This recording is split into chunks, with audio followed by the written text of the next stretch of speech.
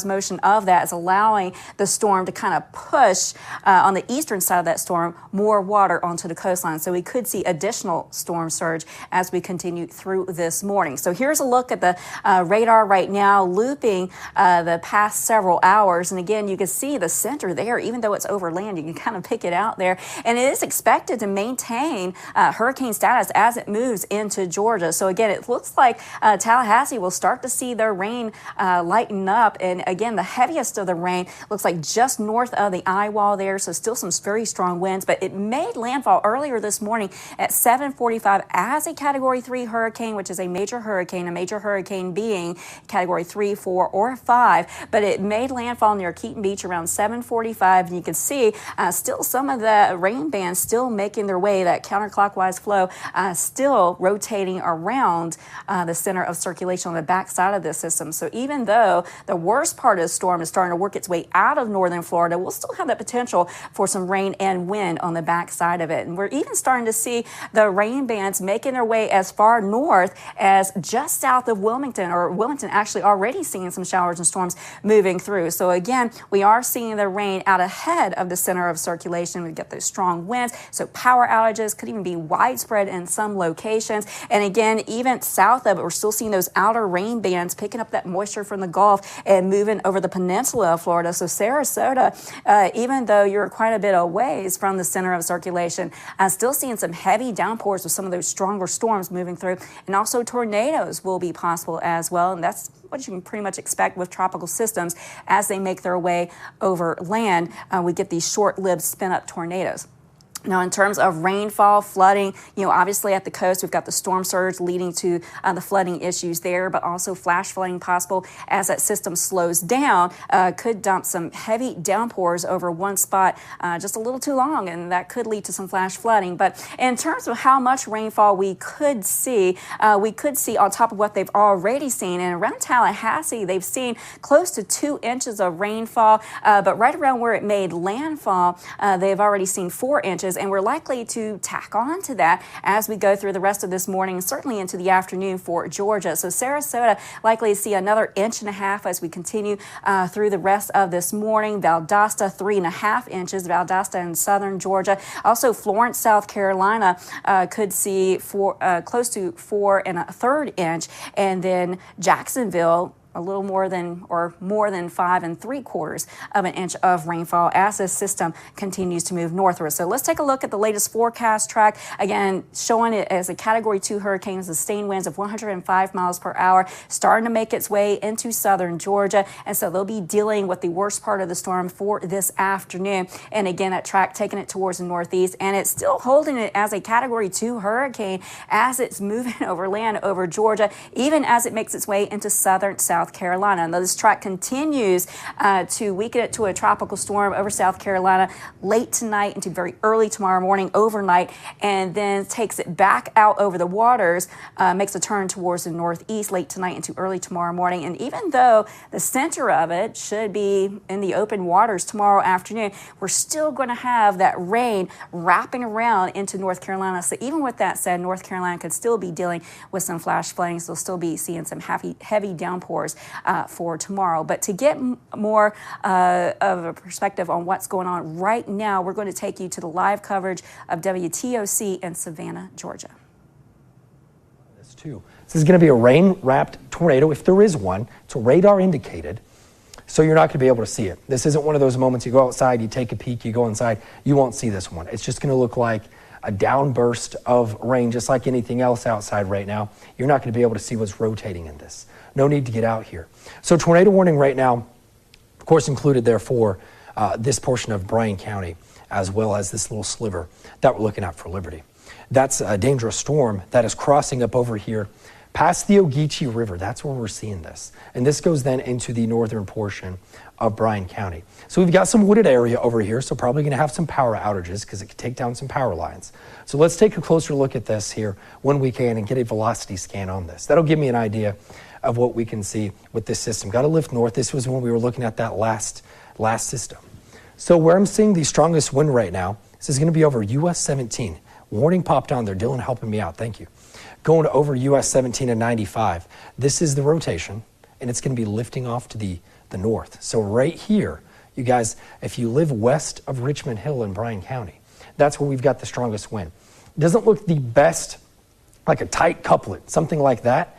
That means that you'd have a strong little area of rotation. This is more just straight line wind, but a little rotation trying to form in there. So we've got this area circled for you right along that area of 17. Let's zoom in a tiny bit when you get a chance. And going up here into Pembroke, you guys also close enough, I would go ahead and get into your safe spots right now.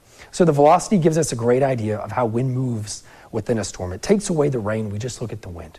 And this is what we're seeing right now, a strong little batch that is pushing through US 17. If you guys travel through Richmond Hill, you guys know how that is. And right now, no reports of damage, all right? I'll make that clear. We're gonna get those damage reports in if they do come, and make sure you call and let us know safely if you guys have that. But right now, Richmond Hill itself, as in I-95, not seeing issues for that area.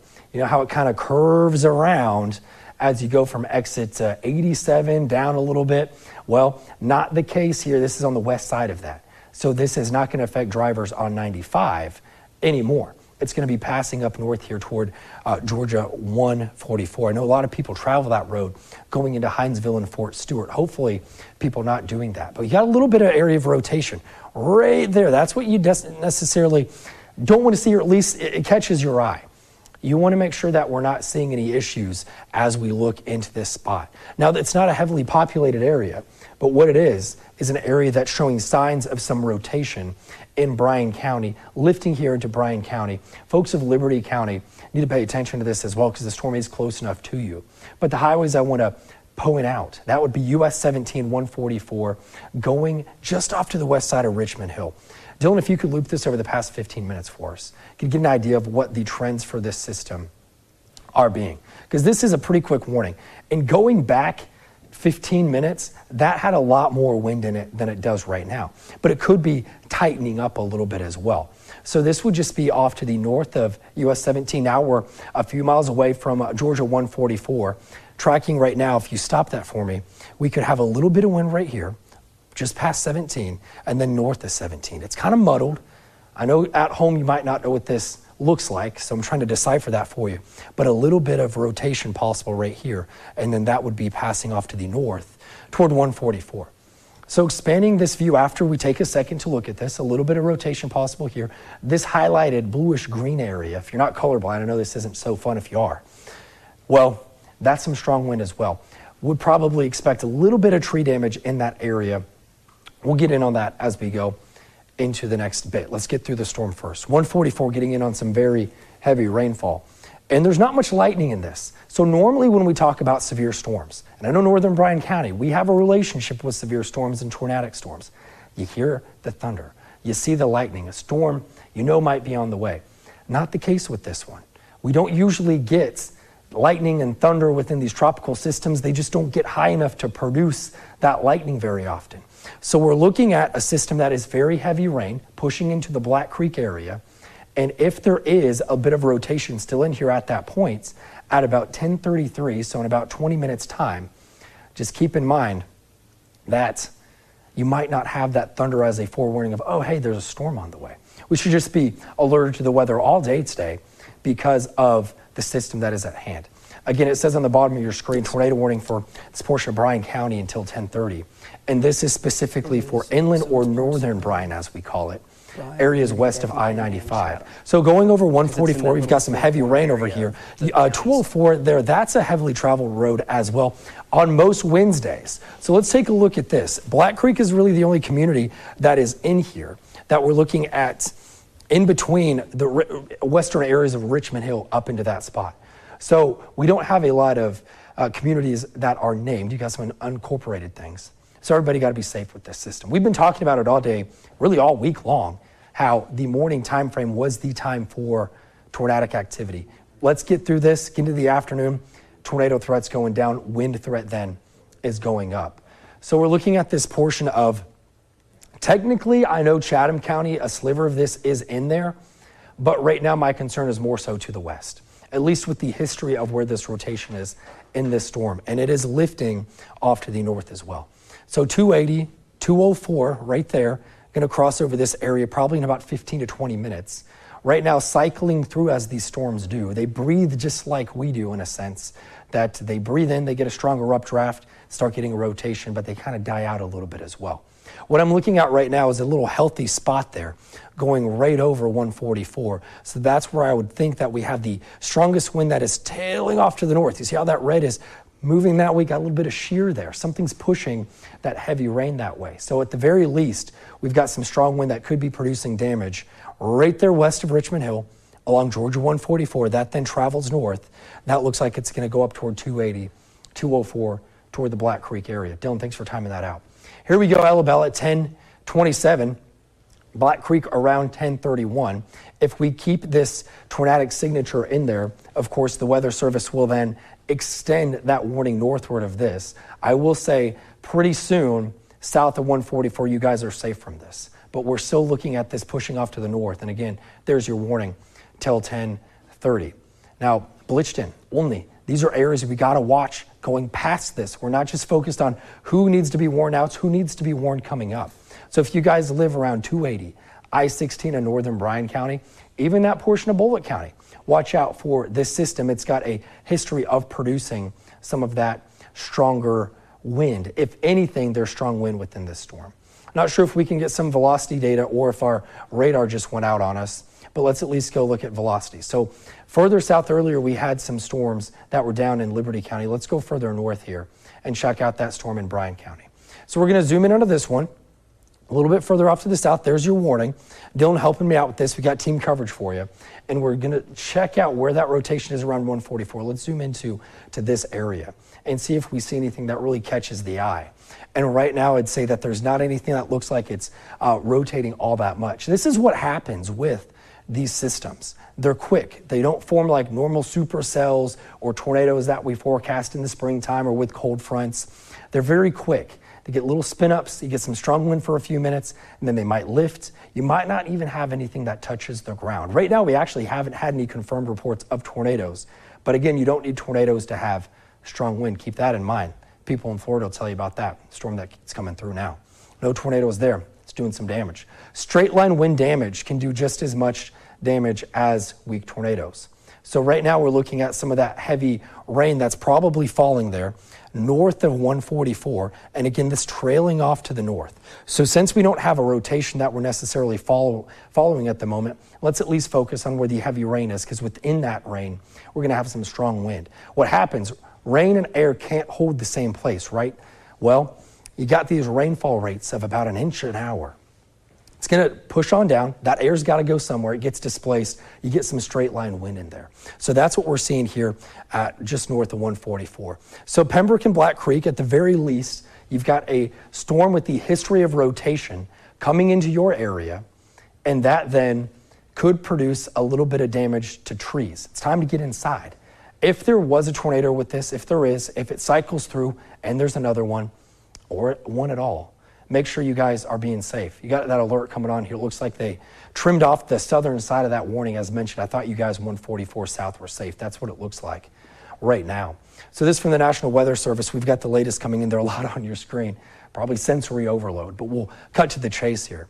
We've got a storm with a history of rotation that's just north of 144. Right now, I would say that's going to travel just maybe off to the western portion of Elabel, maybe just west of Black Creek, if I had to be super specific. But you guys, either way, are going to get in on some heavy rain. Maybe a little bit of lightning with this. It looks like a strong enough storm to where it could produce a little bit. So this is the heaviest of rain. If anything, could produce some damaging wind gusts out there. And I'll tell you, with some of these storms we've had today, we've already had wind gusts north of 40. And that's without the low that's going to cause the wind later today to even come in and bring in that actual tropical hurricane potential wind. That's not what we've seen yet. This has just been from thunderstorms from the outer bands. And this is what we're seeing right now as well. So continuing that tornado warning right now, focusing on the northern portion of Bryan County for this storm. So 144, I've said that a lot. I know that 144 is a big road, but specifically west of Richmond Hill going north toward 280, 204, and Black Creek. Right now, Pembroke, you guys are on the edge of this. Right now, Black Creek, you guys are getting that heavy rain already. That's not the tornadic portion of this warned storm. That's this one right here. That's where we've seen that. So let's loop this over a little bit, see if we can get an idea of a trend within this system. and give you an idea of what's going on, because we still have about 14 minutes with this system to see if the National Weather Service holds on to it. Usually when they trim back a warning like they did, they'll hold on to it till 10:30. So we'll keep that with you guys. But heavy rain going through Black Creek, probably get a little lull, still moderate rain, and then another batch of heavy rain.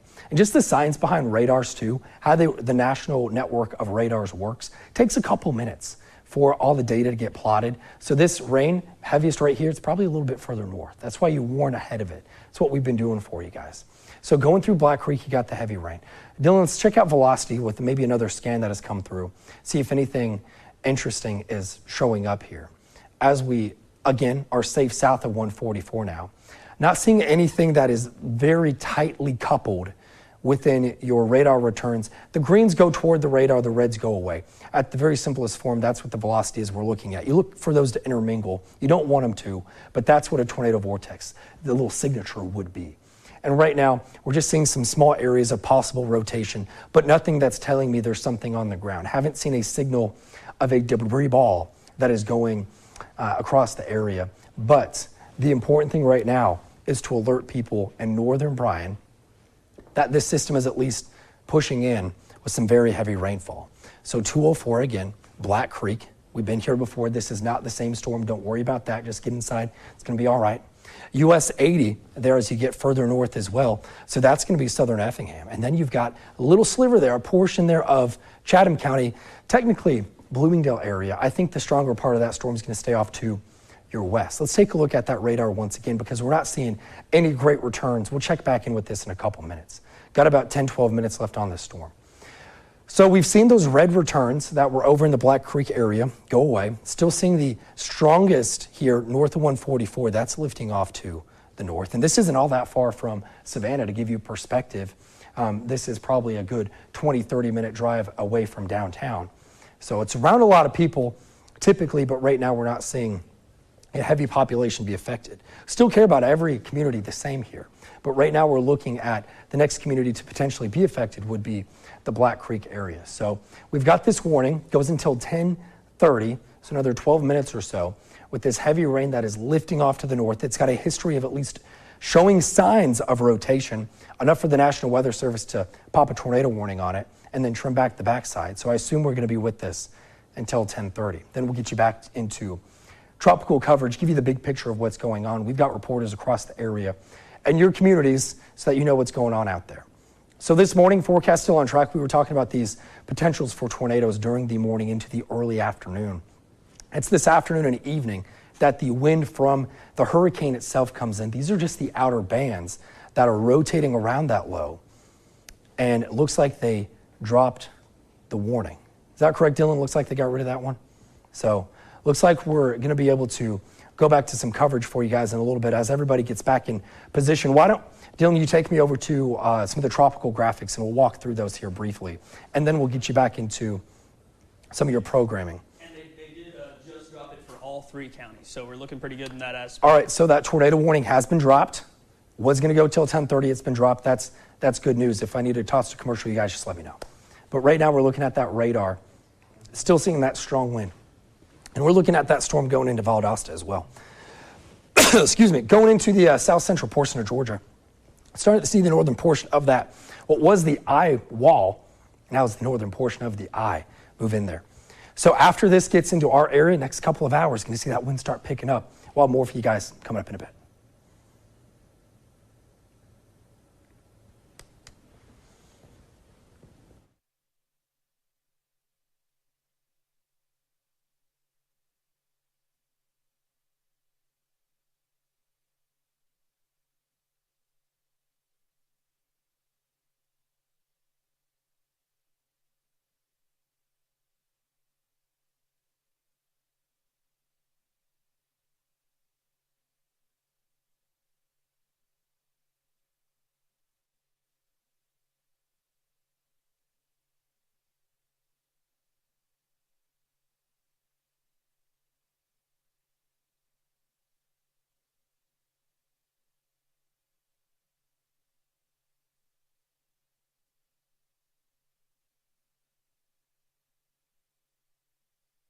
We knew this would be a long process from the moment of landfall to the very last impact in our viewing area. So we're getting through it together. We're surveying the damage together. But of course, don't actually survey the damage at your place right now. Stay inside until it is safe to do so. The law enforcement agencies in your area will make it clear when the roads are passable once again. And then of course, we've been also following power outages as well. It's been an ongoing thing all this morning, and it's not ending just yet. For a breakdown of some of the numbers in our area, we'll go ahead and check in with Katie Kaplan. She's here in the studio this morning, and she got a breakdown at the touch screen for us. Touch screen time, yeah. Katie? Yes, Jacob, Lenitra, not ending anytime soon as far as these power outages go. All of the different power companies' outage maps are lit up like Christmas trees, so it's going to be a while before things are fully restored. We know that already, right? The last time that we added up all of the outages about half an hour ago in the newsroom, it was more than 100,000 people across the Big Bend and South Georgia who are without power. That includes also one of our shelters here in Tallahassee at Lincoln High School. They were also put in the dark. We've got the City of Tallahassee utility map up. We're going to start right there.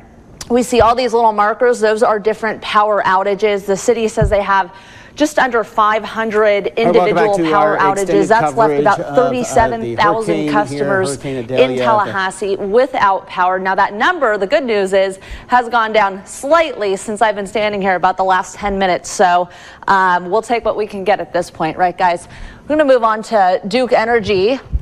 We'll have to reload because we too have been in and out of cell phone service. So I think we lost connection on our maps. I want to point out one thing. I was here about 2:30 this morning doing the same thing for the other anchors who were on, and just outside the Bradenton area, they had about 5,000 power outages. They're now up to almost 20,000 power outages just in that area alone. So there's lots of people that are suffering through this throughout the state. We also want to go to our coastal area. We've got, let's see, about 6,000 and then 12,000 off to our eastern area just outside of Gainesville. We can go in even more. If you've never done this, actually, these power outage maps are great tools for you to kind of check out on your own cell phones or mobile devices. We've got Alligator Point with about 700 people. That's really no surprise, right? That these coastal communities are going to be the ones that are having most of the problems. Panacea, we're even seeing about 1,000 people in Crawfordville as well, and 1,000 people just outside of St. Mark's. Just Duke Energy customers there, so keep that in mind. We'll go to Talquin Electric. Look at this, almost not even worth pointing out the individual outages here. Communities like Shadeville, Wacola, Chairs, Buck Lake, Killarn all have at least 1,000 customers who are without power there. So lots going on. Obviously, the winds that Josh was just talking about really impacting people in our local area. This is Grady County, so we're moving up to South Georgia. You can see, all these outages as well, really growing over the last few hours there. See what kind of data we can pull up here.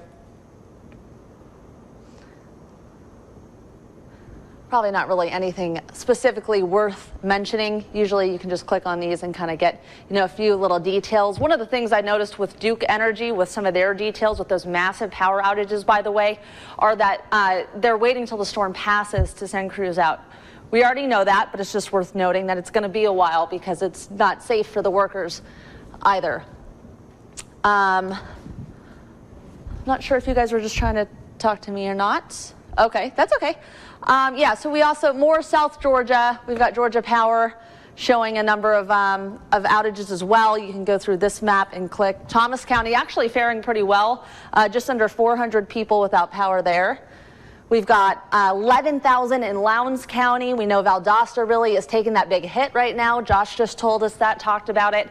They're getting those crazy winds that are coming through right now. They're in the thick of it. So no surprise there. About 700 in Eccles. Let's see who we missed. Decatur County, only about 15 there. So pretty amazing to see how all these power outages really vary from county and county in different parts of the region, right? Really shows you where the storm has been moving through. Yeah, this is the co-op that's just kind of east of Tallahassee, including parts of Perry. We've got, 4,000 people here, 3,500 there, 3,000 to 5,000 in different spots up in, it looks like in Suwannee County as well. So anyways, we're going to keep our eye on these. Again, the good news is at least some of the numbers have gone down a little bit. So some people have gotten their power back, but for the majority of us, it's going to be, a long time before this is done. Hopefully they won't grow to be any larger values, but we'll keep our eye on it. Guys. Thank you so much, Katie, for that breakdown, because bottom line is you'll have to be patient. You're not in this alone. Yeah. A lot of folks are dealing with a very similar situation. And we had the mayor on a couple hours ago, and he's the mayor of Tallahassee, that is, and he said, we've tripled our size of our utility crews here. They've come from as far away as Oklahoma and Nebraska. So there are people here ready to help. And so we'll, of course, keep a close eye on it if those numbers start to go back down. All right. So we have a live view, I believe, out of Cedar Key. This is that was the windshield. That's the windshield wiper. No, this is a truck, a storm chaser truck in Cedar Key. And if you've been with us from the beginning, first of all, congratulations. You've been awake for a long time. But if you were with us maybe 7 hours ago, you saw the view from Cedar Key, and it was intense. Oh man, this is a very different view. I would have no idea that this is the same area. Like you said, hours ago when we looked at Cedar Key, all you could see was the rain. The wind was blowing so hard, the rain was slanted, that water was crashing the waves there. And so now, of course, the sky isn't the prettiest, but seems dry. Yeah. So that's the wind doesn't seem to be a huge issue there. So we'll continue to get new images from Cedar Key, and of course closer to home as well. We're getting in viewer images and viewer videos from across our viewer area, and we're working to turn those around for our viewers. And we're also still trying to stay up to date with our emergency officials. I believe we can now maybe put a call into the sheriff of Franklin County. I was told he is expecting us, and if you were with us when we did this with the mayor, John Daly, it's a little fun, a little awkward perhaps, but I'm going to cold call him. He knows, but we're going to just call him right here on my phone. Hello. Sheriff, this is Jacob with WCTV. How are you? I'm good, man. How you doing? Doing well. We have live fed your feed right into our viewers at home. We were live on the air, so sorry to surprise you, but we did want to catch you and just get an update. Yeah, just wanted to get an update, sir, on the situation in Franklin County. What is the status right now with everything going on? Blue skies right now. We were so fortunate that we missed, a lot of this storm. I guess it took a turn right there at the end, so we were very lucky. And I think, we took precautions early on. We evacuated Alligator Point. We sent deputies down to do that. I think that was, even though it didn't go the way it looked, it was a good precaution. And the county, the folks here in the county followed, all our instructions. A lot of them evacuated. They, erred on the side of caution. And so we've had no fatalities, no injuries. People were off the roads. We were out all night, and about the only cars you saw on the road were the deputies. So we're just thankful that the community, did what they were supposed to do, and it was this, success for us. Yeah, and Lenitra Bennett's with me too, Sheriff. All right, and the Sheriff, thank goodness you did mention you guys got lucky. What would you like to say to those who did all of those precautions, did the hard work, followed your instructions, which is good. You said people did a good job by following you all's instructions. But for the next time, those people who may say, oh, well, I followed instructions last time, nothing happened. What's the point of doing what they ask us to do now? Well, you never know when we are going to get that storm that's going to be catastrophic. So it's just, again, follow what your county leaders and state leaders, the people that you've elected to put in charge, follow what they say, because they have your best interest at heart. Trust me, I know we do in Franklin County. All the county leadership here does, and they work hard to make sure everybody's safe, because one fatality is too many. And we just want to make sure that doesn't happen, and I appreciate all, the governor called, Senator Simon called, Representative Schoaf, Jimmy Petronas, a lot of them, call to say, hey, we're here. What can we do for your county? We're a phone call away. That's important, too, to know that we have those relationships here in Franklin County with with the state leadership. Yeah, for sure. And we'll let you go in a moment, Sheriff. But, for you guys, it'll always go back to Michael. And I know it's early to survey the damage, but comparing it to Michael, does it seem like it wasn't nearly as strong on St. George? Any updates on St. George? Anything else you can we just had a couple of, it's nothing like Michael. Okay. We just had a couple of roads flooded on the Bayside. And besides that, I think we had a couple of trees down on Highway 65, but it's nothing in comparison. So we're very fortunate. We're blessed. Okay. Anything else you wanted to add, Sheriff? That's it. Thank you for, just checking in with us and getting the word out to folks. And again, we want to thank everybody that followed our instructions. And we can never take these storms for granted because, just like this one, it could have changed where it would have been worse for us. It changes on them, so quickly. Yeah, and of course your friends over at the Taylor County Sheriff's Office, the Madison County Sheriff's Office, a lot of folks dealing with some tough situations today, of course. So we're thinking of them, but we're of course thankful for you guys as well. So thank you so much. And we'll be reaching out to them too. I talked to Sheriff Pageant about an hour ago. We're going to be, offering them any help that we have. So thank you again. Yeah, that's great to hear, Sheriff. Take care. Thank you. All right. Bye-bye. All right. And again, that was Sheriff A.J. Smith out of Franklin County with some good news there. At least, he said things are looking good. At least there are some spots. So that's nice to hear. Yeah, absolutely, because we knew it took that track to the east towards the end, and that meant good news for Franklin County. This is Franklin County. You're looking at the live view of Island Park, and if you had told me a hurricane had moved through within the last couple hours, you never know. Even the porta potty is standing up straight there. So that's a good sign. And that is true. That's a good sign. So, and Rob, it's nice to see that there are some areas that's looking good at the moment, but of course everyone can't say that, right? Yeah, there's going to be improvement, and it's going to start from the south and spread to the north. The farther west, going to be improvement before areas to the east, because we are still dealing with a system that is still classified as a Category 2 hurricane. Now we'll see at 11 o'clock what kind of weakening continues. It's been steady, weakening and dropping for the last while, which is excellent news. We want to see that continue, and I do think it will continue as it begins to pick up speed and race out towards the Carolinas and eventually the Atlantic. So what are we looking at around our region for now? Well, our coastal areas are waving goodbye to even those wraparound showers, but areas into Lowndes County, into Eccles County, into parts of Brooks County, we still have quite a bit. And I think as we head up towards Clinch and areas farther north into southeastern Georgia, we are still going to be dealing with what's left of that core.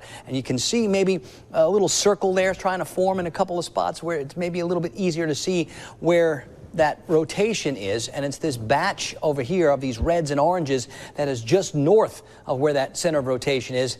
Those are going to be those areas that get the strongest winds and the heaviest rains. Now, it's a much less significant looking area where when it was back over Madison and Taylor County, it was a lot more dark red over a bigger area. So now just south of Valdosta, right along I-75, we do have that darker color, and that's where the most significant weather is. But it's a much smaller area, and hopefully it will continue to be smaller and smaller as it heads north, maybe up towards Lakeland. Now, I see some showers still spiraling around that, so through Quitman and back over towards Thomasville and Boston, we still have some rain coming down in varying degrees of it, but a lot of the worst of it is working its way east and north. And now if we zoom in here on some of those rainfall accumulations over the past 12 hours, you can see that areas from near Cherry Lake to just south of Valdosta are probably up over 8 inches worth of rain, while quite a big area from Asheville to Quitman to Valdosta back down to Madison and all the way down to Shady Grove, probably in that 4, 5, or 6 inch range. And then we can see on a wider view all that blue color, which is probably more than 2 or 3 inches worth of rain. So lots over just the past 12 hours, and that's why we've got some of those flooding concerns. The current wind speeds, these are the sustained winds at the surface where we'll feel them. They're mostly below 30 miles per hour, and Perry's still 31 miles per hour. And we can certainly pick out those different wind directions. In Quincy, the wind is from the north. In Tallahassee, it's from the northwest. In Perry, it's from the west. At Lafayette High School, it's from the north. In Valdosta, it's from the northeast. In Homerville, it's from the east. So that circulation, that counterclockwise circulation, is still doing its thing. Those wind gusts were really dangerous at times. Saw wind gusts around Perry at 85 miles per hour a couple of times. Saw them in Valdosta up over 52 miles per hour, up to 53. There you go, 67 and 69 mile per hour wind gusts. So really, really dangerous stuff. Now, not everybody felt that kind of wind, but certainly from Valdosta to Perry and east, that's where we've seen those strongest wind gusts. And those are those 2 or 3 second bursts. And even in the areas farther back to the west, away from that core, 25 to 45 mile per hour wind gust. That's dangerous stuff. And we've had plenty of dangerous wind out there and still will have more for another couple of hours, especially in northern and eastern areas near the I-75 corridor. Those stripes of more significant rain that have been falling through parts of our area, they're getting a little bit less pronounced. We still do have some flash flood warnings, one southern parts of Leon County and in Wakulla. We've got a much broader area of flash flood warning, and that goes from Lowndes County to Madison, back into parts of Taylor County, and then back up towards Lowndes again and over towards Hamilton and Eccles. So a large area of flash flood concerns where those heaviest rains are currently coming down. And of course, those extreme wind warnings that are now still in effect for parts of Madison County and parts of Taylor County, but have been dropped for Lafayette and Suwannee. And hopefully they'll continue to get dropped as what's left of this core continues to push north. And I keep saying what's left of this core because it doesn't look like it looked a couple hours ago, and it will continue to weaken as it spends time over land cut off from its fuel supply. Now, some of this rain that we're seeing in a couple of areas, it's heavy. And along Highway 84, no place to be out there driving right now for sure. And that extends way up north, all the way past Moultrie and past Adel. And I do expect to see these rains continuing to lift more to the north. It almost feels like over the past hour or two, the storm is moving almost due north as opposed to northeast. So it continues to wobble and bend around like it's been doing since the get-go. Around Cairo, not quite as far west as Bainbridge or Attapulgis, there's a decent little batch of rain that extends down into parts of Gadsden and Leon County. And as that swings through, it's spiraling around the whole system. That will likely pivot through areas in Jefferson County and in Madison County too. So there'll be more rains that still continue to pivot around that area of low pressure that's lifting away. Here's what it looks like on the big view. And you can see that counterclockwise circulation and all those bands of rain. Now, there are more significant ones well to the south and over the Florida Peninsula, and those too will continue to spiral around. And those are going to be the ones that are more susceptible, especially, I think, the ones that come back towards land, maybe up towards Charleston, where there could be more of those spin-up tornadoes. Now, I can't rule those out completely for our area, so we're still watching for that. But it feels like the threat for that is more to the east, both north and south, but especially, I think, to the north. And it does feel like the entire threat from what's left of Idalia will continue moving more to the north and starting to pull away from our area. That does mean we're not going to still get rain probably past lunchtime. We are, especially in South Georgia. And right now it's heavy rain coming down around Valdosta, significant heavy rain coming down around Valdosta. And that's what piles on to those rainfall accumulations. And that's why we end up dealing with those flood concerns. And that is really dangerous stuff. And it takes hours and hours and hours, days sometime, for those flood levels to subside, especially as that water is trying to find some place to run off to. Now, there is a pretty clear back edge, which is good and encouraging, because the more that gets into that back edge, we start to bring in slightly drier air, we start to clear things out, and then we set ourselves up for a better chance at surveying what happened and being able to put things back together. But the time to do that is not right now. Let it all pass. Let it all get out of here. Let those winds calm down. And if you're thinking about, you don't need to get anywhere. You need to stay right where you are, because being on the roads is only a dangerous thing. And of course, that's only going to put yourself and everybody else in danger. Let the roads stay clear for those emergency crews that are trying to put power back on, that are trying to get to people that really need some help. Okay, so it's best to just stay where you are, probably for the remainder of the day today, and then we'll assess and we'll start cleaning up and fixing tomorrow. Probably a better option for all that. One more look at the numbers on Idalia as of as of 10 o'clock. We're still 20 minutes away from the 11 o'clock advisory. I'm not going to stay on here for 20 more minutes, but by 11 o'clock, I think we'll see another significant downgrade to this, and hopefully it will continue to weaken, and it should continue to weaken, and it should continue to pick up in speed. That's also a really important thing. The faster it gets moving and the faster it gets out of here, the sooner we can start to put things back together. But I think the time for that's going to be tomorrow, guys. I'll continue watching. I got lots to keep my eyes on with those wind gusts that are still pretty strong in spots. Got lots of sustained winds, still 20 to 40 miles per hour. That is still dangerous. That can still knock out more power. That can still knock down more tree limbs. That can still cause more damage. And I'm getting plenty of reports that over in Madison, lots of damage. I've seen a whole bunch of pictures on Twitter. I've seen a whole bunch of videos on Twitter too. So if you've got some of those, if you have them, you want to send them our way, you can post them on my social media. You can send them to the station. Go to our WCTV.tv webpage. Go to the Share It tab. That way all the lawyers are happy and nobody gets in trouble for it. And we'll be happy to take that and show your video, because it's getting to be that time where we want to see what's going on out there. But please do it safely. Take your time. Don't be in a hurry. And if you don't have to, and you definitely don't have to, stay off the roads, guys. Yeah, that's a good point, Rob. And yeah, we are starting to see some viewers send in their content, which is appreciated because it really does give you that ground level view of what's going on and what has happened. Exactly. You know, I got someone who asked if we can show one of the cameras in Pine Grove, but in Lowndes County. But you know, things are difficult right now. There's so much going on out there. So unfortunately, we aren't able to show that view, but we do have a couple other views that we've been looking at around our area. And I believe we have this view out of Lake Park, I believe. Correct me if I'm wrong, in the back, but this shows some of this is out of Valdosta, so you can see the tropical storm type weather moving into this neighborhood, the light fixture there rocking back and forth. So that's some recorded video that someone sent in to us. Yeah, and I believe, yes, this is Elia McKeedy sending this in for us. She said the conditions outside her front door around 9:30 this morning, so about an hour ago, it looked like this. The county's emergency management agency posting a 10 o'clock update. They cited 67-mile-per-hour winds at the Valdosta airport. They are urging everyone to shelter in place there, stay inside, off the roadways. As we've been saying over and over, you have to treat this as a tornado. Right. Yeah, we have some other shots there.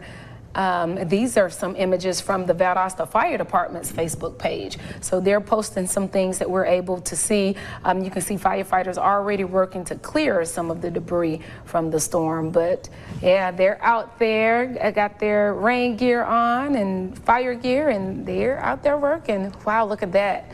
That house is pretty much covered with trees and tree branches, and they're getting that stuff up though. So, but that's another reason why they say it's dangerous on the roads though when you're dealing with debris.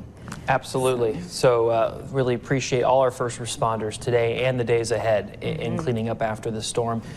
Do we have the Lafayette video available for us? So yeah, we have some more images coming in. This is from Lafayette County, so you can see the damage there. It appears to be a driveway with a tree across it and lots of tree knocked over there in that field.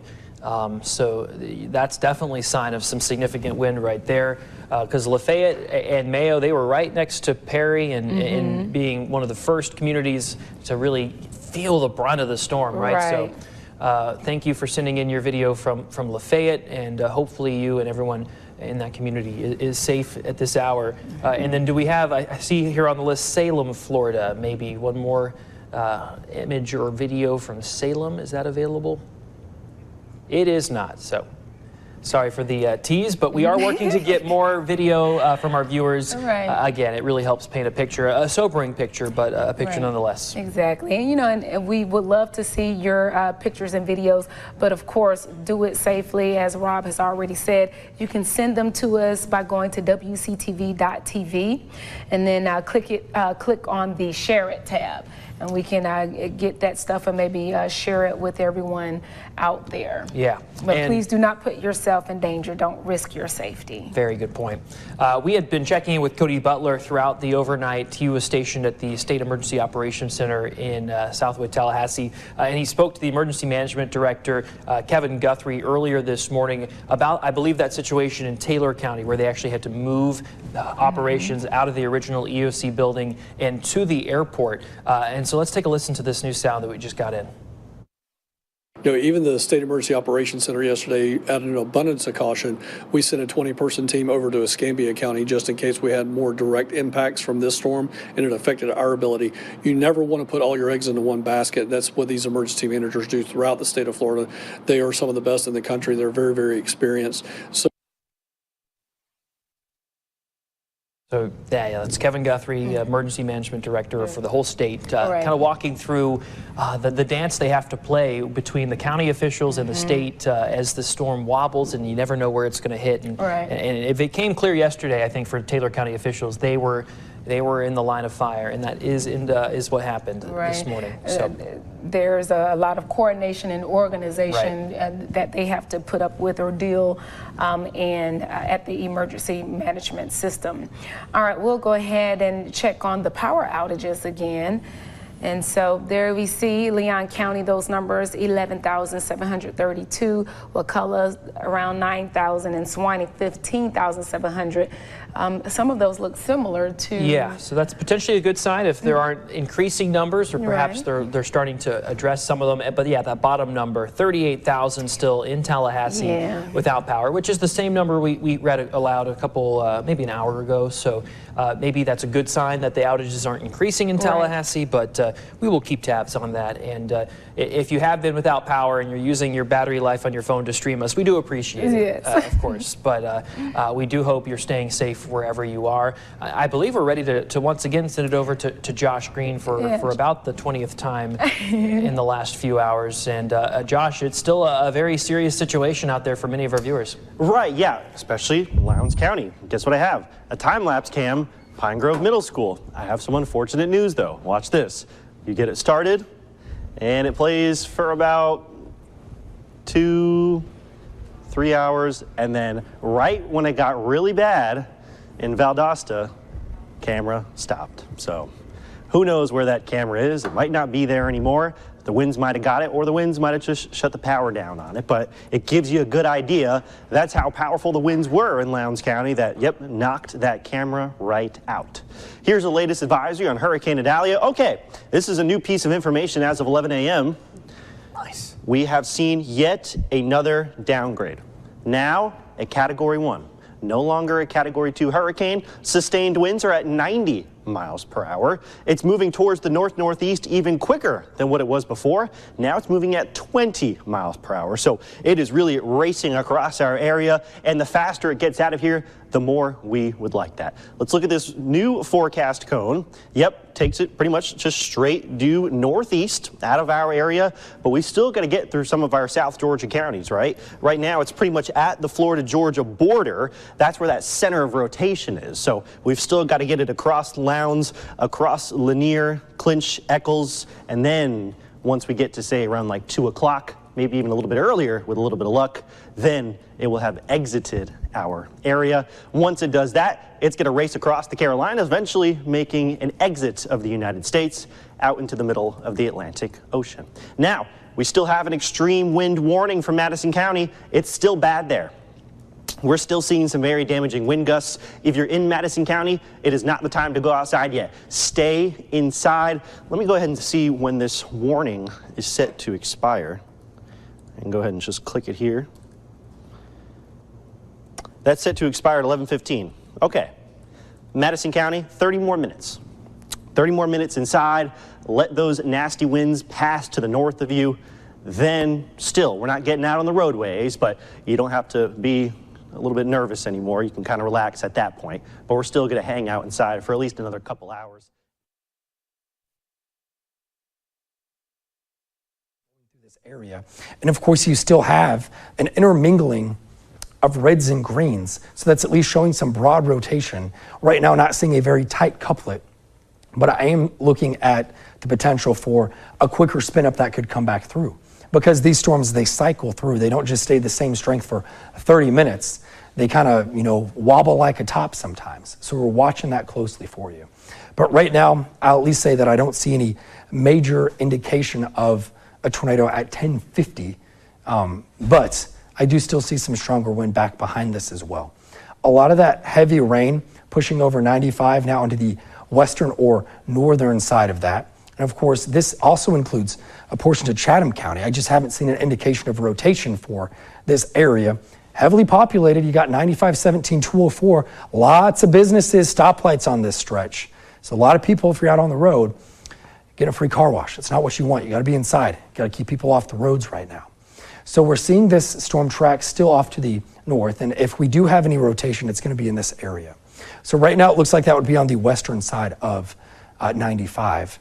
So hopefully this did not cross over 95 with this little couplet, although it's not the strongest. It is one. You see a little bit of these greens.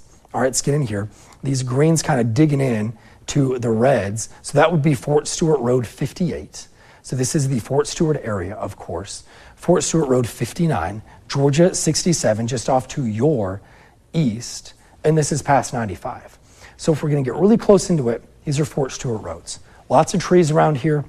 These are going to be moving off to the north as well. The system itself, we're seeing a little bit of potential rotation.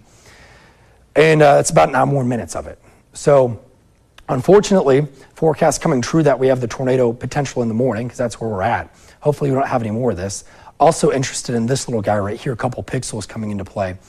Could have a little bit of broad, weak rotation worth watching. Right over this black lines, the Ogeechee River also stands as the county line for Chatham and Bryan County. So we'll be watching that for you guys. But a little bit of strong wind possible in here, just off to the north of 144, lifting north, and also US 17. So this storm, see, we got another issue from the National Weather Service here. Let's see what that one comes out to be. Dylan, let me know what you got there as you get that information in. Still looking at the same stuff right now, Andrew. No updates on this system. Still going to be looking for it to be pulled until 11 o'clock as of right now. But I'll let you know the second I hear something. Cool, yeah, appreciate your help. We got team coverage for you guys, not just this morning, but all day long. Go ahead. Sorry, excuse me there. But it looks like it's going to be allowed to expire at 11 a.m. So they're still going to be watching it right now. That still could change in the next 8 minutes, but based off what they're seeing at the current moment. Okay, so that's good news. So the National Weather Service issues the warnings, right? We communicate them. And they do think that they will not extend this warning past 11 as of right now. We've seen storms cycle up within 2 minutes, though. So we're going to stick with this for the next 7 minutes or so, get you back into coverage for Idalia, of course, the system that these are these outer bands that are causing this. And you've got some very heavy rainfall. At the very least, we've got impactful weather here. Because you've got heavy rain that could knock out signals to TVs. That means you can't be communicated to during a tornado warning. So if you've got friends in the Richmond Hill area, check on them. They just had some strong wind go through, especially further down the coast toward 144. Now, the bulk of this heavy rain is off to the west of 95. So a little less populated, still folks over here, still watching out for you. But seeing these pockets of heavy rain and a little less lightning. Less lightning shows me that we are on a weakening trend, at least for this little cycle of this area of a downpour, of tornadic, at least possible tornadic storm, going past 144, same area we actually just had a warning. So we'll be watching this. It looks like it almost wants to like hook back. I think that's just a trick of the radar. I'll be watching that for you guys though. And that would be right under the rich part of Richmond Hill. So watching this curve back up here toward 144. Didn't see anything in velocity that would really worry me with this though. So that's a little bit of good news, but there's really no good news when you got a tornado warning over you. And I understand that. I understand the anxiety. We're walking through this together. All right, so Dylan, let's zoom back in because it looks like the area east of 95 pretty safe here right now. If you're west of 95, still at least under the heavy rain that is out there. Let's put this back on a live loop, or just live. Live loop doesn't make sense. Let's just go live. And we'll look at where the heaviest rain is. So this is just going down 17 to 95 where that intermingles.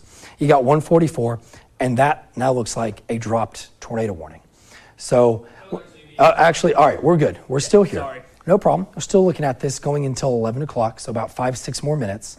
Again, Weather Service right now, the current thinking is we'll allow this to expire. But as Dylan helps me out behind the scenes with these graphics, doing a great job looking at the heavy rain going just past 95 toward 144. Within this, you have a little bit of spinning action going on. So we're still watching this. Anytime you've got these storms rotating around a low themselves, which is what's happening, got to watch out. These can form under a couple minutes. So we still have 5 or so minutes left in this. Let's check out velocity one more time. See if anything impressive, hopefully not, is showing up here. And your time is 10:55.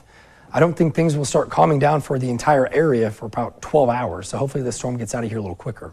But here's your tornado warning in this red polygon. And again, probably this wider view here of some broadening winds in the area. Coming up after this tornado warning, of course, we'll get the news team out there. They're going to check out to see if we have any power outages. They're getting ready right now to start communicating that stuff to you. I'll hand it off in about 5 minutes. But let's take a closer look within the velocities here. Zoom in on it for me, maybe a little bit west of 95, and we'll take a peek at this. So this is where we don't have just uniform wind. I don't see anything that's really all that concerning. But you got Burroughs here, Richmond Hill, that is past you guys, even though you were still under this tornado warned storm for another 4 minutes or so. 95, west of 95, that's where the strongest portion of this storm is. Right now it'd be 95 up to 144. So this swath, it's where we were seeing that heaviest rain, maybe a little wind mischief in there. We'll be watching that for you closely over the next couple of minutes, and we're not done. Of course, we'll be watching it all day long. You're not going to be alone. Weather team's here to keep you covered. So maybe zoom out a tiny bit, put this in motion. We'll see the trends with the system here. And I know Chatham County here, you got a portion of this, not forgetting you guys, just not seeing any rotation there. But maybe a little bit that is passing on through the west portion of 95 north of 144. So since I'm not seeing a lot in the form of rotation, let's go back to radar. We'll at least talk about something, talk about the heavy rain. Guys are in the clear right now. Richmond Hill, south side of Savannah, you guys are okay. But if you live on the west side of 95, that's where we're still seeing the heavy rainfall north of 1.5 to 2 inch rainfall rate per hour. Now, it's not raining there for that long, but if it did, that's how long it would be. So if you have a 2 inch rainfall rate per hour, rains for 30 minutes, well, got half an inch of rain. That's how it works. So we could be dealing with a little bit of flooding in these areas as well. Now, thankfully, we only have this warning go until 11 o'clock. Let's zoom back in a little bit, close it out here over the next few minutes, and Dylan's helping me out too. Let me know if anything's coming in from the National Weather Service. All right, so still not seeing anything that really warrants this warning to be continued. But I will say, watching this storm come on shore, I was flagging this. I saw that 60, 70 plus mile an hour wind. We're going to have to be watching that over the next couple of hours. So hopefully not a ton of damage, not a lot of tree damage in this area, but watching those wind velocities 20, 30 minutes ago, I'd be surprised if there wasn't a little bit of wind damage in that area. It's something we've been warning about, alerting you guys to over the past few days. So finally starting to see this storm weaken a tiny bit. I know if you're under this rain for Stewart Roads here, not knowing what weakening is because you're in a deluge, called out a frog strangler. Got a lot of heavy rain in this area. 144 back up here, working into Bryan County on this side of the Ogeechee. So Chatham County, you guys are fine. This portion of the warning, I don't see anything that warrants any rotation. It's all west of 95 right now. And then even further north of that, as you follow the Ogeechee up, northern Bryan back over toward where 204 extends into northern Bryan, I think that heavy rain is going to go right up into that area and bring in some heavy rain. A couple good notes. Have not seen any lightning with this in the past few radar scans. That means at least it's not strengthening much. It might be maintaining some strength with heavy rain and some wind in there, probably getting 30, 40 mile an hour gusts. This has weakened half its strength since it came on shore. So that's at least a little bit of good news there. 95-17, you guys about in the clear. We're supposedly about in the clear with this tornado warning. Supposed to expire at 11 o'clock. And if it gets extended, we'll keep talking. We'll keep having this conversation. Appreciate you guys tagging along. We're going to keep you safe all day, but this is where the heaviest rain is. So north 144, I know those are mainly Fort Stewart roads, But maybe we zoom out a little bit and talk about where this storm is going. Because even if it doesn't look tornadic right now, they cycle through. So what communities are on the other side of this? Well, you then get into the northern portion of Bryan County. You get into that little sliver, southern Effingham. You've got the way station over here, I-16 as well, that heavy rain coming over there. As it turns to 11 o'clock, tornado warning, as for now, it's been dropped. So I'm going to send it back to you guys. We'll keep you updated. I've got more on Idalia itself coming up in a few minutes.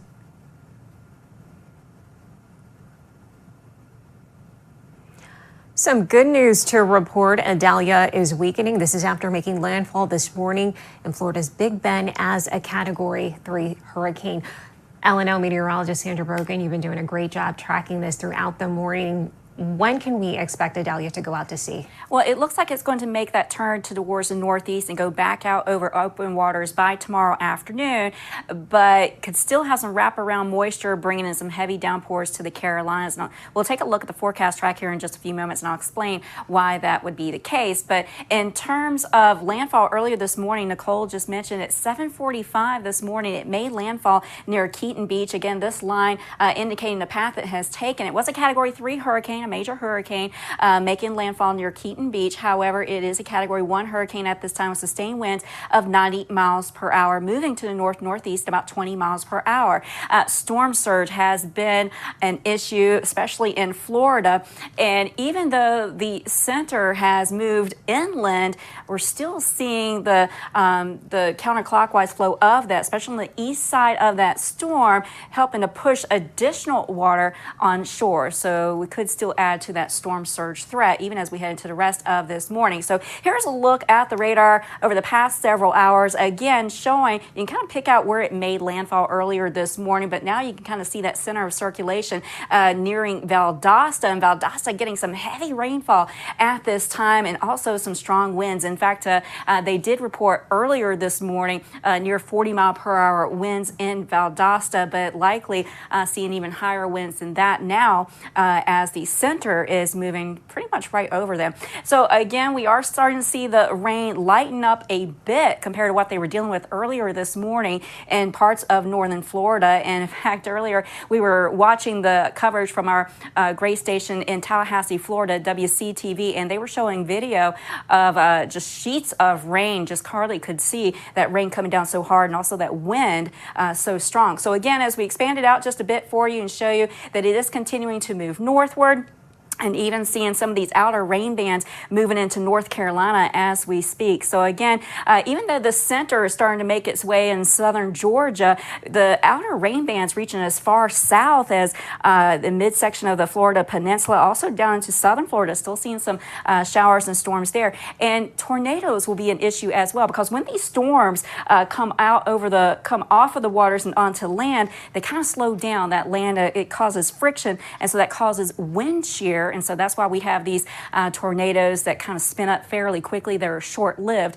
with these tropical systems. So again, we have seen some rainfall across parts of the area. We can actually see how much rainfall we've seen in parts of the region over the past 6 hours and show you that right around Valdosta, or just south of Valdosta, already over 8.5 inches of rainfall, and they're going to add even more to it. Also near Tampa, just north of Tampa, seeing close to 2 inches of rainfall. And then even south of Tampa, you can kind of pick out where these outer rain bands have moved through. You can kind of see that strip of some heavy rainfall there. So southeast of Tampa, seeing about 2.5 inches of rain there. But I was talking about how we're going to add on to that. Well, you can see that as we look, you can see this is additional rainfall amount, so less than half an inch possible in St. Mark's, which is about here south of Tallahassee, but it looks like we could still see, even in Sarasota, 1.3 inches of additional rainfall on top of what they've already had from this point forward through Friday morning. That's because we're still seeing some showers and storms with those outer rain bands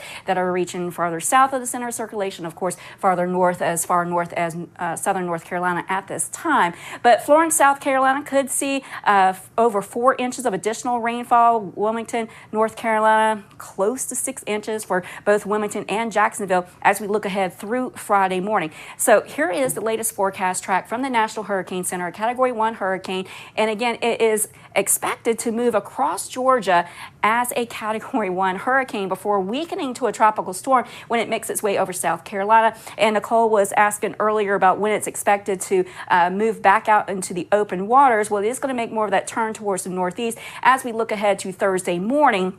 But it will still be close enough that counterclockwise flow still wrapping around that moisture over portions of North Carolina and South Carolina, I think, through the day tomorrow. And with that said, when these systems do weaken over land, they also slow down. So that heavy rainfall will kind of linger over some of the same areas. And again, that could increase that threat for flooding. Nicole? All right, Sandra, thank you. A lot happening here. The good news is that the storm is weakening and it has been downgraded. Yes, but still, we could still have some strong winds and some heavy downpours that could lead to some flooding, and so power outages will still be an issue. Yes, and now that you talked about the power outages, we do want to give you some updates here. More than 268,000 people are without power. That is according to poweroutages.com. And also, as Sandra was mentioning, federal officials, too, are warning that as this hurricane moves towards Georgia and the Carolinas, they are warning people to still stay vigilant and to listen to local authorities, especially in flood-prone areas, since, as Sandra mentioned, the storm can stall, and that heavy rain and those winds could also complicate things. So we're going to keep you updated on the latest impacts from this storm. We do want to continue our coverage by rejoining our station WCTV in Tallahassee, Florida.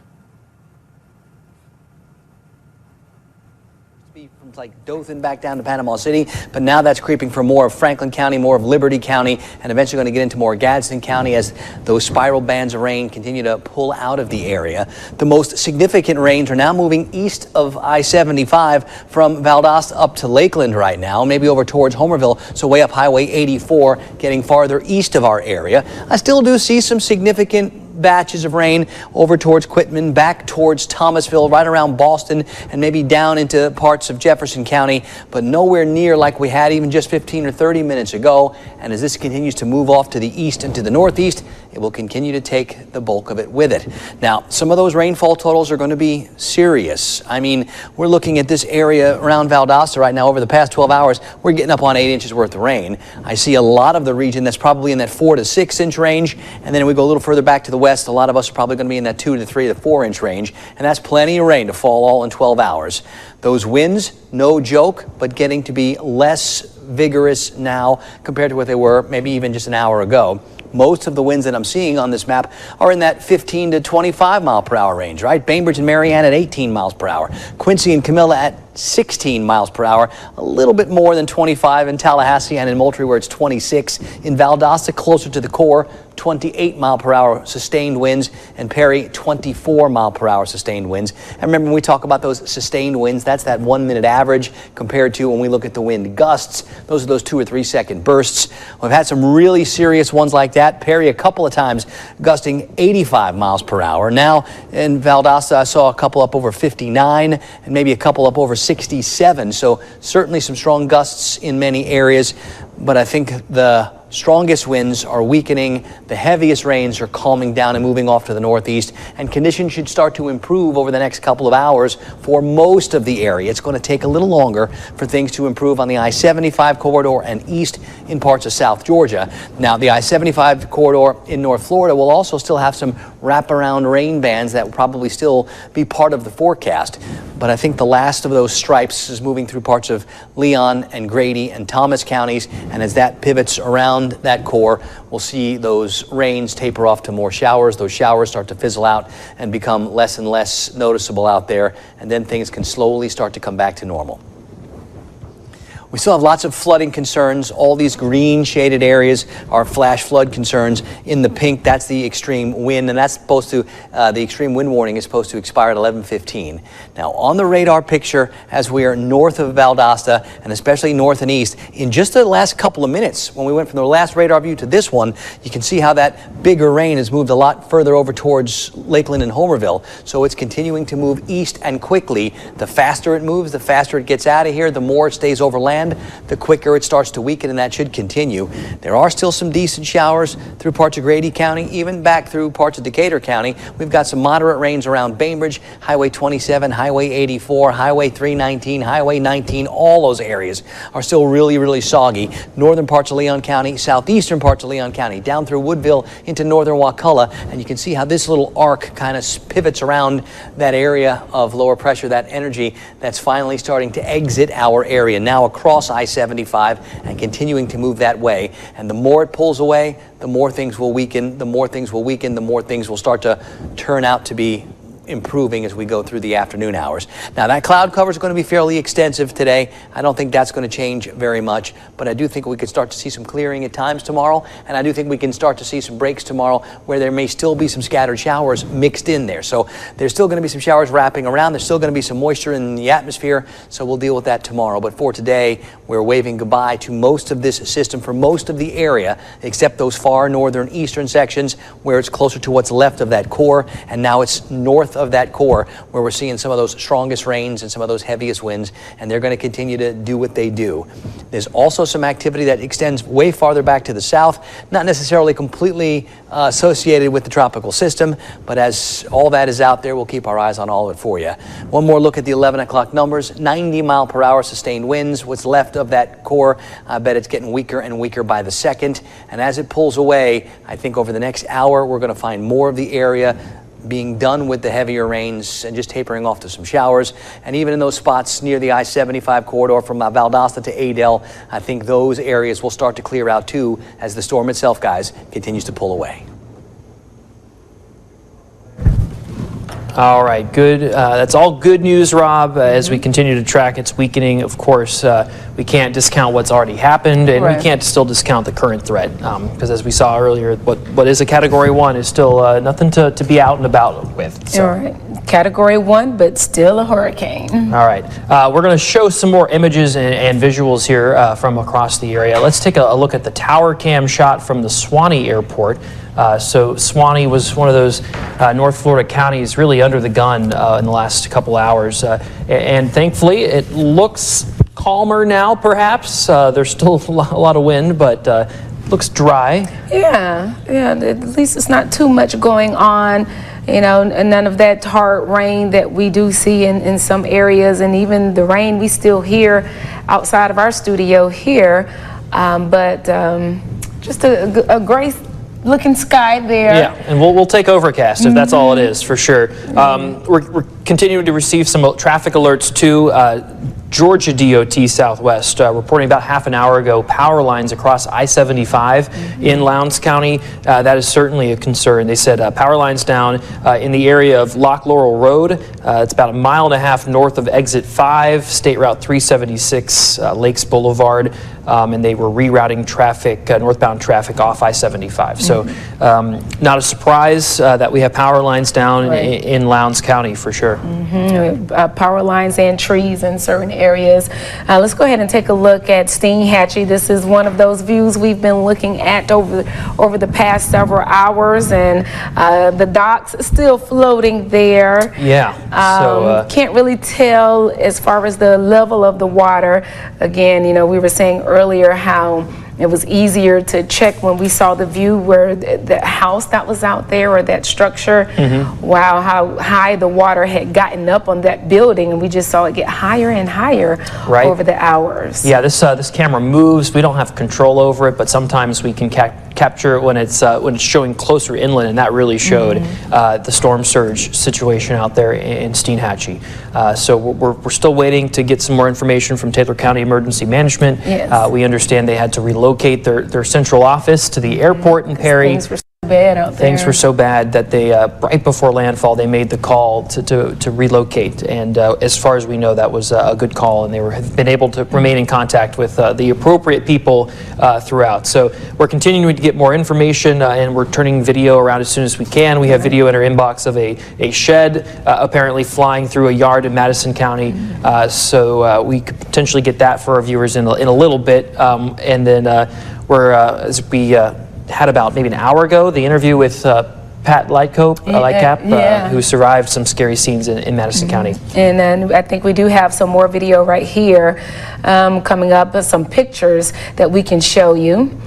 We're going to get those up in just a second. Sometimes it doesn't happen on the snap of a finger, Yeah, but we're working on it. There we go. Okay, this is Live Oak, all right, so Suwannee County, Live Oak there. Bunch of branches and trees, okay, and this is Madison right here. Man, also debris and stuff on the ground, and see that wind, Old Glory. Blowing in the wind. Yes, the flag was still there for sure, and it is at least a good sign, I think, to see that mobile home. We only saw a sliver of it in that photo, or that video, but it looked to be intact. This is Tallahassee, so yeah, we got plenty of rain and wind in the capital city. The number of power outages is testament to that, and there's is that a hummingbird on the feeder, or at least a bird on the? Yeah, hummingbird. Progress is looking like? Yeah, so we're still working on that beach matting, getting up. Same exact issue is that'll get buried in a couple feet of sand if we don't get that out of there. Yeah, I'm just gonna wipe the screen again really quick because it gets all blurry out here. So yeah, I guess what would the major concerns be for people visiting the Hilton Head right now? Yeah, main concerns is going to be the water conditions. These are very, very infrequent water conditions that we have currently. We very rarely have rip currents on Hilton Head, but today we have numerous. The water conditions are life-threatening, to put it bluntly. Stay out of the water. Us, Hilton Head Fire Rescue, are first responders, but we hope that the public puts us in a position where we don't need to respond in the first place. Come out, see the cool conditions for the next hour or so until conditions really deteriorate, but please stay out of the water. Yes, and then do you have any plans kind of going into the night as the storm will pick up a bit? Yeah, we'll have people on the beach for the next hour or so until it starts to get really bad out here. We'll probably have someone on call, but we're not going to really have that much response capability once again, like the water's going to come up to the dune line. Our trucks aren't going to be able to operate out here for much longer. Okay, and then finally, if you were to have a message to people who are thinking of just taking a walk on the beach right now, what would it be? Yeah, for right now, I mean, it's windy, rainy. This will probably be the status quo for the next hour or so, but again, please don't enter the water. I know it's cool to look at, but please stay out. We want to keep everybody safe out here. All right, you heard it. Stay safe out here. I'm going to send it back to you in the studio. Thank you, Ryan. That is probably the best information and advice that can be given at the beach areas right now. Stay out of the water. Yes. Like he said, cool to look at, but also maybe look at it on TV and stay inside your homes is probably the safest thing to do right now. We want to check in with our Simone McKinney, who's in McIntosh County. Seems like you have an interesting view of what's happening there. What can you tell us about the conditions?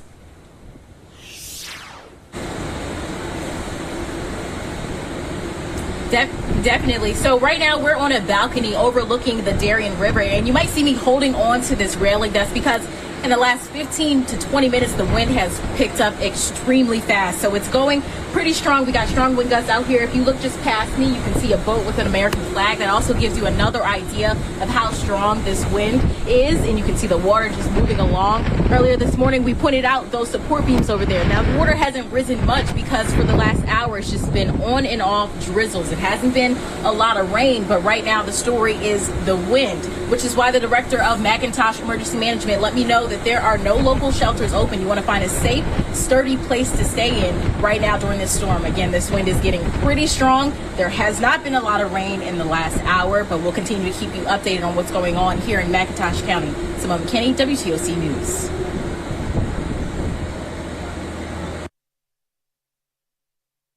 Out of Florida, it has actually been striking overnight.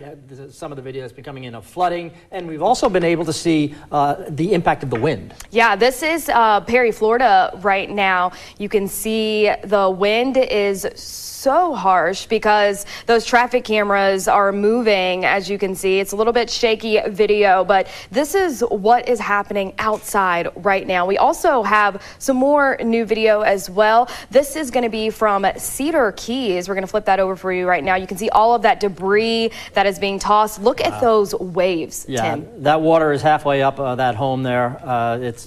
That is some severe flooding going on in Cedar Keys. And, we're going to be seeing video like this throughout the day. Yeah, the good thing is Andrew has told us from the beginning, even days before today, he was alerting us that we're going to see a lot of video like this, but this is not what we're going to see when that storm really comes toward our direction. We're going to see a little bit less of an impact. We do have more video that we want to show you guys. This is in Newport Richey, Florida. You can see those cars trying to go through that water. That's one of the things they tell us not to do, is this. They've been advising people to stay off the roads all evening, all night, and most of the video that we've seen, we have not seen a lot of cars on the road. These folks, unfortunately, decided to give it a shot. Yeah, you want to make sure that you're never driving in high flooded areas, because these people, honestly, very lucky that their vehicles are even able to get through that water. A lot of times that's not what happens. Your vehicle gets stuck, and then that water continues to rise, and then you're ending up in a situation where you need to be rescued and things like that. So you want to make sure that you're staying home as you can. Yeah, if you can stay off the roads, please do. But if you must drive, South Carolina officials have shared some tips for being as safe as you can be with severe weather. They say if you encounter a flooded street or intersection, you want to turn around. You don't want to risk drowning in those high waters. You also want to stay away from storm damaged areas, including downed trees, those power lines, and just drive as slowly as you can. Every time I see those big puddles of water, I immediately stop. I just go ahead and make the U-turn. I don't even want to deal with all that. Debris, though, that's a different situation for sure. Yeah, that's just one more danger. But, we should be familiar with it in our area, because we get such severe storms throughout the year that we do experience flooding in a lot of areas. People should understand to stay away from, if you can't see the bottom of the water, it's not something you should be testing. For sure. And I know we've been talking all day about power outages and that being an issue potentially in our area, a big impact that we might see. So you're going to come across those times if you're out driving that you may see those down power lines and things like that. Make sure you do not drive across those, because we don't know if those are active or not. Okay, well, another impact of the wind is the Talmadge Bridge will close later today as Idalia comes through our area. The Georgia Department of Transportation made that decision ahead of the storm. The department says it will close at 2 o'clock this afternoon. They will have to inspect the bridge after the storm passes before reopening it, and we will make sure to update you when that happens. Also ahead of Idalia, the Georgia Department of Transportation removed a traffic light. It was just installed just 2 weeks ago. Now, you may remember they put in a temporary signal at that intersection near the entrance to the Hyundai mega site. That's on Highway 280 in between Aspen Lane and Olive Branch Road. GDOT says they'll send an update when they can put that back up. Want to get you to some new video that we're just getting into. This is from Clearwater, Florida. You can really see how much that water has risen. That car almost completely submerged. Yeah, that water is almost going over the top of that car. Yeah, this is in St. Petersburg, Florida. Again, we've been telling you guys this morning, we're not going to see impacts this badly here, but this is really giving you an understanding of how powerful Idalia was when it came through Florida. Well, our First Alert Weather team has been working to get you prepared all hurricane season. Now, earlier this summer, meteorologist Andrew Gordon went to the National Weather Service in Charleston to find out how they and the National Hurricane Center put together a hurricane forecast. Take a look. From right here on the Georgia and South Carolina coastline to thousands of miles across the Atlantic, the First Alert Weather Team has you covered with any system all hurricane season long. But have you ever wondered how we make a forecast? I'll let you know, in coordination with the National Hurricane Center and National Weather Service. Starting with the National Hurricane Center, they have an entire arsenal of equipment to monitor the tropics, including technology thousands of miles above us. We've got the satellites, way up in the sky over Earth, looking back down at Earth, and we get continuous coverage of storms with that satellite data. So it doesn't really matter if they're located over the Gulf of Mexico, off the U.S. East Coast, or way over the Atlantic. Once storms get closer to the coast, NOAA and the U.S. Air Force deploy the hurricane hunters to fly into and above these tropical systems. While in flight, these planes collect important meteorological data, such as peak wind speeds and pressure ratings that help determine how strong a storm is. That data then gets sent directly back to forecasters and ingested into the latest forecast model runs. The forecaster is actually going in there, they're seeing all the different model data that's predicting or simulating what the storm may do. And then the forecaster is going through that system and essentially clicking where they think the storm will be at each day in the future. From that point, meteorologists at the National Hurricane Center can make forecast graphics, such as the cone of uncertainty. The cone, from our point of view, is meant to be a high-level look of what the storm may end up doing. Really, all it is where might the center of the storm move? And so all the hazards that actually cause damage and even death, that extends beyond the boundaries of the cone. So we really try to get people to understand, don't just look at the cone and make all your decisions off of that. You really need to be looking at other types of forecast information to understand what might happen where you live. For the coastal empire and low country, our tropical alerts are issued by the National Weather Service in Charleston and Jacksonville. Both offices work hand in hand with the National Hurricane Center even before a storm approaches. We have a group call with NHC. We talk about the latest forecast, what everyone's seeing, how we want to do our watch warning approach, what do we want to issue or maybe hold off on. Now, how do we customize that for Georgia, South Carolina? Once an alert is issued, the First Alert weather team steps in. That communication serves as the backbone for everything we do. So as the weather enterprise, we not only need a great forecast, that's step one, but we need to then communicate not necessarily just that forecast, but the impacts from that forecast and personalize it to each person. No matter what this hurricane season has in store for us, one thing is for sure. The WTOC First Alert weather team will be here before, during, and after the storm. Our weather team has been telling people for weeks to be prepared well before a storm comes. That's because they prepare well before hurricane season. It's really a year-round effort for them. Yes, for sure. And they've been giving us a lot of tips, a lot of information, really walking us through this whole process as Idalia is making its way toward us. Well, as the Low Country prepares for the impact of Idalia, local businesses are making sure they are ready for the storm. In particular, marinas are taking measures to protect boats and their facilities from damage. And at Ripley Light Marina, they play a crucial role in safeguarding vessels during the storms. Ripley Light Marina has over 2 decades of experience. The marina is trusted by many to store boats by dry stacking them until the owner is ready to set sail. We're told that the dry stack storage is very secure, and if need be, the boats that are stored on the water will be removed. Now, Patrick Creech, the general manager at the marina, explains the year-round preparation they use to secure that boat. For our lift capacity and for safety reasons, the smaller boats tend to go on top racks, and then the bigger boats go on the bottom. That's more for our lift capability, but I mean, any size boats stored up top are just as safe as the boats stored down on the bottom.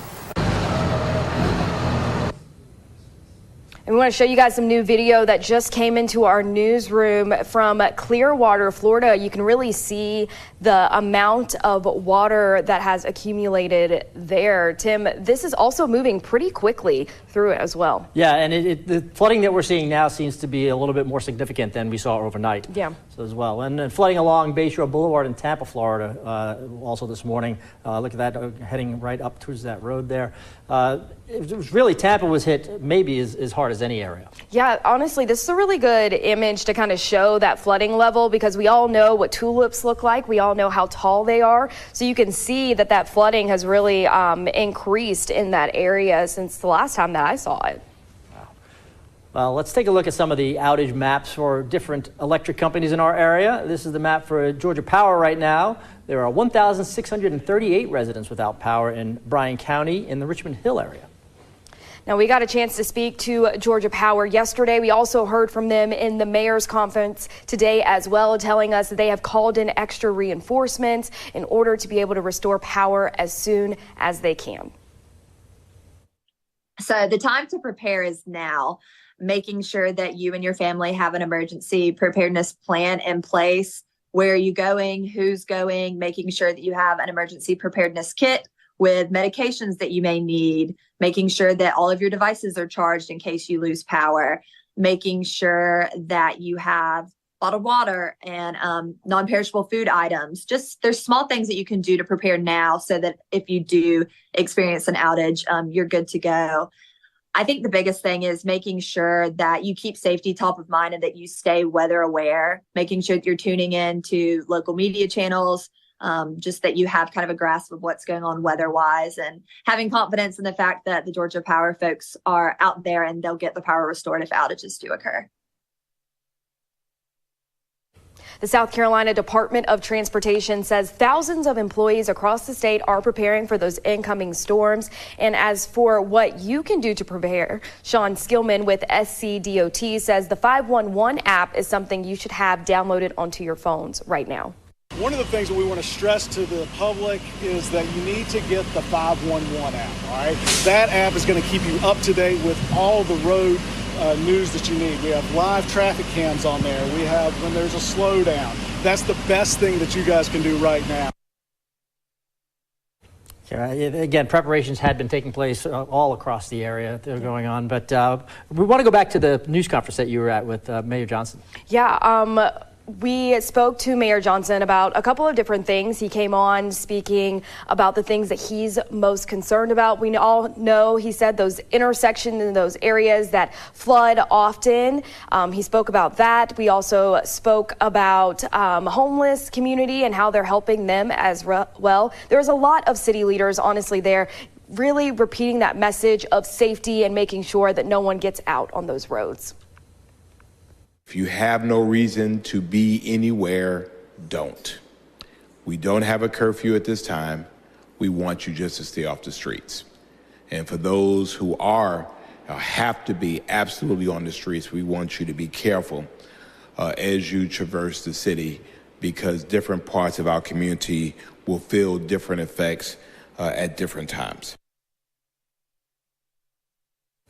So that was Mayor Johnson talking about that. And then SEMA spoke as well. City manager spoke. They're really looking at the riverfront to watch those water levels as they might rise as we get a little bit more rain. They also talked about CAT services, how those have been suspended, and they're not really sure exactly when they're going to be up and running again. So you want to make sure you kind of stick with us for any updates, especially if you're thinking about trying to plan your day tomorrow and you're like, I'm hunkering down, I'm not going anywhere today. But when you're looking for tomorrow, you know, we're going to have to stay up to date with them on social media and things like that. We also heard from Georgia Power. We've been talking about power outages because we're already seeing those in our area. Georgia Power talking about they brought in people from their sister company and communities to kind of help them restore power as soon as they can. So we're going to see in real time if that preparation really worked out for them, if we start seeing those power outage numbers go down here soon. How was the mayor's mood at his news conference? He looked very, very steady, very confident. Yeah, he kept saying, you know, we've been through this before. This is a little bit different because it wasn't hitting us head on.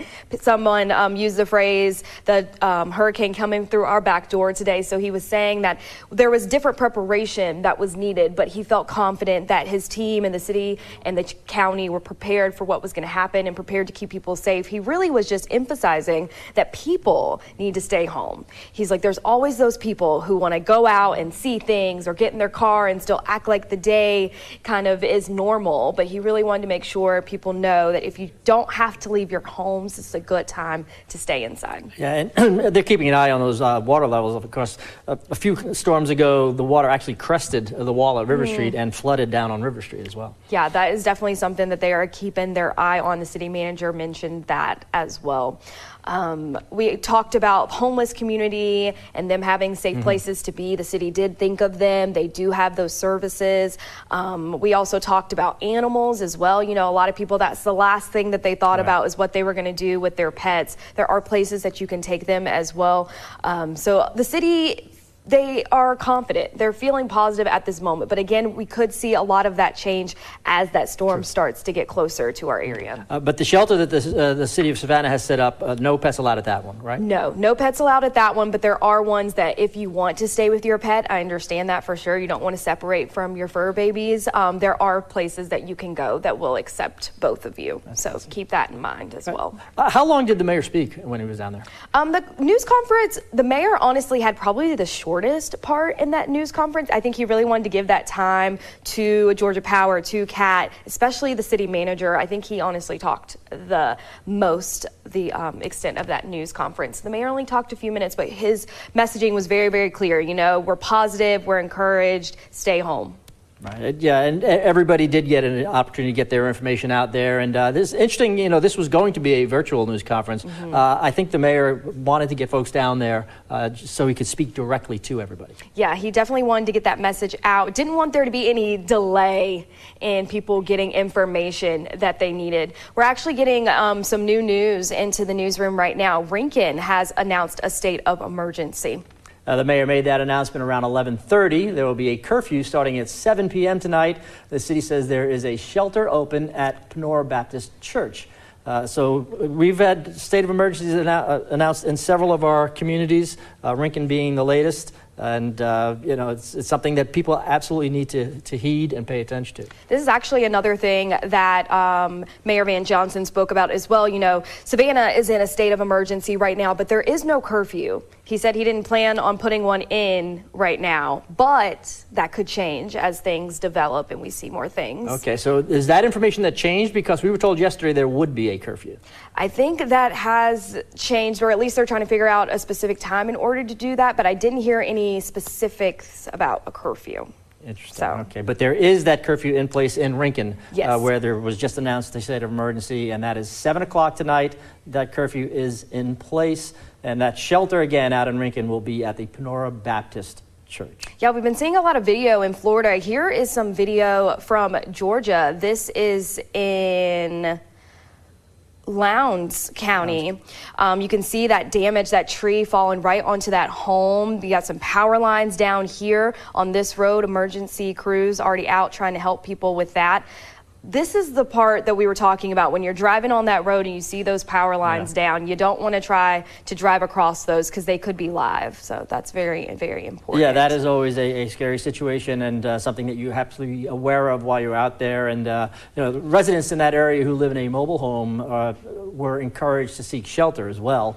One important thing to know, the American Red Cross has a find open shelter map online, and those in need can search the nearest emergency shelter. You can stay with an updated hurricane map with WTOC's First Alert weather app. Well, we continue to have team coverage all day long as we continue to follow the path of Idalia. We want to check back in with our Simone McKinney, who is in McIntosh County. Simone, it looks like the wind has kind of picked up since the last time we saw you.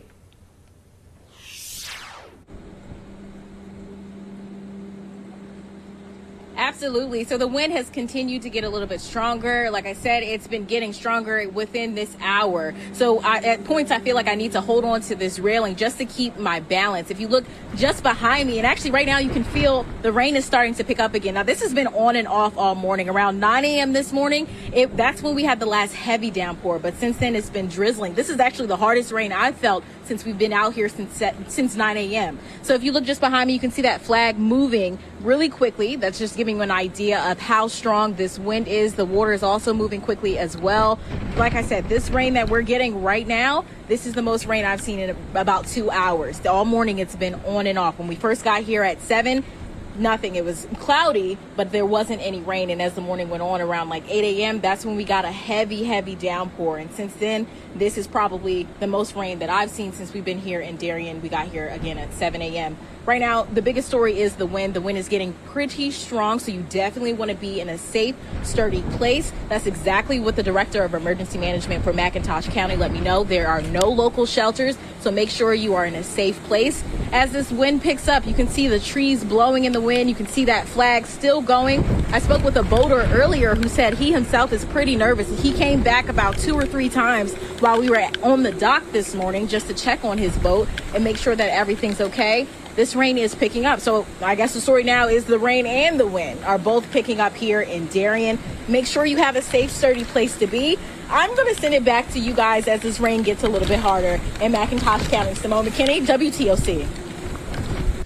Yeah, and McIntosh County does not have that strongest wind it's going to have of the day yet. We're actually seeing the eye of the system move now into Clinch and Eccles County. That's in south central Georgia.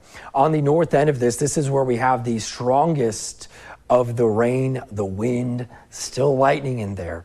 So we're watching the system as we go through the next a few hours, it's going to be moving into our southern area south of the Altamaha. If you guys live in Wayne County, Pierce, Brantley, this system's coming to you first. That wind is going to pick up. We have not gotten to that point in the day yet. Still looking at that wind picking up for the Savannah metro area as we go late afternoon into the evening. So late afternoon, things picking up a little bit here across the area. Of course, that hurricane warning, you guys probably know by now, it's in effect for today as we have a Category 1 hurricane moving across the area. So we're still planning on those impacts, even if it's a little quiet right now. Watching the hurricane force wind possibly move over Wayne County, Tattnall, going into Long County, Bryan County, Chatham County, up into the low country, late afternoon, early evening. Notice, though, this big yellow blob that doesn't even fit on the screen. That's your tropical storm force wind. So everybody getting that today. A handful of communities, more of a swath, will be getting in on that strong wind that moves into the low country around sunset. Power outages become more numerous during this time. And then that moves out of here as we then go into the early morning hours, but with power outages. Let's take a look at what we've got right now on your Fair and Fair First Alert Live radar. A little bit of a break for the south side of Savannah for rain. Heaviest rain right now over I-16 there, northern Bryan, that southern portion of Effingham. I know some people have been talking about a report of a funnel cloud, waiting to hear from the National Weather Service on that, and that was from earlier. So I see your pictures, just waiting to get clarification on it. Right now we're looking out over where this eye is. It's a miracle this radar side is still on. That's amazing. Gives us a really good view of this storm. Notice how all of this rain's mainly on the north and northwest side. That means that coastal areas not going to get a lot more rain coming up today. We've lowered those rain chances. But let's take a look at the severe threat. Still seeing this enhanced risk along I-95 up through the low country. That is 3 out of 5 on the convective outlook scale. Already seeing a few tornado warnings today. As for right now, I want to point your attention to a couple things. We haven't had that strong wind come in yet. This is all just leading into that. Right now, we're seeing the wind become more easterly in Waycross, northeasterly Douglas. That is feeding into where that low is. So we're going to see these sites start to get stronger wind gusts over the next hour or two. As it stands to 1140 today so far, we've already had wind gusts of tropical storm force strength for Brunswick and St. Simons. And even St. Simons, southern end, had a tornado warning earlier this morning as well. Right now, looking out over Tybee Island, still forecasting higher tides coming up here this evening because of the king tide. But we'll be having to watch to time out if we have an onshore flow during the time of that king tide, which is set to be 8:30 or so. Plan on power outages. I know it's been a long day already, at least for some of us. But power outages, I do think, will increase through the afternoon into the evening. So we're not done with that yet. Almost everybody gets in on tropical storm force wind today. That then correlates to a stronger, higher chance for power outages. And that's through going till about 2 o'clock this morning. So we're about done with the morning portion. We've had the isolated tornadoes. We've had wind gusts around 35 for some areas. We increase the coverage of that wind. As we go to the afternoon, the tornado threat starts going down a little bit, probably done in the next 2 hours or so. And then this evening, we focus more so on the low being over our low country communities and still some strong wind in that area. So we're talking about the storm surge potential. The forecast is for 2 to 4 feet. If we have more of an offshore flow, not so much. Onshore flow, it'll be higher. Kind of put that in between. Forecast for the tide 10.3 right now. That's about a foot higher than last night's, putting it in perspective. And of course, major flood stage is at 10.5. Taking you through the afternoon, notice 1, 2 o'clock, this center of circulation, not quite into the viewing area yet, but it's close. And that's when these stronger winds are going to start picking up mid-afternoon. 4, 5, 6 o'clock, moving at 20 miles an hour off to the northeast. That puts it into Savannah before sunset. Moving into the low country thereafter, and this is when power outages are going to start. After 5, things get sporty for Savannah, Richmond Hill, going into the low country thereafter. 7-day forecast, I know a lot of maybe unwelcome news today. How about something nice? As we go into the weekend, much nicer weather. Just got to talk to you about that a little bit too. Getting to that alert out of here tomorrow morning after the rain gets out, and we've got more weather for you in the WTOC weather app as well.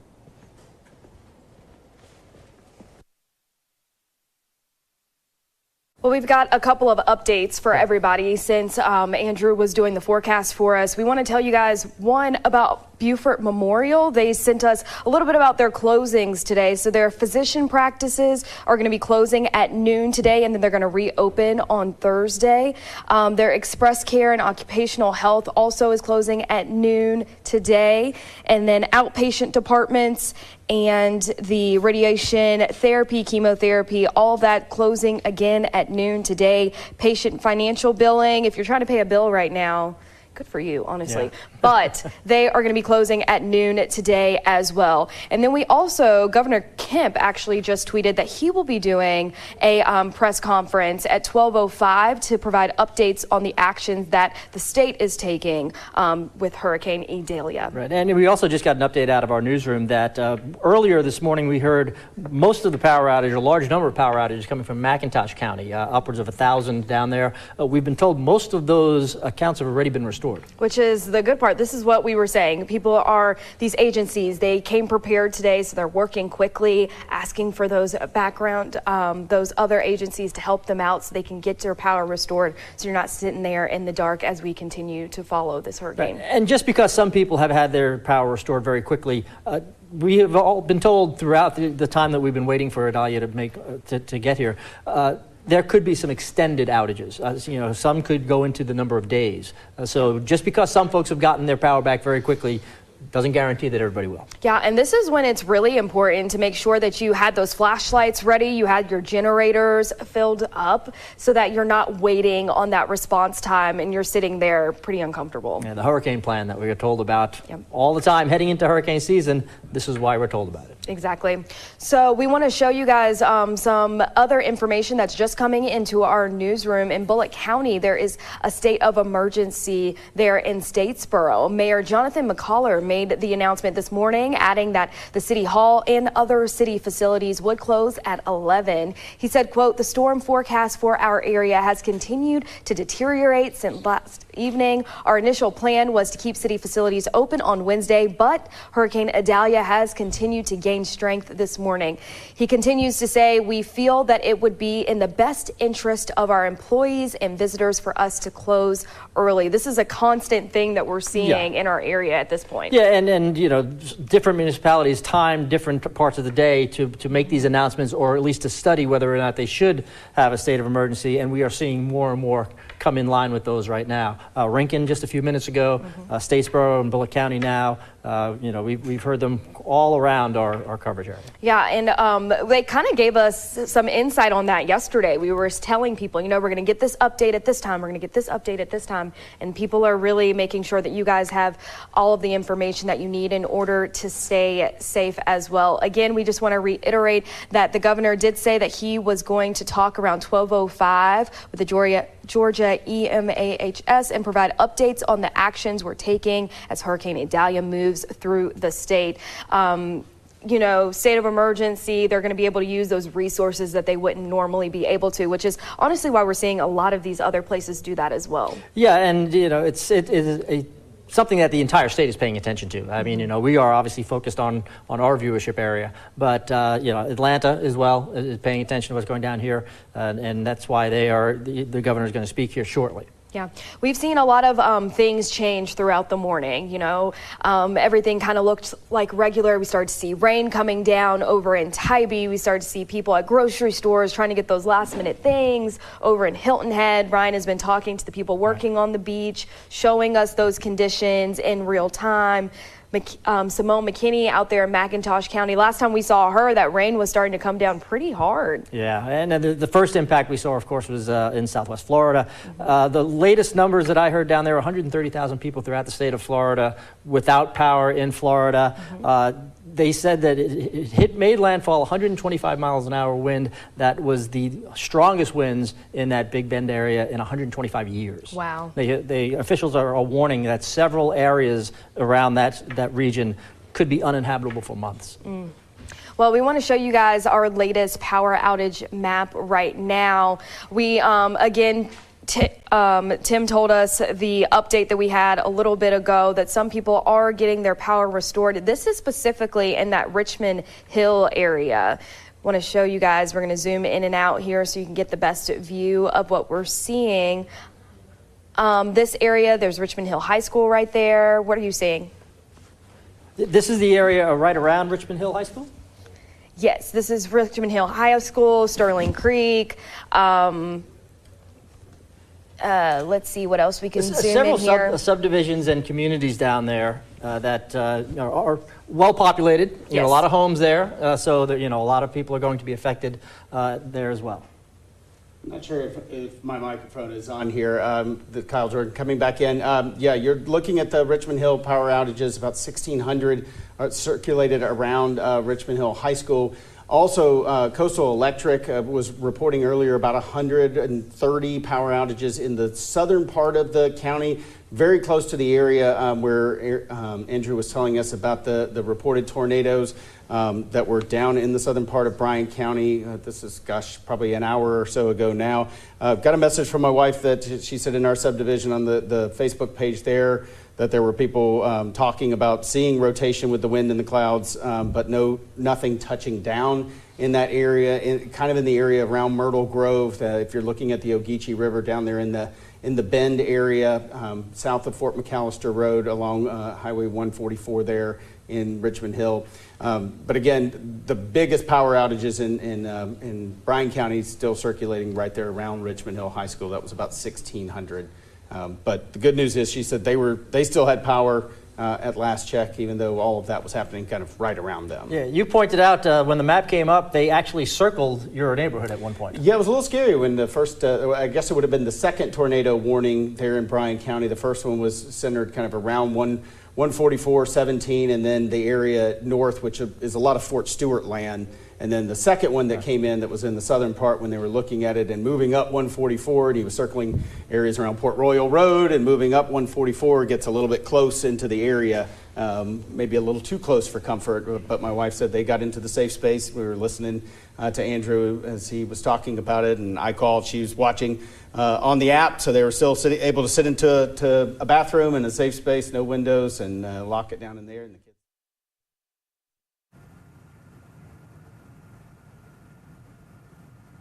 You are watching Local News Live. I'm Nicole Newman. We are following the latest on Idalia's track. Now, the storm is weakening. However, it is leaving a path of destruction after it made landfall in Florida's Big Bend this morning, packing powerful winds and strong storm surge. LNL meteorologist Sandra Brogan is tracking the latest, and this hurricane is expected to head out to sea Thursday. Yes, it is expected to be out over open waters by late in the day Thursday. However, we're still going to see impacts in the Carolinas, and we'll show you the forecast track right now and show you what I'm talking about. Now, the latest forecast track, the 11 a.m. advisory, showing sustained winds at 90 miles per hour, moving to the north-northeast at 20 miles per hour. Now a Category 1 hurricane. It did make landfall earlier this morning as a Category 3 hurricane, but again, it is expected to, it looks like from the latest forecast track, maintain Category 1 hurricane status as it continues across Georgia, and then weaken to a tropical storm once it starts to make its way across South Carolina. This track continues to take it a little bit more towards the northeast as we get into early tomorrow morning. And with that said, by the afternoon, the center should be out over the open waters, but with that counterclockwise flow, we're still going to see some of those rain bands wrapping back behind it into the Carolinas. And again, this system is going to slow down as it moves over land and continues to weaken, but that also increases the threat for flooding because we'll have some of those heavy downpours kind of lingering over some of those same areas.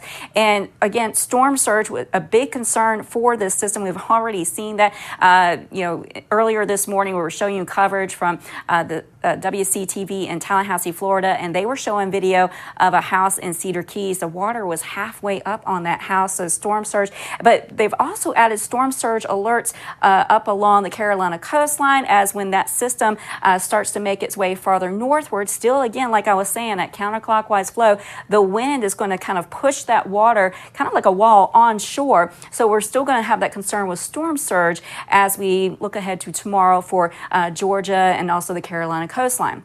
So this is looping the past several hours, and you can see the heaviest of the rain now in southern portions of Georgia. We're starting to see some improving conditions in Florida. Still seeing some of those outer rain bands still stretching as far south as southern Florida, and could still have the potential for some heavy downpours with some of these bands. Also seeing some of this rain, continuing to taper off as we work our way from south to north across portions of Florida, but still seeing some rain and also some wind as well. But the strongest of the storm has now moved into southern portions of Georgia, but the outer rain bands reaching as far north as North Carolina. Here's Raleigh, North Carolina, Charlotte, North Carolina, starting to see some of that rain moving in. And again, as we look at the larger picture, you can see some of these storms in the outer rain bands. We could still have the potential for some tornadoes to develop, because when these storms move from the water to over land, they slow down because of that friction with the land, so that creates wind shear. And so that's why we usually have these short-lived tornadoes quickly spin up. So tornadoes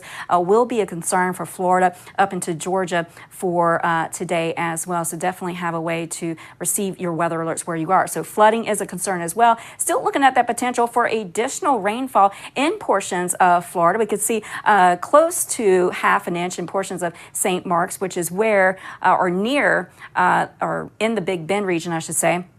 And then again, we are going to see that potential for rainfall to continue in southern Georgia. In fact, Valdosta likely to add 2 more inches, or an inch and a half, to what they've already seen.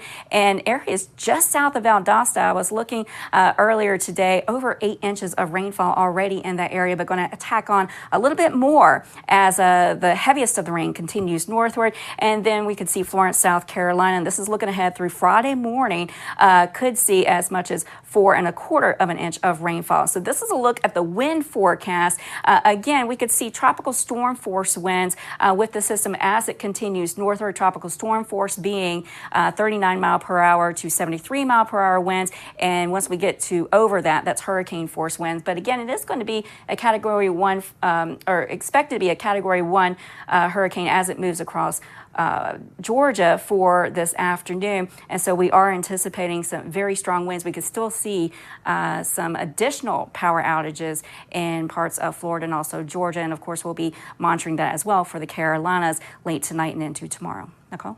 Well, we heard that conditions in Florida are somewhat improving with the storm moving. A big concern right now is people who want to go out on the water. Right. And some of those beaches in Florida, we'll probably have some sunshine come out later today. So it may seem inviting. You may be curious to see, access some damage, or, you may think the beaches look just fine, especially, when the sun comes out later today. But, don't get in the water, because rip currents, a high risk for rip currents is there. So it's best just to stay out of the water for today. All right, Sandra, thank you for that update. Well, we do have some more updates that we want to give you. Right now, more than 268,000 people are without power. Now, this is according to Power Outage US. Also, the Florida Transportation Department has closed the bridges that connect St. Petersburg and Tampa. And as the hurricane moves towards Georgia and the Carolinas, FEMA is warning people to stay vigilant, especially in flood-prone areas. I think our biggest area of concern right now is, as this storm is moving inland, making sure that those people who did not choose to evacuate, that we have our search and rescue teams ready to support the state's already, really capable search and rescue teams that they have to go in and help support and help anybody that was stuck in harm's way, right? All right, and as we continue to follow the latest on Idalia's track, reporter Cody Butler, who covers the Florida State Capitol for us, joins us from the State Emergency Operations Center with an update on evacuations. State emergency management officials tell me they are right now working on some evacuations in Pinellas and Pasco counties, which is just north of Tampa Bay. They are using high water vehicles to get people out of their flooded homes and into shelters in this area.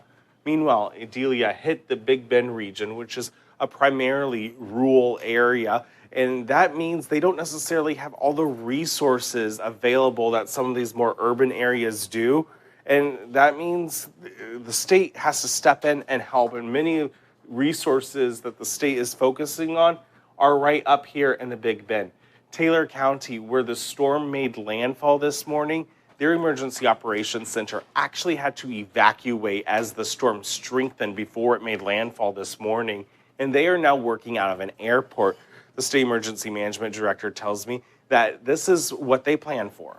Even the State Emergency Operations Center yesterday, out of an abundance of caution, we sent a 20-person team over to Escambia County just in case we had more direct impacts from this storm and it affected our ability. You never want to put all your eggs into one basket. That's what these emergency managers do throughout the state of Florida. They are some of the best in the country. They're very, very experienced. So we're being told that the governor is expected to give more updates throughout the day as the storm continues to move out of the state. In the State Emergency Operations Center, I'm Cody Butler reporting. Cody, thank you for that update. And as he mentioned, we are expecting an update shortly from Florida Governor Ron DeSantis. This is about the state's response to Hurricane Idalia, and we'll bring it to you live when it happens right here on Local News Live. I'm Nicole Newman. For now, our live hurricane coverage continues from WTOC in Savannah, Georgia. Leaves us and heads into South Carolina. It entered Georgia around 10 a.m. We're thinking that it's going to get to South Carolina between 8 p.m. and 10 p.m. this evening. There's been a heavy impact in South Georgia with heavy rainfall and heavy winds. I know most of the people across the state of Georgia will not feel the impact of the storm, but for those that were in the line of the storm, it is very hard hitting. And we're certainly watching that as it continues to move through the state. We had multiple counties in the affected area that are seeing winds in the 70 to 80 mile per hour and some gust up to 90. We know by radar it looks like we may potentially have in some areas 9 to 10 inches of rain. The good thing is this is a narrow storm and is very fast moving, so it's not sitting on us and dumping even more rain than that at one time. So we're thankful for that. Just to give you some logistics on what Director Stallings has been doing in my direction, we've activated the State Operations Center, as you all know, early Monday morning to monitor the storm's progress and coordinate closely with all relevant agencies that I mentioned earlier, not only at the state but also at the local level, and we've certainly been in touch with our partners at FEMA. The state of emergency was issued yesterday, making state resources available to all local governments and organizations within the hurricane impact area. We have assets staged and our personnel are in the EOCs in the affected areas, and we're coordinating with our utility providers, and Director Stallings is going to talk a little bit more about that.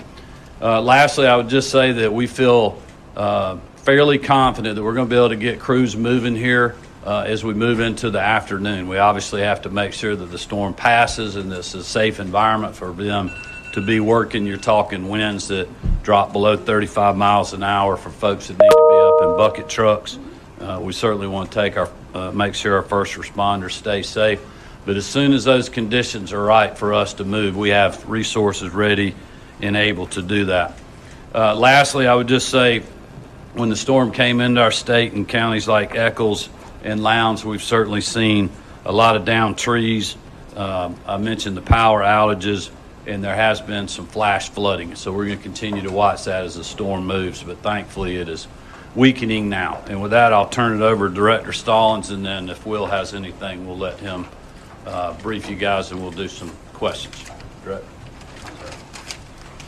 First and foremost, I want to thank Governor Kemp and the First Lady for their support, their quick action and turning us loose to do the job that we are trained and exercised to do. We do appreciate that.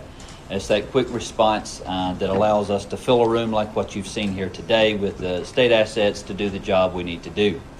With that, we are prepared. We've got pre-positioned assets all over the state. That includes State Patrol, DNR, Forestry Commission, Georgia Guard, we're ready. Air assets, drones, search and rescue teams. We have tarps, MREs, waters, all the things that you would think that would be needed in a time like this. We have those pre-positioned and downrange. We also have our staff inside all of the local emergency management centers that are going to be impacted so that we can get those need responses quickly and in a timely manner. Something that we want to remind everybody, though, is that with all the power outages that we have, the trees that are down, it will take us a little while. We always remind you 72 hours is the time frame you need to be thinking before you can expect a true power response. If it's before that, then really we're very pleased, but it takes us a little while to get back into the area. We have to open up roadways, we have to clear right-of-ways, we have to assess transformers, get live wires that are down, disabled, so that we can get crews in there safely. As the governor mentioned, we do need those winds down below 35 before we can get folks up in bucket trucks, and so that's extremely important as well. We have shelters all over the state, so if you are if you had to evacuate due to the storm, we have shelters that are already standing. American Red Cross has got shelters up, and then we have some shelters that are being run by the counties as well. If you need anything, the 1-800-TRI-GEMA number is a number that you can go to that will get you service. You can also visit our website for a list of events. We have a banner scrolling across the top of ours that will get you to a lot of the resources that you might have. Short of that, we're just standing by waiting for the storm to continue to do what it's doing. We're kind of in that wait and hold pattern. But as the governor mentioned, we are hopeful that it's out of the state by 8 p.m. this evening, maybe 10 o'clock, and then that we can begin to assess. For those that were hit first, we will try to get to you first. Our goal is to circle in behind the storm and immediately start providing those resources as we can. With that, sir, we'll take any questions. Will, you have anything to add? So, as the governor mentioned, it's a Category 1 hurricane right now. It's weakening pretty quickly. Hopefully will be a tropical storm here within the next few hours as it moves closer toward the Georgia coast. We will still see some heavy rainfall in the meantime and sustained winds of 50 to 60 miles per hour near the core of the storm and gusting higher, and then obviously tapering off as we get closer to the coast. But like they mentioned, hopefully it's out of here within the next 6, 7, 8 hours or so. All right, Richard. Governor, the last time a hurricane passed over this area, we saw unbelievable agriculture damage to Georgia's economy. Talked a little bit about Director Stallings with this. Are you seeing any of that now? Is this a different storm than Michael was 5 years ago? Well, it's definitely different than that in a good way. Not that any of these things are good, especially if you're in the line. I have not been hearing from any farmers just yet, or Commissioner Harper in regards to any kind of crop damage. I mean, it's obviously a very critical time right now. Marty and I were down in South Georgia last week, and a lot of farmers were needing a little bit more rain to finish their crop out, but they were also worried about a lot of wind damage, and so we'll just have to see. I mean, I think I'm hopeful that it's a good sign that I haven't gotten calls, because if it was bad, normally I would, but we just don't know yet. I don't know. Have you heard anything in that regard? Governor Kemp, can you talk a little bit about the evacuees, how prepared Georgia is? I know the Atlanta Motor Speedway is opening up in case we get folks from other parts, coastal Florida. What's happening here with pushing the metro Atlanta area? So yes, Atlanta Motor Speedway did open up. Traditionally, that's more for RVs, campers, things of that nature that can come in. We do have shelters, though, that have been opened up, continue to open as that need arises. Our GDOT partners helped us monitor traffic. We didn't see a huge uptick in what would be normal traffic coming from Florida. They're a very resilient state as well. They were, I hate to say they're used to this by now, but they hold in when they can. So, but we're ready to handle any evacuees. Certainly, our hospitality here in the state of Georgia, we have a great hospitality resource here. We look forward to helping however we can. Yeah, I know. I talked to Commissioner Raven at DNR yesterday, and we got state parks and other things available for people that need them. So I feel like we have a lot of resources. Yeah. We're hearing some reports from the coast that honestly it didn't look like the tide is going out this morning. Are we worried about a significant storm surge this evening with high tide? Thankfully, the storm is moving pretty quickly.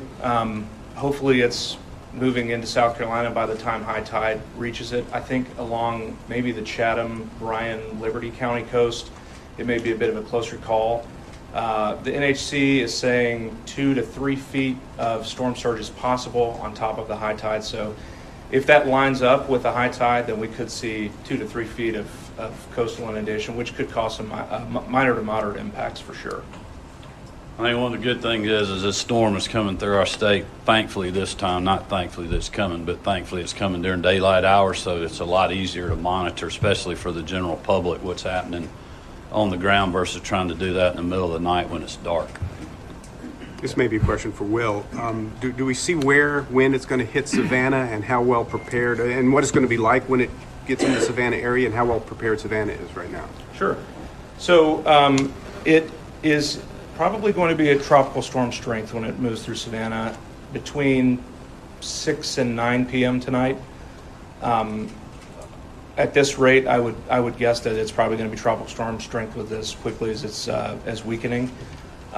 It will be a pretty tight area that gets that highest wind, though. This is not a wide core of the storm, especially with it weakening. So they'll get some heavy rain, some strong gusty winds tonight around sunset, hopefully out of there by 10 o'clock p.m. And like I mentioned, maybe some minor coastal flooding as well.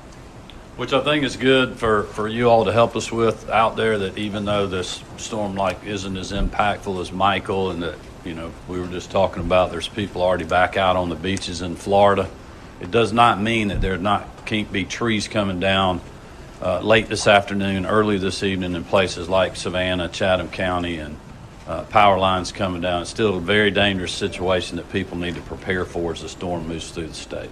You already kind of touched on my question. Because this is decreasing and was a Category 1, now going to be a tropical storm, what advice are you telling people to make sure they don't underestimate this and the dangers that could still be associated? Well, I think that's what you all can help us. I mean, listen, this is still a bad storm that's coming through, and when you have a lot of rain, you have the potential for trees to come down, and we just got a report of someone we know that a tree just went through their roof in Valdosta. So it's a dangerous storm. People need to prepare. They need to be ready when it's coming through, and either, move a county or two up if they have the ability to do that. If not, make sure they're in a secure location. Watch out for down power lines and other things of that nature. And just, if they got an hour or two or a couple hours before the storm gets there, get a little extra bottled water if you get cut off or lose power, and just smart things like that. We got a lot of information on the website and obviously the phone number people can call. Yeah. Has there been any federal response on this storm so far? All that Director Stallings talked about, the FEMA administrator reached out to our team yesterday. We played phone tag, but yes, there has been federal response. We appreciate that. I don't know if you want to mention anything else on the federal side. Normally we're dealing with them mostly post-storm. Obviously, we're here in the Operations Center. Can you guys talk a little bit about the work that's going to be done out of this building today? Absolutely. So we have emergency support functions. If you look around the room, you'll see them. They're anything from sheltering, mass care, logistics, planning, law enforcement, DOD, energy sector. So these are all subject matter experts that we bring into this room so that when a situation arises, it's immediately answered, immediately handled, immediately resourced. We have a database through WebEOC where the counties, as they see an issue arise, they immediately put it in, and it comes to this desk behind us. They will immediately get it to that group that needs to handle that response. It's a lot of communication going on in this room, a lot of talking, a lot of integral partnerships, a lot of blue sky day work that goes on in this room to prepare for these days. Director, can you give us an example of how some of these subject matter experts can be brought into play? Absolutely. The sheltering need, for instance, mass care. So we have our VOADs, or our volunteer organizations that assist, American Red Cross. So they'll work with public health. A lot of times we have folks that need to be evacuated, but they're a homebound patient. So we have to get a resource local to do a transport to get them to a shelter. They might need a specific need because of an illness or something, critical care need. So then we would work with the local department health coordinator there to make sure that their needs are being met while they're there. Along with that, a lot of times our seniors that are living at home have a pet that go with them. So immediately we'll turn around and partner with agriculture to find out where we can get a shelter close by so that once the storm is done, they can be reunited with somebody that's extremely important to them and they can go home safely together. I think another thing too, working a lot of these folks work with our private sector partners when you're thinking about, even if it's down in Florida where people are needing fuel, working with our fuel suppliers, trucking companies, and other things to work the logistics out of that, the certainly state of emergency and other tools that we have to help in that regard. Anybody not? Are there any injuries or deaths reported at this time in Georgia? Not yet. Yeah, none that we know of. That was the question. And any specific damage areas yet? I know it's still very early. Well, we definitely know in Eccles County that we've got a lot of down trees, power outages. We've had some road blockage on I-75 North, I think it was, that they were trying to clear, and then the winds got too high, so we had to pull everybody out. We've got alternative routes that are part of the hurricane evacuation routes that people are using. So we know of things like that we're responding to. I mean, I just had somebody send a video of a transformer blowing at Jekyll Island. So, I mean, you're going to have things like that happen. Thankfully, it's nothing to the scale of Michael was. All right. Thank you all. We'll keep you updated.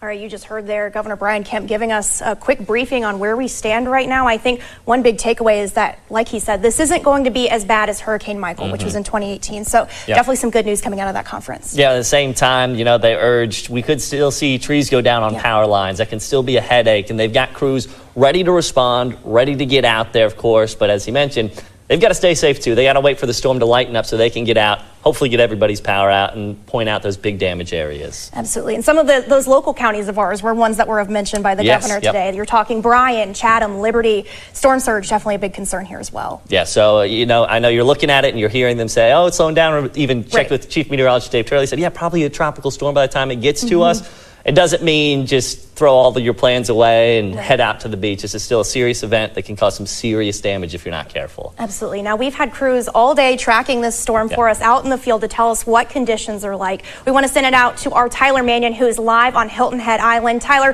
what are conditions looking like right now?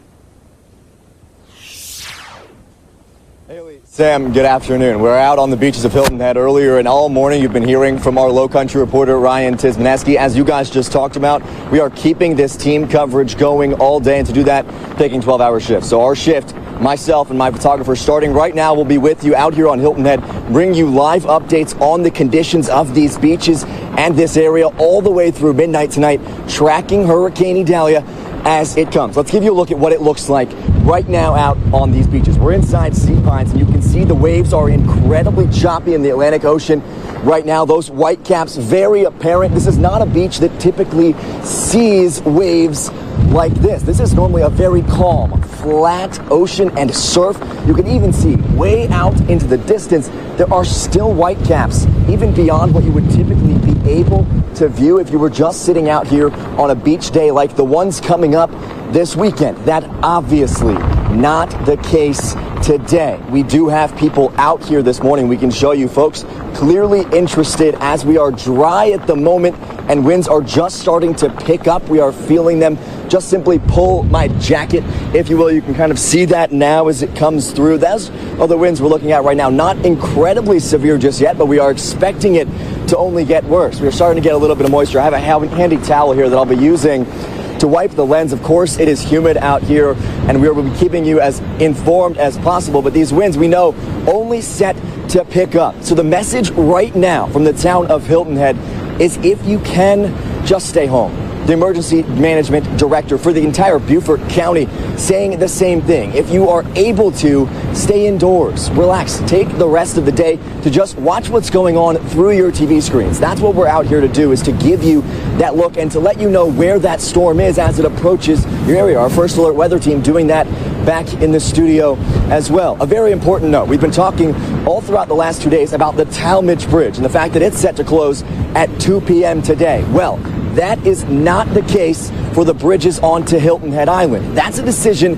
only set to be made by the South Carolina Department of Transportation. SCDOT has say on whether or not to close the bridges onto Hilton Head Island. There are 4 of them along 278 that come in sequence. And again, that decision is not going to be made by the town, local leaders, council members, anything like that. The decision is purely made and up to the South Carolina Department of Transportation. As we hear from them on if they're going to do that, we'll let you know. The county does want to let you know that they don't think it could be safe later on today to go across those bridges. So their message, stay off the roads, stay inside. The folks out here right now probably not in any danger. But as this storm gets closer and over the next few hours, as these winds pick up, you have to make sure you're sticking with us, because our First Alert Weather Team will let you know when it truly is not all right out here. We know in other areas to my south right now, especially across that South Carolina and Georgia state line, those winds are intense, more so than they are here, and that storm making its way up to us in South Carolina over the next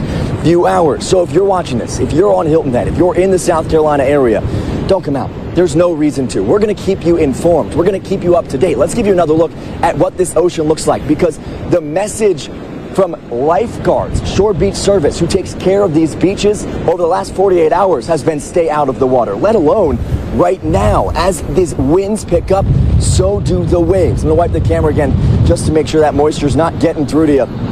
One of the things they're concerned about is riptides. This is not a place, like we talked about earlier, that gets many waves. It's also not a place that gets very strong riptides, but that is completely opposite today. I spoke to the man who leads Shore Beach Services yesterday, and he said even at that point that they were warning people to stay out of the water. That was even when they had lifeguards on the beach set up in stands. Let's take you up the beach, show you what it looks like now for comparison, because those big beach towers, those lifeguard towers you're used to seeing out here on the beach of Hilton Head, they're gone. They're nowhere to be seen. They were brought down and brought up the beach as far as they could, and even in some instances brought to a storage place to be taken as far away from these conditions as possible. So again, this is what the beach looks like right now. Typically, that's covered in chairs, it's covered in umbrellas, it's covered in lifeguards. That's not the case right now. All of those things have been tied away in safe, secure locations to keep anything from becoming a possible projectile. Now, as we said at the beginning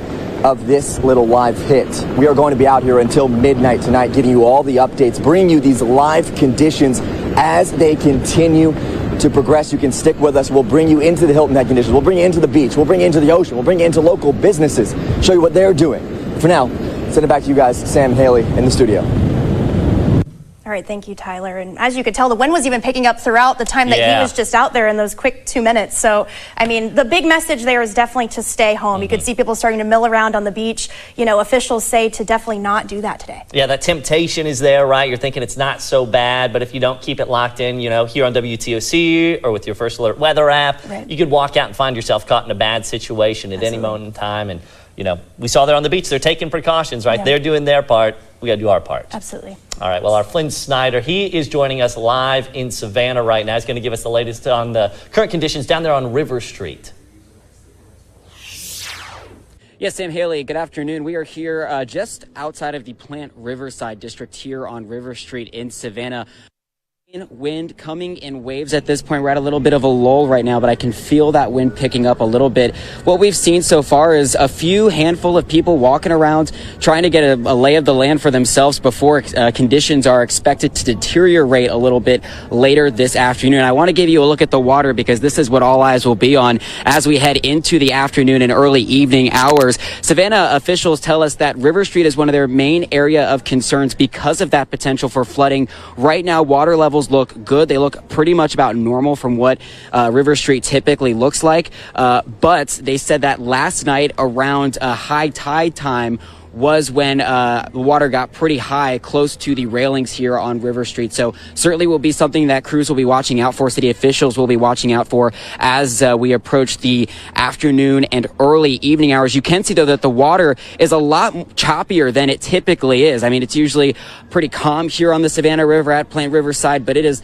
a lot choppier than we see. That's causing officials and several businesses. If we walk over here with my photojournalist, Ricardo, we can show people how businesses are taking precautions against this expected potential for flooding here on Plant Riverside. We are here at the JW Marriott, right at the base of MLK and River Street. And what they have are these alternative sandbags that they are placing all across buildings, several of the outdoor restaurants that they have here as well. So these will be placed all around the buildings today. Certainly a lot of the shops closer down towards the Hyatt portion of River Street as well. We're also talking about transportation, getting around today. The officials are asking you not to do so. They say if you don't need to be out on the roads, don't be. There's no reason to be today unless absolutely necessary. We heard from city officials a couple hours ago. We heard from city manager Jay Melder, who told us that fire and police will be responding to all calls as long as it is safe to do so. But as we told you yesterday, we spoke to SPD's emergency manager. He says that there becomes a point when the tropical storm force winds become sustained that it's not safe for officers and firefighters to be out on the roads. Right now, we haven't hit that point yet, but they say that is a possibility, so something to just be mindful of. You take a look behind me. We've been talking about the Talmadge Bridge. We learned at 6 o'clock yesterday that that bridge will be closed to vehicular traffic at 2 o'clock today. That's from GDOT, of course. That is the one of the main ways people get into South Carolina from Savannah and vice versa. And then across the river here, as we look over onto Hutchinson Island near the Savannah Convention Center, City Manager Jay Melder this morning said that crews are stationed on Hutchinson Island as well in case they do need to respond to anything Talmadge related or close to River Street here as well. So crews are geared up. They're ready to go. We haven't heard of any serious calls right now as conditions have not really deteriorated yet like we are expecting them to later this afternoon. But City Manager Jay Melder said, look, the threat is very real from this storm. We heard from SEMA Director earlier.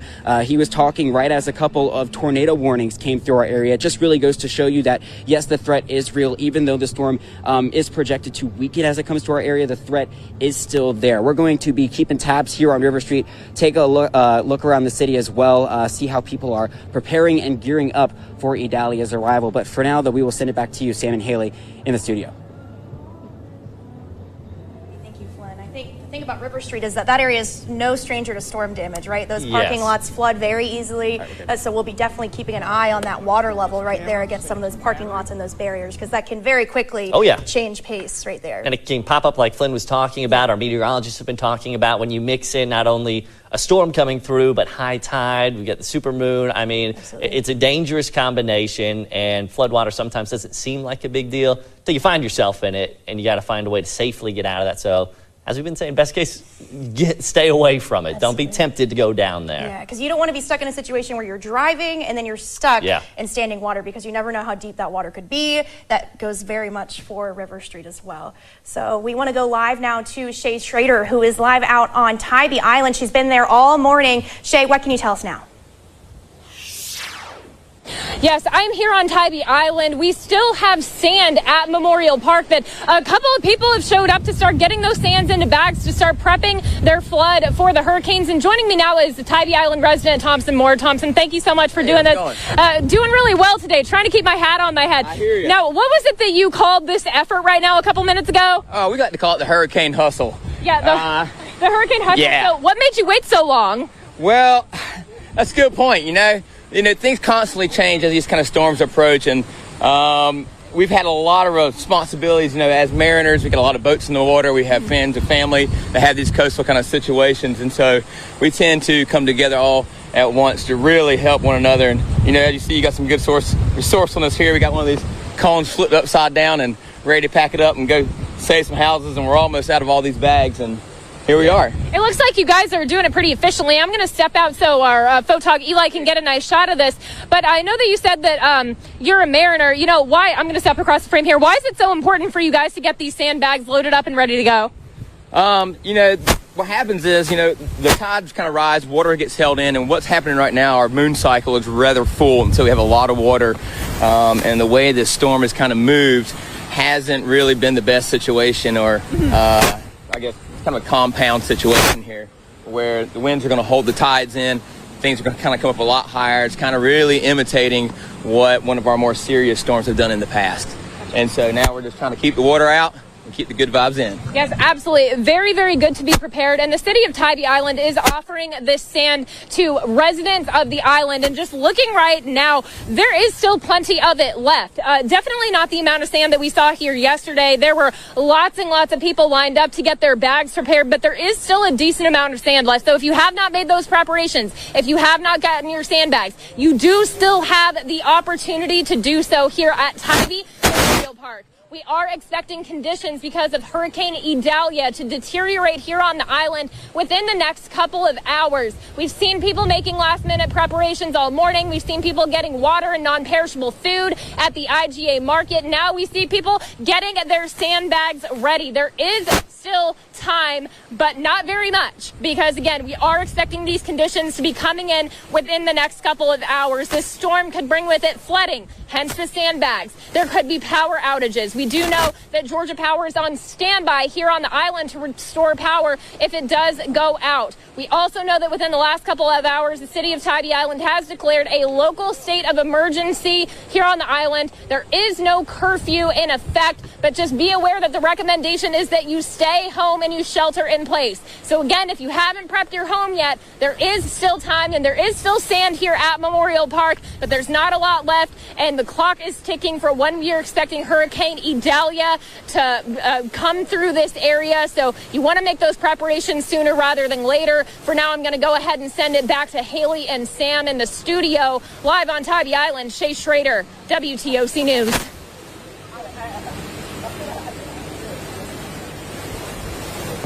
That was a good little tidbit of advice. You know, keep the water out and the good vibes in. Definitely high morale going on Tybee ahead of this storm. But we want to send it over to meteorologist Andrew Gorton for a look on the latest conditions. Andrew. Yeah, you know, good vibes. Let's hope we keep them going. But this is the center of circulation, and this is going to be moving into some of our southern communities here within the next couple of hours. Now, it is weakening a little bit. That's the good news. Cat 1 strength right now. But pointing your attention here to the northern portion of what's left of the eye, moving into Alma, some heavy rain, some wind picking up in this area. Let's take a big picture so you guys can see what's going on here. This system's going to be moving across the coastal empire as we go through the afternoon and evening. Likely going to be a weak Category 1 hurricane here as we get into this evening to a strong tropical storm. Right now leaning towards still that low-end Category 1 strength. We'll see. Not a big difference there, 5-10 miles an hour. Right now, we are still getting a lot of rain across the low country and the coastal empire. Lots of our inland areas getting in on that moisture. Right now, the sustained wind, 15 to 30 miles an hour. Notice closer to that center of circulation over in Coffee County, closer to 40 miles an hour. We've seen these wind gusts start to creep up, and of course it makes sense right along our southern areas where it's by that center of circulation, wind over 50 already. So that's what's coming our way. As it weakens, though, maybe seeing less of those. That's the good news. Hurricane warning, though, in effect, probably woke a lot of us up this morning. I know that maybe not too thrilled about that hurricane warning. Doesn't happen all that often for our area, though. Let's take a look at that wind field as we go into the evening. It's shrinking, but I still think the potential is there for wind gusts over 60 miles an hour through the afternoon into the evening time frame. Later into the low country, maybe just after sunset, moving out of here thereafter. Power outage potential still going up as we head through the afternoon, but it is slightly weaker and maybe a little quicker than what we were looking at the last couple of days. Still looking at a good chance here of tropical storm force wind staying out of range, meaning you go ahead and bet on the likelihood of getting wind 40 miles an hour or so. Current view out over Tybee, pretty gross out there right now. The wind for you guys picks up later on here today as that low gets a little closer to us. We're past the morning, so let's get into the afternoon. Tornado risk is going down. That's the good news. I think we'll see some isolated gusts, still 60, 65, not out of the question, especially near that center of circulation and also along the coastline. Maybe bringing those down a tiny bit. We're not really changing the impact, but tweaking this as the system weakens as it pushes inland. We've also been talking about the storm surge, the forecast 2+ feet. Right now, still seeing that latest forecast from the National Weather Service of a 10.3 high tide, about a foot higher than last night for tonight, Tybee Island. That'd be after 8 o'clock. Future radar shows the center circulation over our area here late afternoon into the evening. This is at 5 o'clock. Now, this is the low, so you might get in on some strong wind gusts but not have the rain. It's not a thunderstorm. You don't have to have both. Perform a little differently. They form differently. So just keep that in mind. You don't have to have that heavy rain to have the very strong wind that could cause the power outages. Now, as we get closer to midnight, this storm, this hurricane, maybe a storm at this.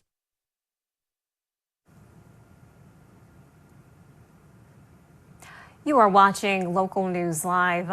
Governor Ron DeSantis is scheduled to give an update that is scheduled to get underway in just a bit, and this comes as the Florida Highway Patrol is reporting the first deaths related to the storm. Let's go ahead and listen into this update. Power in all affected areas, and they have started doing that as soon as it was safe to do so. So those restoration efforts are ongoing. We do anticipate you could have that these power outage numbers could go higher, but the restoration numbers are going to go higher as well. All 8 urban search and rescue teams are deployed. Our National Guard has folks in places like Taylor County. They're getting on scene there to do things like clear major pieces of the roads and get debris that has been knocked around. So there's a lot of moving parts there, kind of at ground zero. So we've got a National Guard unit there. General Haas going to talk more about that. Coast Guard is active, including with rotary wing assets. Florida Fish and Wildlife has both boats and vehicles en route to the affected areas. And Florida Department of Transportation has been conducting cut and toss operations, starting at the southern part of the state as the storm moved through southwest Florida, clearing those roads and then moving all the way up north. And so they are en route to clear all the way up to Taylor County. Right now, Tampa Airport is going to reopen for incoming flights at 4 p.m. By 3 a.m. tomorrow, it will be fully reopened. Gainesville Airport will reopen tonight, and Tallahassee Airport will reopen first thing in the morning. The ports in Tampa and Manatee are currently undergoing assessments, and when those assessments are concluded, they will be able to resume operations, assuming all is well, which we anticipate it will be. There are, as of now, no confirmed fatalities, and those fatalities are things that get confirmed by the Florida Department of Law Enforcement through medical examiners. We do not have any confirmed fatalities yet. If you have any questions about how things are unfolding in your area, you can go to floridadisaster.org for updates. The Florida Division of Emergency Management will continue to update that website with all the latest information. We have really good retail in terms of all the counties, I think, other than the Big Bend proper, the Tampa Bay area. Things are good. Leon County is doing well. We're still assessing what is all going on the ground in the places that had the initial impact. And so we're probably going to be, I'm probably going to try to get down to some of those counties today, but we got a lot of people that are going in, offering assistance from the state perspective, helping these counties be able to stabilize the situation. So for more updates on this, I'm going to bring up Kevin Guthrie from the Florida Division of Emergency Management. All right. Thank you, Governor. So far right now, the biggest impacted area that we have, following up on what the governor said, is seems to be in Perry. Right now, we know we have a couple of businesses that have caught on fire, a few that have roofs knocked off of them, maybe potentially one collapse. We're getting some conflicting information on that. But we do have crews that are there working hand in hand with Taylor County Sheriff's Office and Taylor County Fire Rescue. So that's going on. Madison County is another county that has been impacted. They have a lot of debris on the ground. They have about 99% power outages in that particular county. So again, we do have resources heading in that direction. Again, I'll let General Haas talk about that. He's got one of his task forces heading in that direction as well. So other than that very specific detail, we continue to search, secure, and stabilize areas that we can do that in. Most of what we're doing here in the Big Bend area is initial search. I will say this, I know we don't have anybody from the CFO's office here, but in search and rescue in Fort Myers, we were able to clear a lot of houses very quickly because of the footprint of Fort Myers. Up here in the Big Bend, you may have two houses that are on a 5-mile road.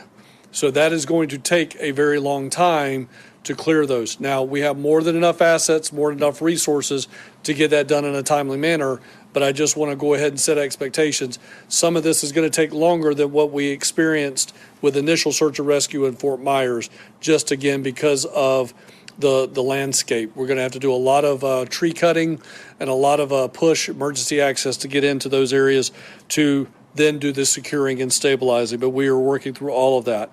We have maintained communications with all of our counties. We did have a couple of 911 centers that went down briefly for about 20-30 minutes.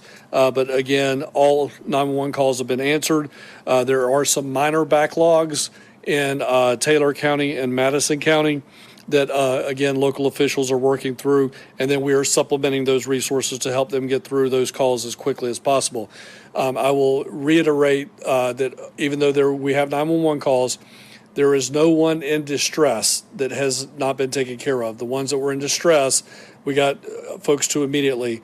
We have a lot of people that have called 911 saying, I'm entrapped in my house, I'm okay, but I need help. So they are 100% okay. We're going to get to those folks just as fast as we can get our emergency access teams into them.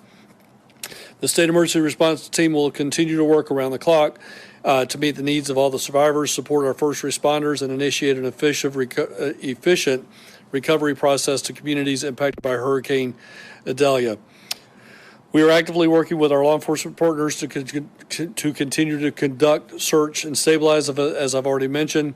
We have a recovery team that's already in the EOC. We, here at the Division of Emergency Management, we activate our recovery team the exact same time that we activate our response team. So our recovery team has already been working for several days getting ready for this. They are already conducting windshield assessments throughout the state of Florida.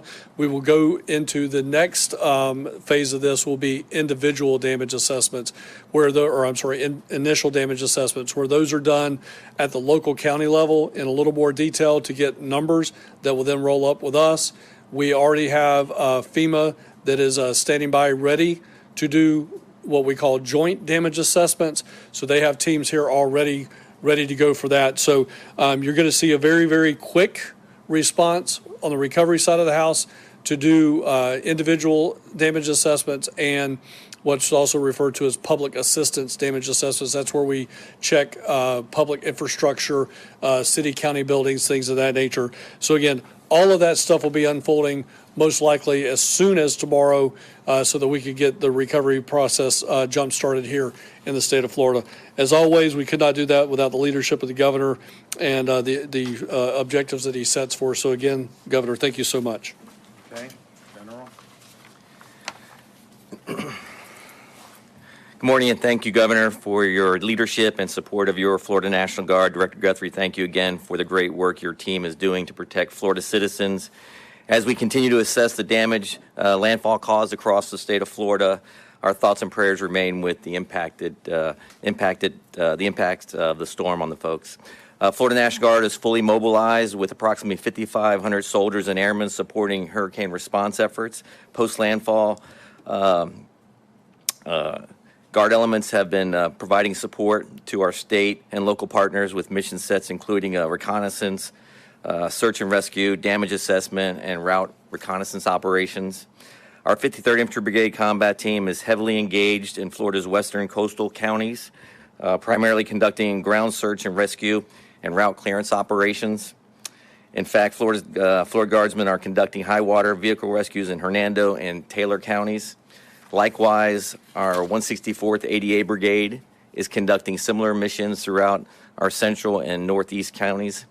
We maintain additional immediate response forces available to rapidly reinforce our presence and capabilities in areas with greatest need, like Taylor County.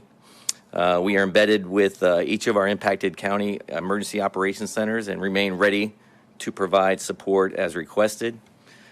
As briefed earlier, the Florida National Guard currently has 2,400 vehicles, including high water and high mobility vehicles, 14 rotary wing aircraft conducting planned urban search and rescue operations this afternoon, and 23 small watercraft on hand to support riverine operations as needed. Additionally, Florida is receiving assistance from other state National Guards.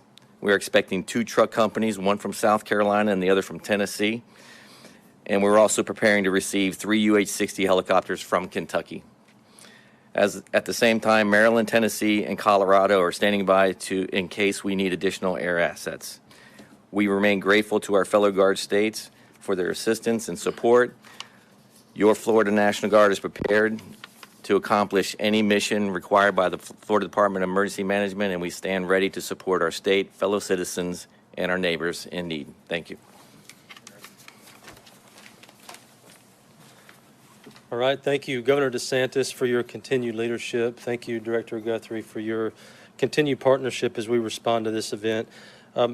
Several days ago, we began preparing. We've had our crews and equipment staged for the last 36 hours. Immediately after landfall and the storm passed through, we began pushing those crews into the impacted area. Over 700 crew members, which includes 100 bridge inspectors, 1,100 generators, and 250 pieces of heavy equipment. We've been moving these resources into the impacted area so that we can quickly address any needs, get the cut and toss operations taken care of, and support the life safety mission. In the main area of impact, we have nearly 1,000 bridges that have to be inspected, really focusing our efforts close to the coastline initially. We have several major roadways that go over the Steinhatchee River, the Swanee River, and others. Right now, State Road 24 going into Cedar Key is impassable because of high water. State Road 51 going into Steinhatchee is also impassable because of high water, but our bridge crews are inspecting most of the bridges as we speak, and we'll be finishing those operations within the next hour. We've made a lot of progress. We're going to continue to do so. We've moved the generators that are needed into the area. Most of the traffic signal assessments have been completed. We have about 50 locations left to complete, and we will be deploying generators for those traffic signals that need power. As we continue to respond to this storm, all 13 of our traffic management centers across the state will continue their 24/7 operations, inputting real-time traffic data into Florida 511. Again, that is the most accurate and timely information you can get for traffic at florida511.com.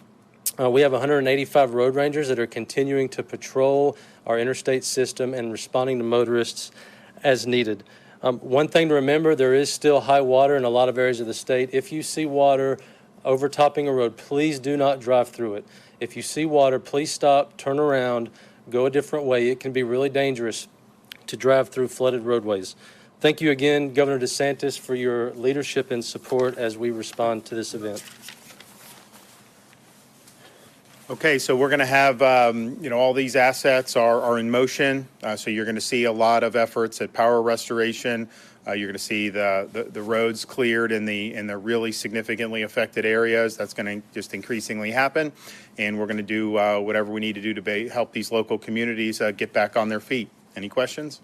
What time did the I cross into Georgia? That's a good question. I'll have to look that up. Yeah, I think it was probably within the hour, within the last 30, 40 minutes. This morning, at what time did it become too dangerous for people in that Big Bend area to evacuate? What would you say? Probably the last evacuations probably happened somewhere between midnight and 2 a.m. And do you have an idea of how many people might have stayed in the house? I know with Ian there was a form families filled out.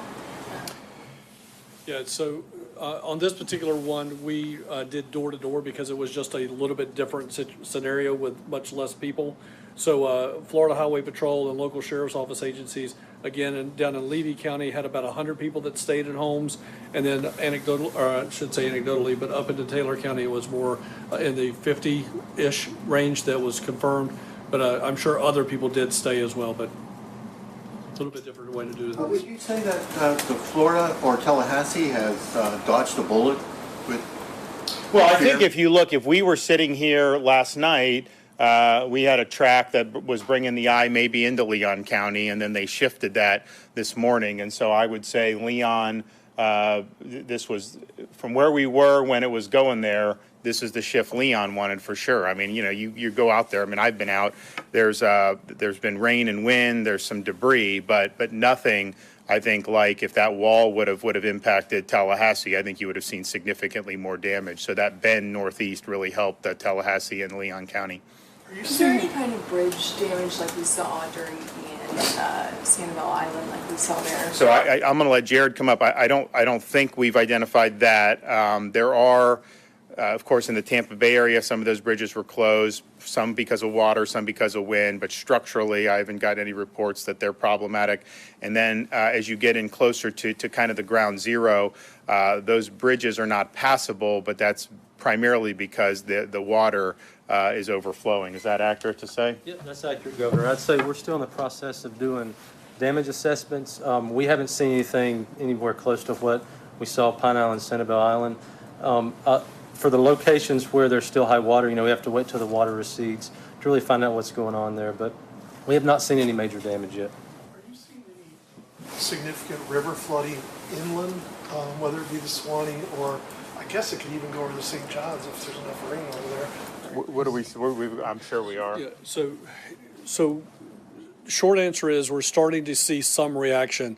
All of this rain is going to have to drain into those basins. So usually what happens in these incidents is we don't see the actual river action for 24, 48, sometimes as much as 72 hours after the fact. The St. Johns River is a very, very slow responding river.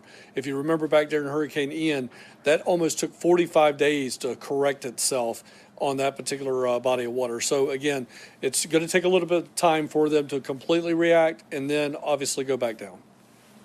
I will say, the one thing of this, the storm moved a little bit faster than some of the other ones have moved. Some of these things will just dump water and they go, so slow. This one moved a little bit faster, which is, at least when you're talking about the flooding, is a little bit better than when they're slow. Is speed the reason that What does it look like for recovery for some of these counties that were hit, particularly hard, like Taylor and Sewanee? I know that Calhoun County was still a mess 4 months, 5 months after Michael. Well, we're in the process of doing those, of course, stabilize, rescue, recovery, whatever needs to be done right off the bat, power, save lives, all that. That's without saying. But then there will be damage assessments to see what all we're looking at in terms of damages in each of these counties. There is going to be debris, of course. That's going to be something that's going to need to be done. These counties are not going to be able to afford that on their own, of course, even with a 75% cost share with the federal government. And so I would imagine that the state would want to help these fiscally constrained counties. The legislature has typically wanted to do that. We may be seeking better cost share as well. But yeah, there's going to be things that are going to need to be taken care of. And these are the counties along that Big Bend. They just have very small budgets. And expenses like this are not things that they could absorb the way some of our wealthier counties could. I just saw actually that there was an oak tree that fell on the governor's mansion here in Tallahassee. And is your wife and kids okay? We're fine. In fact, she called me probably about 45 minutes ago and told me this is a really, ancient oak tree split in half. And part of it fell. I don't know that it fell on like the residence per se. I think it was a little bit off to the side. So that's going to be cleared. I don't know if they're going to have to cut down the whole tree. If they do cut down the whole tree, that's just going to be more room for my kids to hit baseballs in. And so in some respects for us, even though the tree was nice, we'll probably make do and just be quite all right. Can you comment on some of the healthcare facilities in these smaller counties? Did any of them have to close for? So I'll let Kevin do. I've spoken with a number of the main chains who had closed hospitals in the Tampa Bay area. They're all doing very, very well. Most of them are, going to be reopening today if they haven't already done that. And of course, they have a footprint further up into the Nature Coast. Do you want to talk about the others? So we did have a couple of assisted living facilities and nursing homes that did have to do some evacuations, but they did that as a part of the evacuations that we called for 2 days ago. To date, as of this minute, there have been no reports of any issues inside the health and medical industry, whether that's assisted living facilities, skilled nursing facilities, nursing homes, or hospitals. So everybody is reporting what we would call green, and they're good to go, and everything's all right. And just as a follow-up, do you know, give or take, how many patients would have had residents would have had to be transferred? Yeah, I don't have those numbers right here. We could get with the Agency for Healthcare Administration, Secretary Weta, or even Secretary Latipo, and figure out what those numbers actually were. Can you kind of talk about the discrepancy between some numbers that are being reported on fatalities and citing FHP and you saying that there's no fatalities? So there's a process for confirmed fatalities that just goes through law enforcement and medical examiners, and then they do that. And so that has not been done yet, where we've had a confirmation. Now, I know there's unconfirmed reports. Those may end up becoming confirmed. And then, of course, we deal with this in every storm. What is a fatality that is a direct result of the storm versus what would be something where, you have a fatality that's unfortunate, but may not necessarily have a causal factor with the storm. I mean, for example, in Fort Myers Beach, people, there were fatalities because of that storm surge, no question. Well, if you're out the day after the storm and you're picking up debris from your yard and somebody has like a fatal heart episode, does that count as a storm-related death? So they always argue these things backwards and forwards. But when there are confirmed fatalities, those fatalities will be put out by the authorities. But there's just a process that goes through with that. Now, the unconfirmed, I think there have been unconfirmed reports of traffic fatalities. And that may be storm-related. It may be not. Obviously, it was happening within the time that the storm was either approaching or was on target in these various parts of the state of Florida. Okay, we'll have more updates as the day goes on. We probably will end up visiting some of these areas as soon as it's safe to do so, and we'll be assessing on the ground and mobilizing any additional resources as is necessary. Thanks. Do you have another briefing tonight, sir? Probably, yep. Listening to Florida Governor Ron DeSantis and other state officials there in Florida giving an update on the state's response to Hurricane Idalia. Now, one of the things that you were just hearing going back and forth, well, I want to give you an update here about these power outages. Now, this is according to Power Outage US. This is up-to-date information here. More than 281,000 people still without power. Now, that number is anticipated to go up, but we did hear Governor DeSantis say, hey, you know what, crews are out, and now that the danger of the storm has passed, they are out assessing the situation and trying to get people their power restored as quickly as possible. In the meantime, the Florida National Guard has been deployed with help from other states as well as additional states on standby to help with the clearing of road debris as well as any search and rescue. And again, specific search and rescue attempts are underway. Now, these are for the people that didn't evacuate their homes.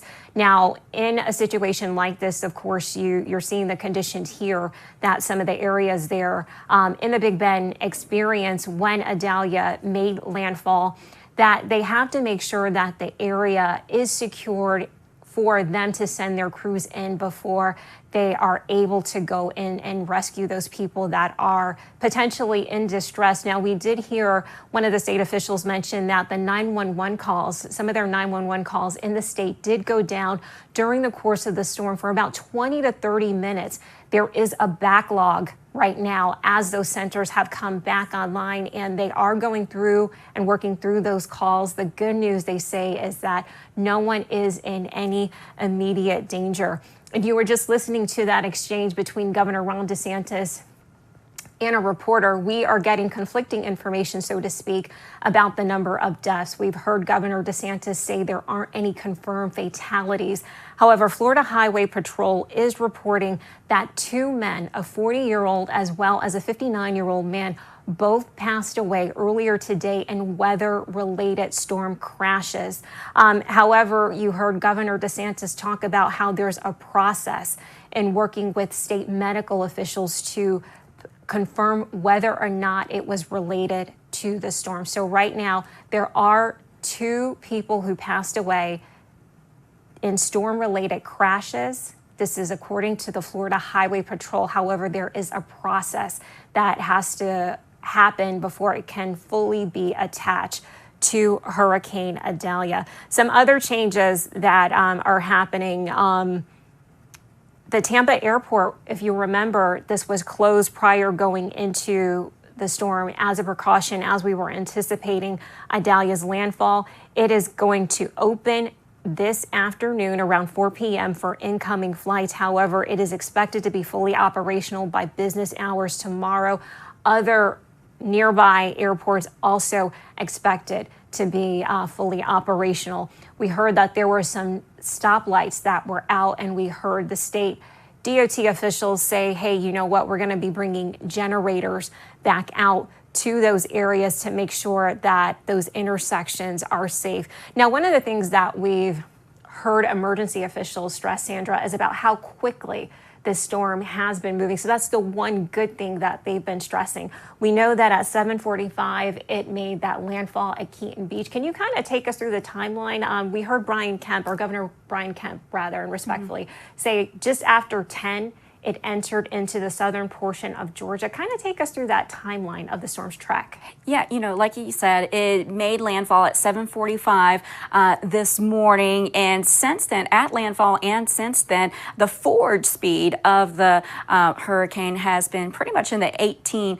to 20 miles per hour. But of course, those maximum sustained winds have been coming down, showing that weakening, because it did make landfall as a Category 3 hurricane. Now it is a Category 1 hurricane and still moving towards the northeast at about 20 miles per hour. Sustained winds now at 80 miles per hour. So I'll put the forecast track on there for you and show you that the forecast is still projecting it to remain a Category 1 hurricane as it moves across Georgia.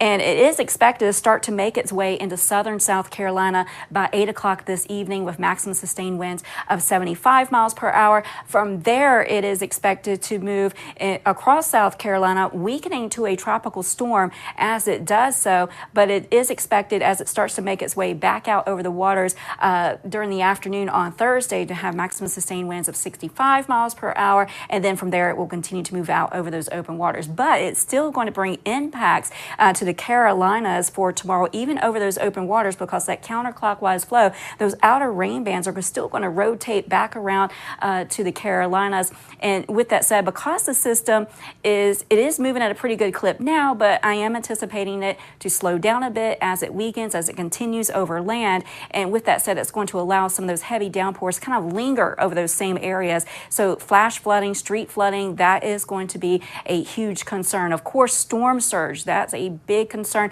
with the system. And if you were watching us earlier, WCTV was showing video of water that was halfway up a house. I believe that was Cedar Key.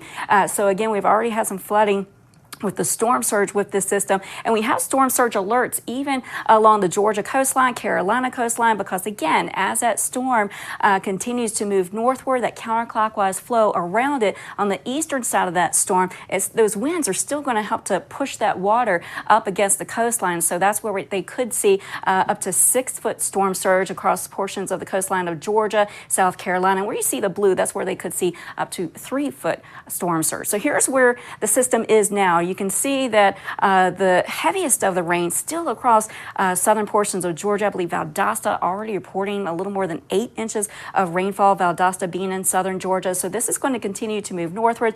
Those outer rain bands extend as far south as southern Florida. And also with these outer rain bands, we have the potential for, when they start to make their way on land, these storms start to move over land. Well, because of that friction, it creates wind shear. And so that's why we have those tornadoes that kind of quickly spin up. They're usually short-lived, but still something to definitely be aware of. And again, Nicole was mentioning earlier, it made landfall near Keaton Beach in the Big Bend area. And you can see the rain is already starting to taper off a bit, but you can still see that those showers and those bands of rain still rotating around that center of circulation. But the heaviest of the rain on the northern side of the center of that circulation. But those rain bands extending as far north now as Charlotte, North Carolina, also moving through Wilmington, North Carolina. Looks like Raleigh could start to see some rain moving into their area here shortly. So again, we are seeing the potential for additional rainfall, and we can kind of take a look at the past 6-hour rainfall amounts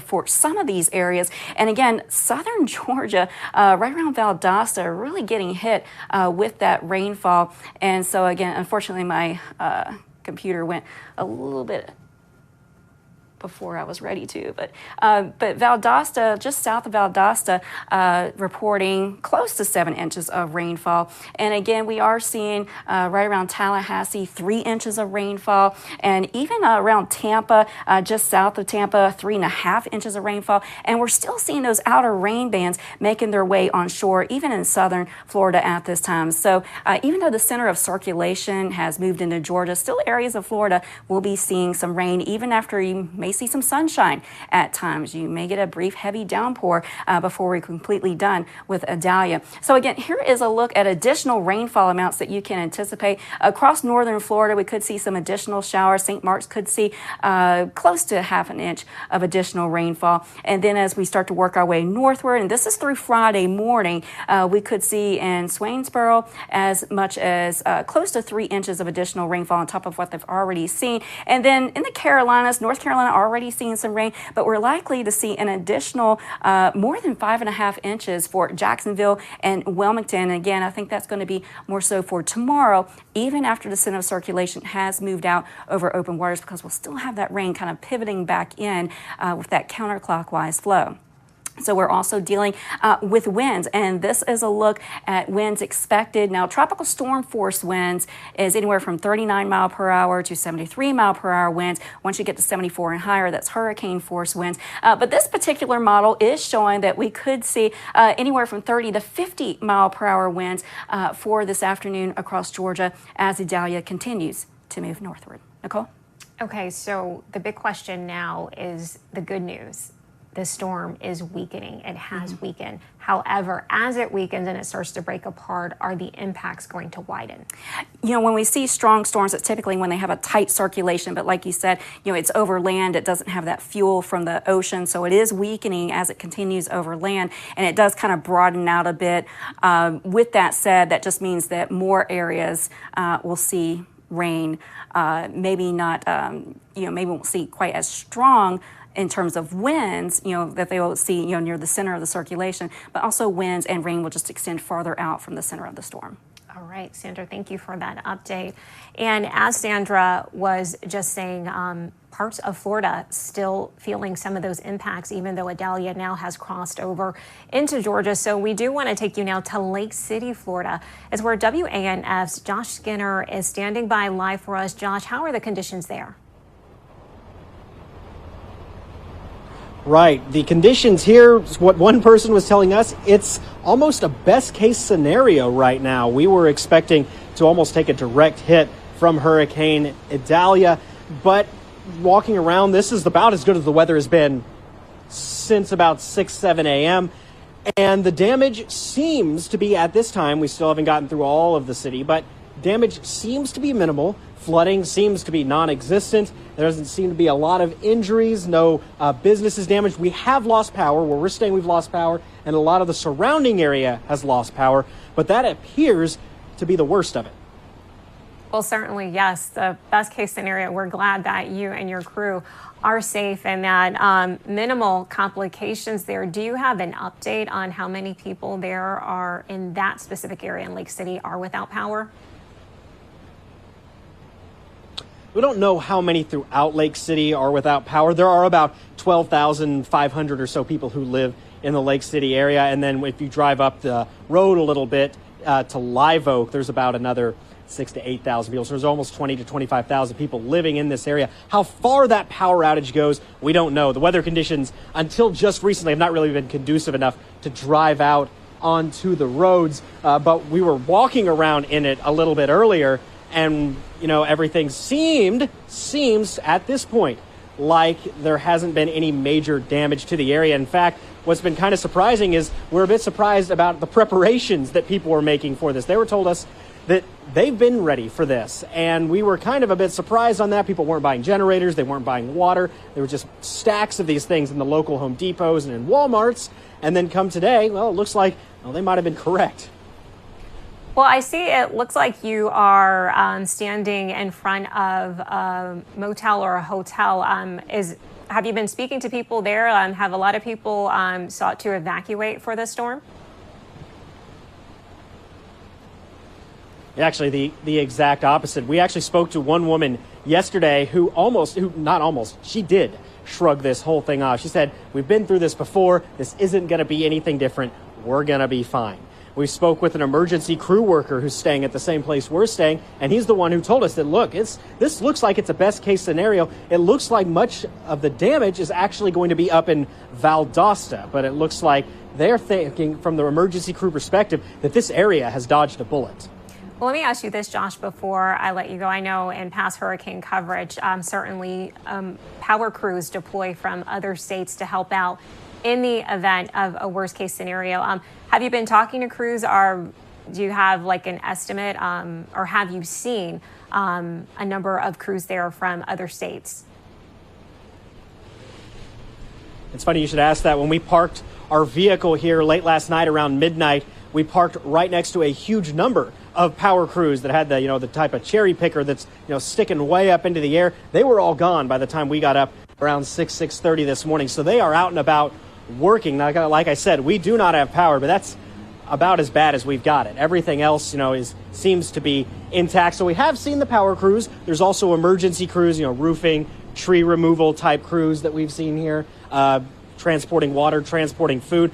But we've talked, like I said, we've talked to a few of them, and they've told us that as of right now, the need here does not seem to be as immediate or as bad as they thought it might, and that it's actually further north once you cross the Georgia state line where much of that damage appears like it's going to be. All right, WANF's Josh Skinner live for us in Lake City, Florida. Josh, thank you so much.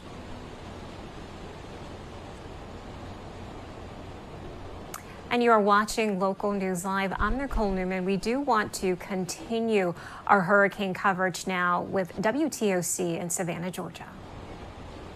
Power outages are definitely a big concern there in Florida, too. Yeah. I think at last check, there was more than 250,000 power outages just in that area of Florida that was hit first, that I saw. So definitely important to, find a way to get those updates without power, like we've been saying. Yep. Charge your phone, make sure that you, check on your friends and your family members as well. Even if you have older relatives who may not have a weather app or things like that, make sure you're making some phone calls and making some arrangements there as well. And when they talk about power outages, we heard from Governor Brian Kemp and GMA a little bit earlier, and they talked, hey, those crews are going to be out there working as quickly as they can, but they said typically that they're going to give it, try and be done with those within 72 hours. That's their goal timeline, is getting to most of those homes by 72 hours. They say if we get there before 72 hours, that's great. That's ideal, but you might be without power for a while if you get knocked out. So like you were saying, Haley, you got to stay prepared and plan for it being more than just a couple of hours without power. Absolutely. And now, so state leaders from all across Georgia gathered for a press conference earlier today, just after around noon. You saw it right here on WTOC if you were with us. Now, Governor Brian Kemp says emergency managers are already responding to those damage reports in South Georgia. Take a listen. I mean, listen, this is still a bad storm that's coming through. And when you have a lot of rain, you have the potential for trees to come down. And we just got a report of someone we know that a tree just went through their roof in Valdosta. So it's a dangerous storm. People need to prepare. They need to be ready when it's coming through. Now, one of those counties that Kemp did say was heavily impacted already was Eccles County. Now, that's right on the Florida line. It's not in our viewing area, but definitely one where people have already started to see some damage for sure. Yeah, and as the storm moves through Georgia and up towards South Carolina, a lot of the state looking down at Georgia, seeing what's coming and hopefully preparing. That's why we've got so many crews out there. South Carolina, Ryan Tismaneski was out there earlier. Tyler Mannion out there right now, keeping a track on the latest conditions. I think we're going to check back in with him to see how things are looking. Not quite yet. He's been busy. I know he was giving us a tour of the whole beach, and I think what he pointed out earlier was really important. You saw crews came out, got rid of those chairs, got rid of the umbrellas. I know when Ryan was out there, they were pulling up the mat that was on the ground, which had been tacked to the ground. So they are worried about the wind picking up anything that's on the beach, and keep that in mind for your backyards and becoming a projectile. Right, absolutely. And it's really cleared out quite so much since we just checked in with Tyler throughout the morning. And let's take a look now from our Georgia Southern Skycam. You can see those dark clouds are definitely rolling in over Statesboro. Some students are definitely getting some extra time off ahead of this holiday weekend, but definitely some class cancellations have been in effect there, as well as just faculty members, either having their complete operations canceled for the day or working from home. That's definitely been on an altered status over at Georgia Southern. And then we got to remind people, of course, you might see like up here in Statesboro, you don't really see rain going on right now. You do see the dark clouds. So it might be easy to think, okay, we're good. You know, there's no rain, no problem, but we know that storm is still tracking. Our first alert meteorologists have been following that. We know probably not quite done with seeing what they could see in Statesboro and a lot of our surrounding areas as well. So even if it doesn't look bad at your window at this moment, don't let your guard down. Don't start going back to your normal routine, hitting the roads. You got to stay safe and keep it locked here. Our meteorologists know what they're talking about. Yeah, absolutely. And now we do want to take a check back in over on Hilton Head Island, where our Tyler Mannion joins us again now. Tyler, what's the latest?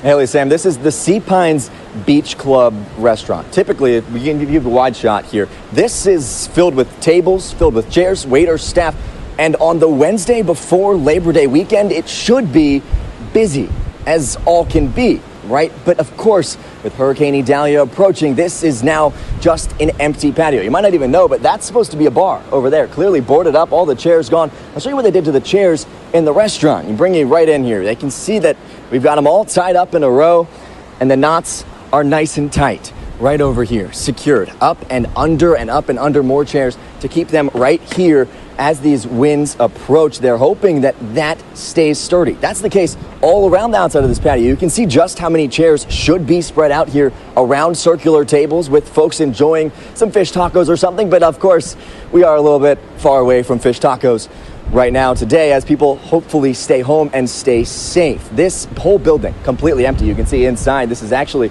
a massive 2-story restaurant. Our Ryan Tismaneski was up on top of it earlier today. I'm sure we'll be back there later tonight to give you a look out at the beach, but that's where we are. This is right on the beach. You can see the ocean just out here. You can still see, even from up here, the whitecaps that are being created by the wind. It's incredibly visible. It's obvious. And you know what else we don't see right now? Thankfully, we don't see folks in the water. That's what the town of Hilton had an emergency. We'll get exact numbers as they're able to go in and assess what the total storm surge was. And in fact, Idalia is the strongest storm to hit this part of Florida, to make landfall in this part of Florida in over 100 years. But FEMA and the entire Biden-Harris administration, we were prepared and we were ready to support the needs of this storm. As I mentioned, we have actually over 1,500 federal responders that are on the ground in the affected area. This includes over 300 personnel from FEMA, as well as over 500 urban search and rescue personnel ready to support any of the state's requests. As of 7:30 this morning, and I know these numbers are dynamic and fluid, but as of 7:30 this morning, there are nearly 300,000 customer outages for power in Florida, and we do expect those numbers to continue to rise as the storm passes through and goes into Georgia, and we'll see power outage numbers for Georgia, South Carolina, and perhaps North Carolina. Our partners at the U.S. Army Corps of Engineers are pre-positioned to support power restoration, and they have over 30 generators that are pre-staged. Additionally, the utilities are preparing for storm impacts, including pre-staging crews and equipment outside of the projected storm track. And the state anticipates a total of about 30,000 to 40,000 linemen in Florida to begin to assist in the power restoration efforts. People that are still in the storm's path, however, as you heard from Corrine, they should not venture out into the storm and remain sheltering in place if your local officials are telling you to do so. However, if you are in trouble and you need immediate assistance, please call 911. As you do go out, do not wade in the water. Do not drive through flooded roads and streets. Just remember, turn around, don't drown. Unfortunately, we see so many fatalities after the storm passes. We want to make sure that everybody is taking the right precautions to keep themselves safe. And as always, please continue to listen to your local officials as this storm continues to pass over Georgia currently and into South Carolina. Please check on your friends and your family and your loved ones, especially older adults and people living with disabilities, to see if they have any needs. In closing, I just want to remind people that this is still very much an active situation.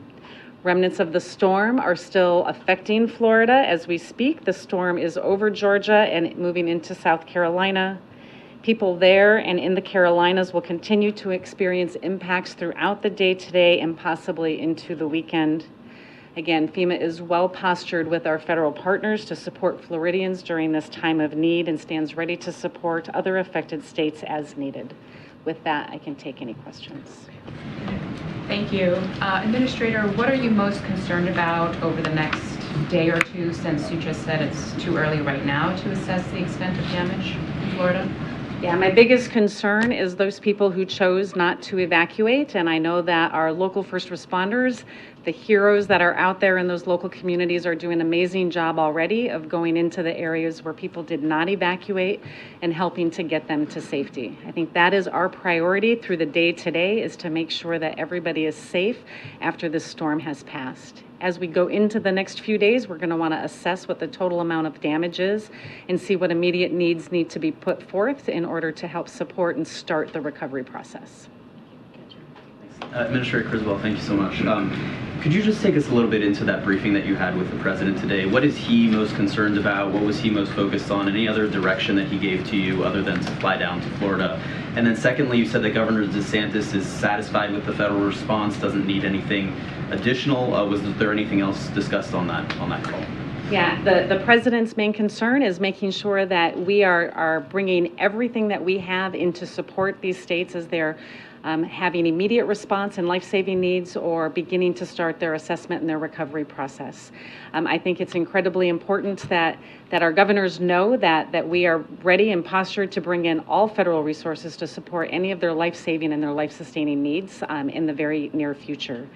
The conversation with Governor DeSantis was that, reiterating the fact that we already have over 1,500 personnel there in the area to be able to support. And the governor currently has no unmet needs, but as we begin to assess, right, as the governor assesses and as I get on the ground tomorrow to assess, we'll see what additional needs might be there and if any of those resources need to be employed or we need to move more into the area. Has the president spoken yet with the governors of Georgia or South Carolina as well, or any plans for that to happen? I believe he was preparing to contact them after I left so I could come to this briefing. Good job. Thank you. Administrator, to what extent do you attribute climate change as a cause of this storm and the other weather events that we're seeing over the last weeks and months? Yeah, I'm not going to attribute the cause of the storm, but what I can say is that we are seeing an increase in the number of severe weather events. And what we saw with this storm, as we have seen with several of our hurricanes over the last few years, is that they are intensifying more rapidly due to the elevated heat of the water temperature in the Gulf or in the Pacific, or whether it's in the Atlantic. These storms are intensifying so fast that our local emergency management officials have less time to warn and evacuate and get people to safety. This is something that we have to take into consideration as we build our preparedness plans, as our local communities build their preparedness plans on how they're going to communicate and prepare their communities for the types of storms that they're going to face in the future. And secondly, more specifically on this storm, do you have any sense, or is it too early now to say what the cost of recovery will require or will be? Yeah, it's far too early to even estimate what the cost is. It's still unsafe in many parts to even go out. That's what's going to happen over the next several days, is to really get a good understanding, an initial estimate of what we think the costs will be and what the amount of impact to these communities has been. Just to follow on that, with what you've seen so far, how long do you think it will take to get that full assessment, and how long will it take to understand the costs of the recovery efforts? Yeah, we have rapid assessment teams that have been pre-positioned, ready to go out as soon as it's safe to do so. And so those are personnel that will integrate in with the state personnel to go see what the damages are. But we also use technology, right? We use aerial imagery and satellite technology, and we use our geospatial information to get a better idea. So we don't have to physically put people out there, and it allows us to make these types of decisions much quicker than we've been able to in the past. And so, again, it will take several days to get a full understanding of what the initial assessment, damage assessment is, but it will take longer to get the full picture of the total amount of impact to these communities. And yesterday you had said that FEMA's disaster relief fund was running low. With what we've seen from this storm so far, there's also the Maui fires. Do you think there's enough funding? Are you confident there's enough if there's another extreme weather event in the next month? Yeah, so yesterday, as I announced, I directed my personnel to implement what we call immediate needs funding, and that prioritizes the remaining funding within the disaster relief fund to support those life-saving efforts. I believe through this effort we have plenty of funding to be able to support our ongoing efforts in Maui as well as this event, to include Florida, Georgia, South Carolina as needed. But we are monitoring it very closely, right? Every day we are looking at what the cost of these storms are as we approach the end of this fiscal year, and if we have another storm, we're going to have to closely monitor what impact that's going to have and any other actions we might have to take. Administrator, thank you for being here. As we do approach the end of the fiscal year, as you just noted, just getting a little bit down the road, these take weeks, months to recover. FEMA's involvement will go on for quite a long time. Back in 2013, when there was a government shutdown, FEMA had to furlough its non-essential staff right now. What potential impact would a government shutdown, as lawmakers have considerations about whether to fund the government, have on FEMA's ability to care for those in both Maui and in Florida? I mean, we always want to take account to what our personnel are doing and how we're using our personnel to support these events. A government shutdown does not impact our personnel that are funded through the Disaster Relief Fund, and so they're able to continue operating and supporting all of the immediate efforts and life-saving efforts that continue to go on. And we also, for our other staff, can designate our emergency essential personnel to support any life-saving efforts. And so we have plans in place, as we have gone through this before, on how we would staff our agency to continue to support those efforts. If I can follow up about the critical needs assistance that was provided to those in Maui, $700 in payments to individuals there, given the cost of living in Hawaii, specifically in the Lahaina community. Is anything being done right now? Are there considerations or efforts being made to try to raise that cap, that $700 figure for those who are there? Yeah, the $700 figure of critical needs assistance is really just that amount of funding for some of the very immediate needs that individuals have. Every year, the main part of our assistance, which is our individual and household program, adjusts annually based on inflation. This year, it's $41,000 of a cap that individuals can get. That will get raised after the fiscal year. I don't know what that number is yet, but we do adjust that main portion of the funding that goes to individuals annually based on inflation. So 700 is it for now, and then they can pursue those other monies going forward. But if people have run through that money right now, they're on their own until they get access to the further assistance coming. Yeah, and we already have, I think it was 12,000 individuals that registered for assistance in Maui, and somewhere over $15 million that's out on the street. That number could be higher right now from that other program. Thank you. I know that you and the governor and local officials, state officials have all told people they get out of the way of this storm. So my first question is, are you satisfied that people heeded those calls, both from you and local and state officials? And then secondly, you mentioned the search and recovery teams that are sort of deployed and ready to go.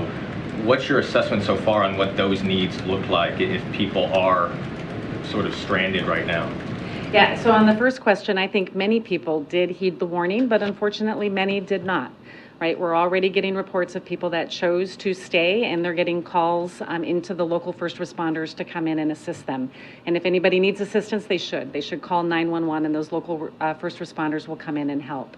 As far as the entire footprint of those resources that are available, it's a combined effort, recognizing the capability that the state already has with all of their resources, and we have additional resources that are integrated in with that operation. So if we need to immediately augment, we have resources that are ready to deploy as soon as requested, without hesitation and without interruption. But is it clear yet how many people may be stranded? Oh, I don't have a number on how many, no. From the initial assessment, what would you say are the most damaged areas, and what was the response from the population in those areas to the government's instructions? I would say that initial reports are in that Big Bend area that have had the greatest impact. They have experienced the greatest amount of storm surge. They experienced the greatest wind speeds. And so when we do get out to start assessments, that would be my anticipation of where we would experience the greatest amount of damage and impact across Florida. How did people respond in those areas? Again, I think many people did heed the warnings, and there was a lot of public messaging that went out there to let people understand that the danger is not just the cone of the hurricane, but it's the storm surge and the water, which is creating and causing the most fatalities in these events. But again, many people did not, as we are hearing about our first responders going in to support rescuing people from their homes that are now stranded. Okay, we're going to wrap it up way in the back and then edge. Thanks. On the immediate needs funding, I'm curious if you have recognized the potential long-term ongoing recovery efforts that could be at risk here. So if I understand the long-term recovery efforts based on right now, or what it looks like going into the next fiscal year? Going into the next fiscal year, which ones are at risk here if you do not get the funding you need? Yeah, so what immediate needs funding does is the work does not stop, right? The projects continue to go underway. Our longer term recovery projects for the variety of disasters that we've experienced over the year.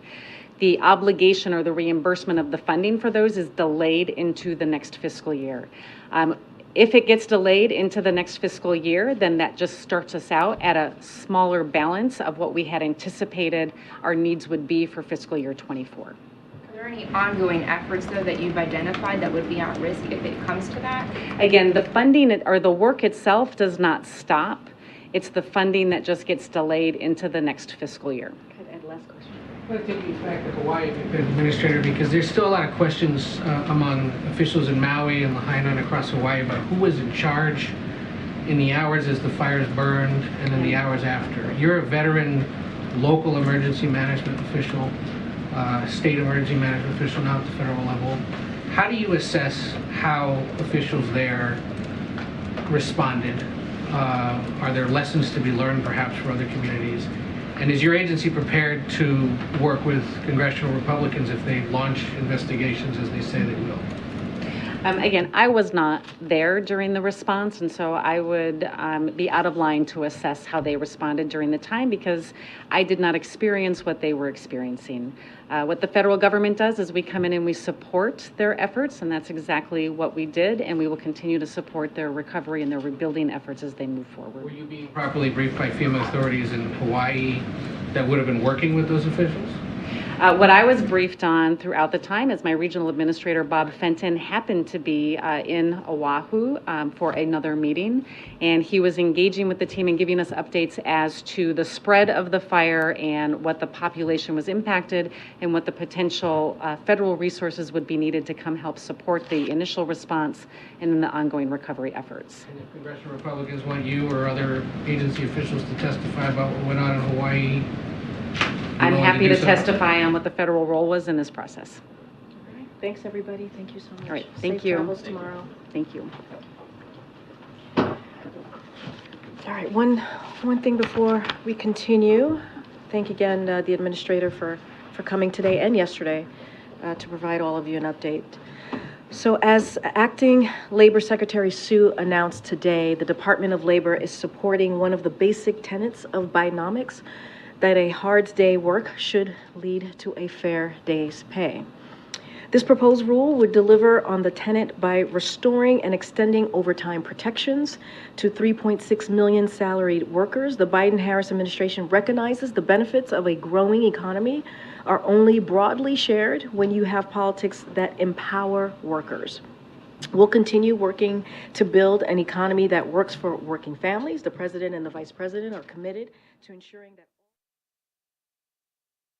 If that's okay with you guys, I'm just telling you what I'm doing over here in the back. So if that is hopefully fixed, we are looking at the path from Idalia, still bringing a weakening Category 1 hurricane over our area as we go on into this evening. It says at about 8 o'clock, we're going to try to get that system over into the area here and then quickly moving away from our region. So what does that mean for us? Well, again, that weakening storm over our area is going to bring some very strong winds, especially closer to the center of that circulation. So that's a lot of the inland areas could see some of the stronger wind gusts with this, but it's going to be moving quicker. So I think we're going to be seeing the impacts from the system getting out of our area much quicker. So we still expect to see that storm surge 2 to 4 feet, that evening high tide coming up about that 8 o'clock hour. We are looking at close to about a 10.3-foot storm surge. That'll produce some minor flooding and have that water putting over parts of Highway 80, it looks like. Now, gusts to 60 miles per hour or higher inland, closer to the center and possibly along the coast if we get any of those rain bands moving in. And with that moisture still coming in from the Atlantic and some of those rain bands, less friction over the water, they could have some higher gusts closer there. Now, our tornado threat is going to be weakening, decreasing here over the next couple of hours as a main batch of some of those outer rain bands, which we are seeing this morning, have moved off to the north of our area. So rainfall will be very dependent on where you live. Higher totals looking for some of the inland areas. Could be 6+ inches of rain there. Lesser amounts as we get closer towards the coast. So here's the convective outlook. This is going to show us where the best chance for seeing any type of tornadic activity is going to be. And it's kind of shifted a little bit further north now, basically up in the low country, including the Charleston, Myrtle Beach area, with more of a slight risk for most of our rest of the viewing area, including Savannah down into Darien and into the Statesboro area. Now, as far as the winds go, again, 40 to 60+ miles per hour could be anywhere, especially for some of the inland areas, especially where we have some of those heavier rain bands. That'll be the main threat, and that'll be mostly for the inland areas, including Baxley, Vidalia, Statesboro, Sylvania, Estill, into the Hampton area. You have a greater chance for seeing some of the heavier, steadier rain, while it's more scattered showers expected along the coast. But any of those rain bands can certainly produce some very locally heavy rainfall, but it should total lower amounts of rain along the coast. There's your tides. 10.3 feet still expected at the evening high tide. Minor flooding begins at 9.5. Major flooding is 10.5 feet. That's where we'll see Highway 80 closing. But I do think we'll have at least water over parts of Highway 80, at least the way it looks like. So here's what we have, what we expect if you're watching for the rest of the evening hours. Rain.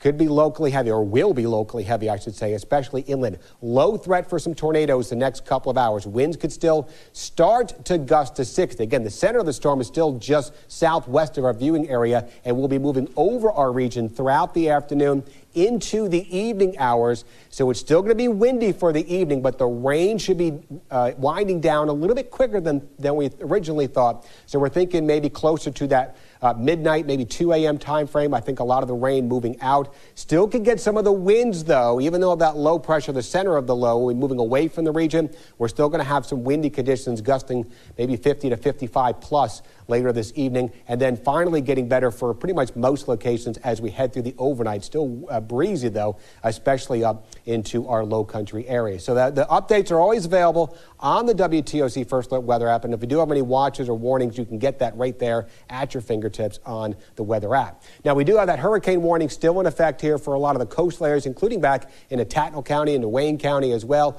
Tropical storm warnings, we don't have that hurricane warning, and their tornado watch still goes through 3 o'clock north of the Altamaha River. It goes through 10 o'clock for our low country counties because, again, that'll be the last place to see the center of the circulation moving closer to that area. Here's what we have as far as the winds, and the center of the storm, again, is closer to the Douglas area. We're looking at sustained winds at 32 miles per hour over in Douglas and Hazlehurst.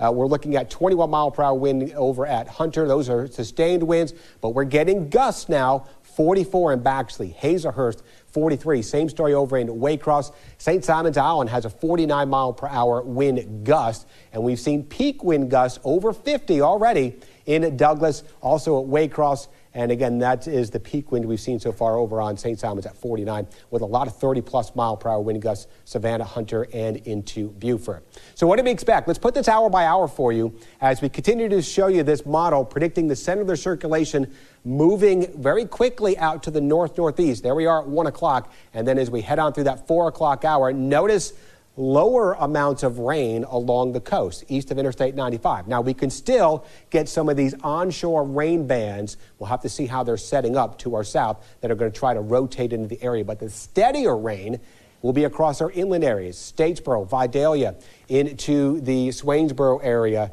over towards Metter and into Hampton, I think are the better potential for seeing the steadier rain. Now, this computer model gets a lot of that heavier rain out of here 8, 9 o'clock this evening, and then we start to dry things out. But it's still going to be very windy out there as that low continues to push away from the region. It looks like we're going to start to improve things after that midnight time frame.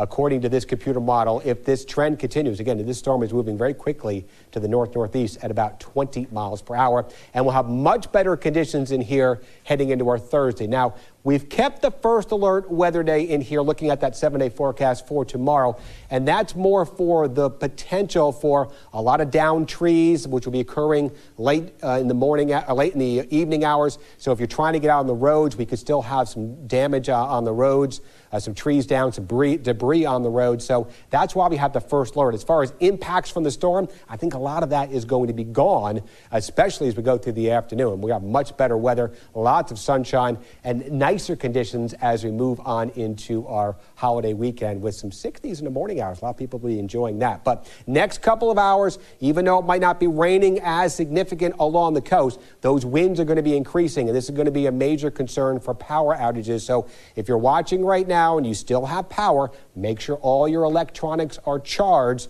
If you have those charging devices, make sure they are charged. If your power goes out, you can charge your phone and your tablet and what have you, and you can keep updated on the weather. We'll be here throughout the daytime. Meteorologist Jamie Ertl and myself, and we'll have more updates on all our social media platforms. All right, thanks, Dave. Now, speaking of power outages, we do want to give you an update on some power outages as the storm continues to move in across our area. Yeah, Sam, Georgia is close to passing 100,000 people without power across the southern part of the state. So we're going to bring up a map here. Now, keep in mind that this shows power companies from across the state, not just one or the other. So some of these red and orange areas on this map are the ones that are more severely impacted. Yeah, and obviously it kind of makes sense when you saw Dave giving us the track of that storm, that's where it would be, and it wouldn't surprise us to see that expanding and that red kind of moving along with the storm, of course, coming towards our area. You see that Chatham County low right now comparatively, but that's a number we expect to climb. That's why Dave was giving those warnings. Get stuff charged. Winds are coming. Be prepared. Absolutely right. It looks like, those outages do fluctuate by county up towards our more northern parts of our viewing area. Not quite as bad. In Bullitt County, only looking at about 50 or so that are out. That compares with numbers that are in the thousands in some of these darker red areas near the Florida state line. But luckily, it looks like there are counties in our viewing area who have been unaffected. But even if you don't see that much storm damage in your area, it's very easy for the power to be knocked out by these high winds or anything like that. So you are likely to be affected by that throughout the day. I mean, another look there, Tatnall only has about 10 people out right now. But again, those darker areas are the ones that are more affected. And that has fluctuated throughout the day. I mean, for example, in McIntosh County, they had a higher number of people out this morning. It came back, went back out again. Things like that could continue to happen throughout the day. Yeah, we appreciate our power crews doing what they can. Absolutely. One of those counties that's still in the path of some of the worst of the storm is Bryan County. That's right now where our Anna Stansfield is. I believe she's out at Fishtails. Anna, how are things looking right now?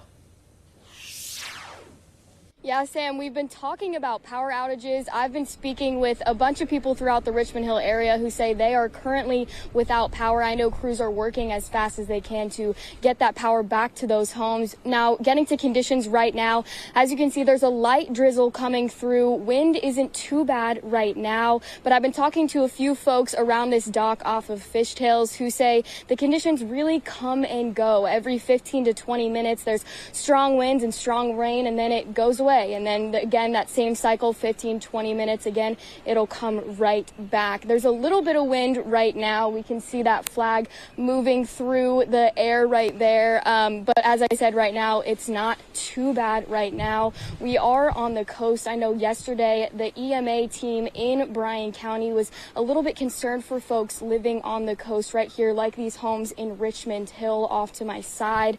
They were told to, recommended to move to some higher ground. If they have any family in the area, just get out of their house that might be affected by any flooding in the area. They did, however, have some places throughout the county, different fire stations, things like that, where they were giving out sandbags. So I know if folks were planning on staying, they had the opportunity to get those sandbags to prevent flooding as much as they could in their homes. Right now, I haven't spoken with anyone who has experienced any flooding yet, but of course, we will be keeping you updated as this day continues and as this storm continues to grow. But for now, that's all I have. And back to you, Haley and Sam, in the studio.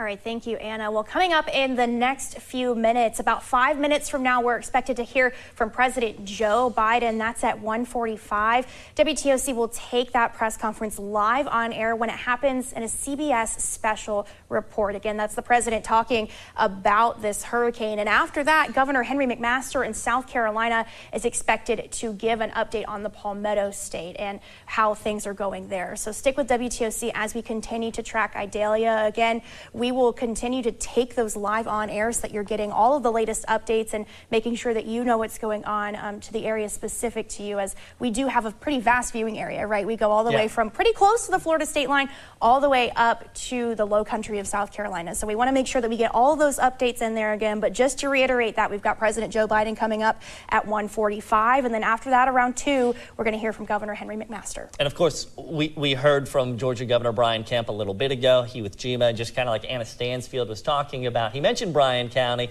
Chatham County, some of these coastal counties. Is we still could see a lot of water damage coming from that. So I know they'll give us the latest. But Haley, we do have some new video out of Florida as well. They were hit earlier today. This is damage in Sarasota. You can see a tiki bar and a marina. That's kind of the images we're getting from here. And the truth is, you really can't see a tiki bar or a marina here. There's some of the remnants of what, after the water receded, I imagine. Yeah, definitely just water taking over that area right there in Sarasota, an area that's definitely familiar with weather like this. But as you can see there, I mean, that looks like a sailboat that's made its way onto the sidewalk there, maybe, and definitely some boats that are still docked, but you know, not many places for those boats to go, right, once this storm surge starts to come in. But we want to take a look now, too, at some video coming to us from Horseshoe Beach.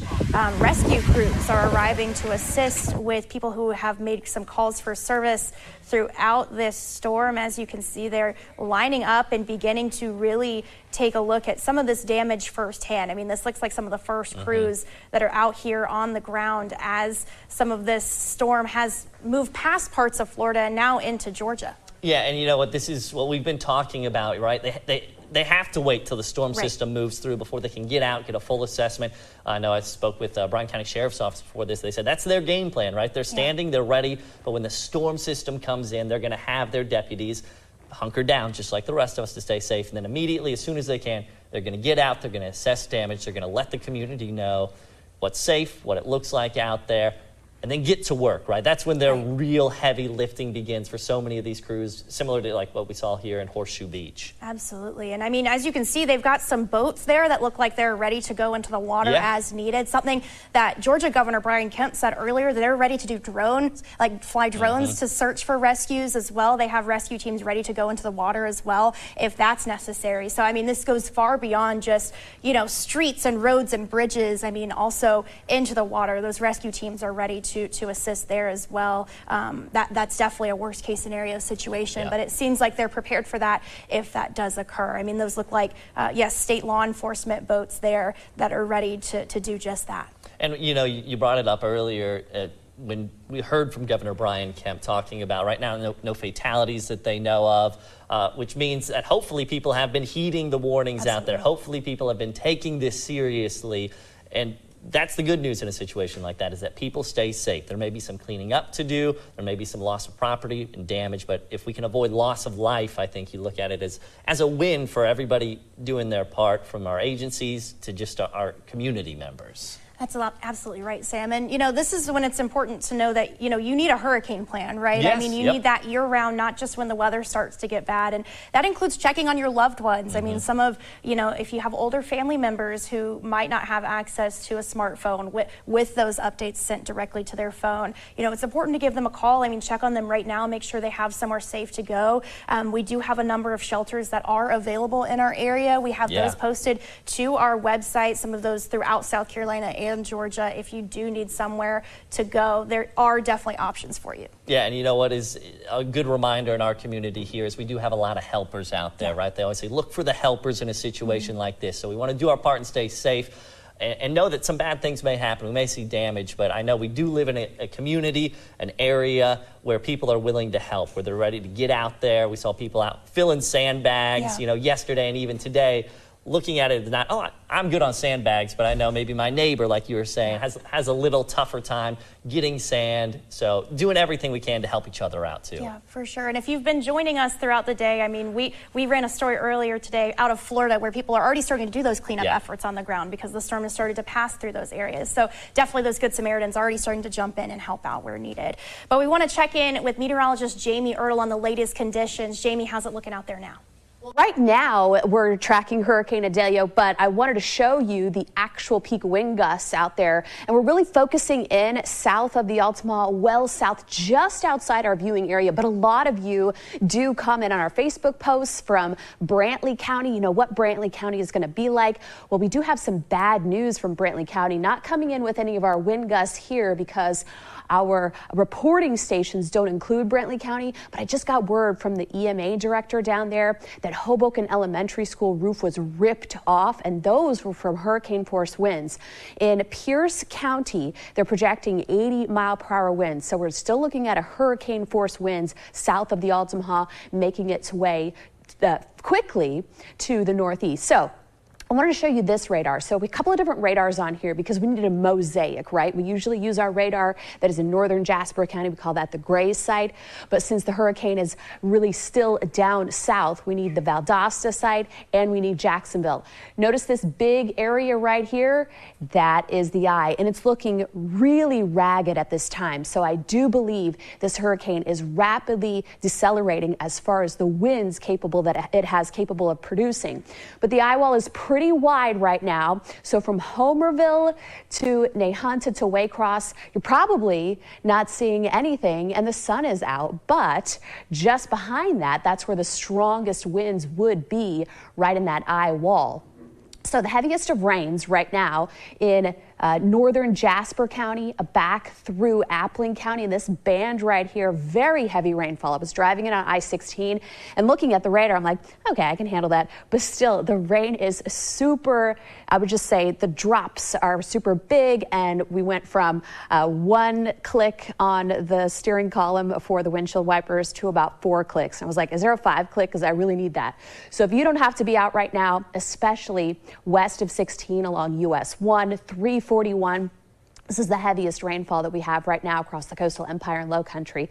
And still, it gets heavier as you're making its way toward Vidalia. So this is going to wrap around this way. So this heavy band of rain, this isn't going to Hinesville. This is going through Baxley. This is going to clip through Montgomery and Southern Tombs and then wrap around and then continue to move off to the northeast. Statesboro, you're getting a couple of lighter moments, but the west side of the county and in Candler County, the heaviest rainfall still. And a band right here in Hinesville. Don't want to count that out right there. But right now, we're not seeing any rotation. So I was thinking like, wow, that must have been a tornado that came through and ripped those winds off at Hoboken Elementary. But no, those were hurricane force winds, and you could actually see the beams. I'm going to share that pretty soon, but I just got word from the EMA director before I went on air.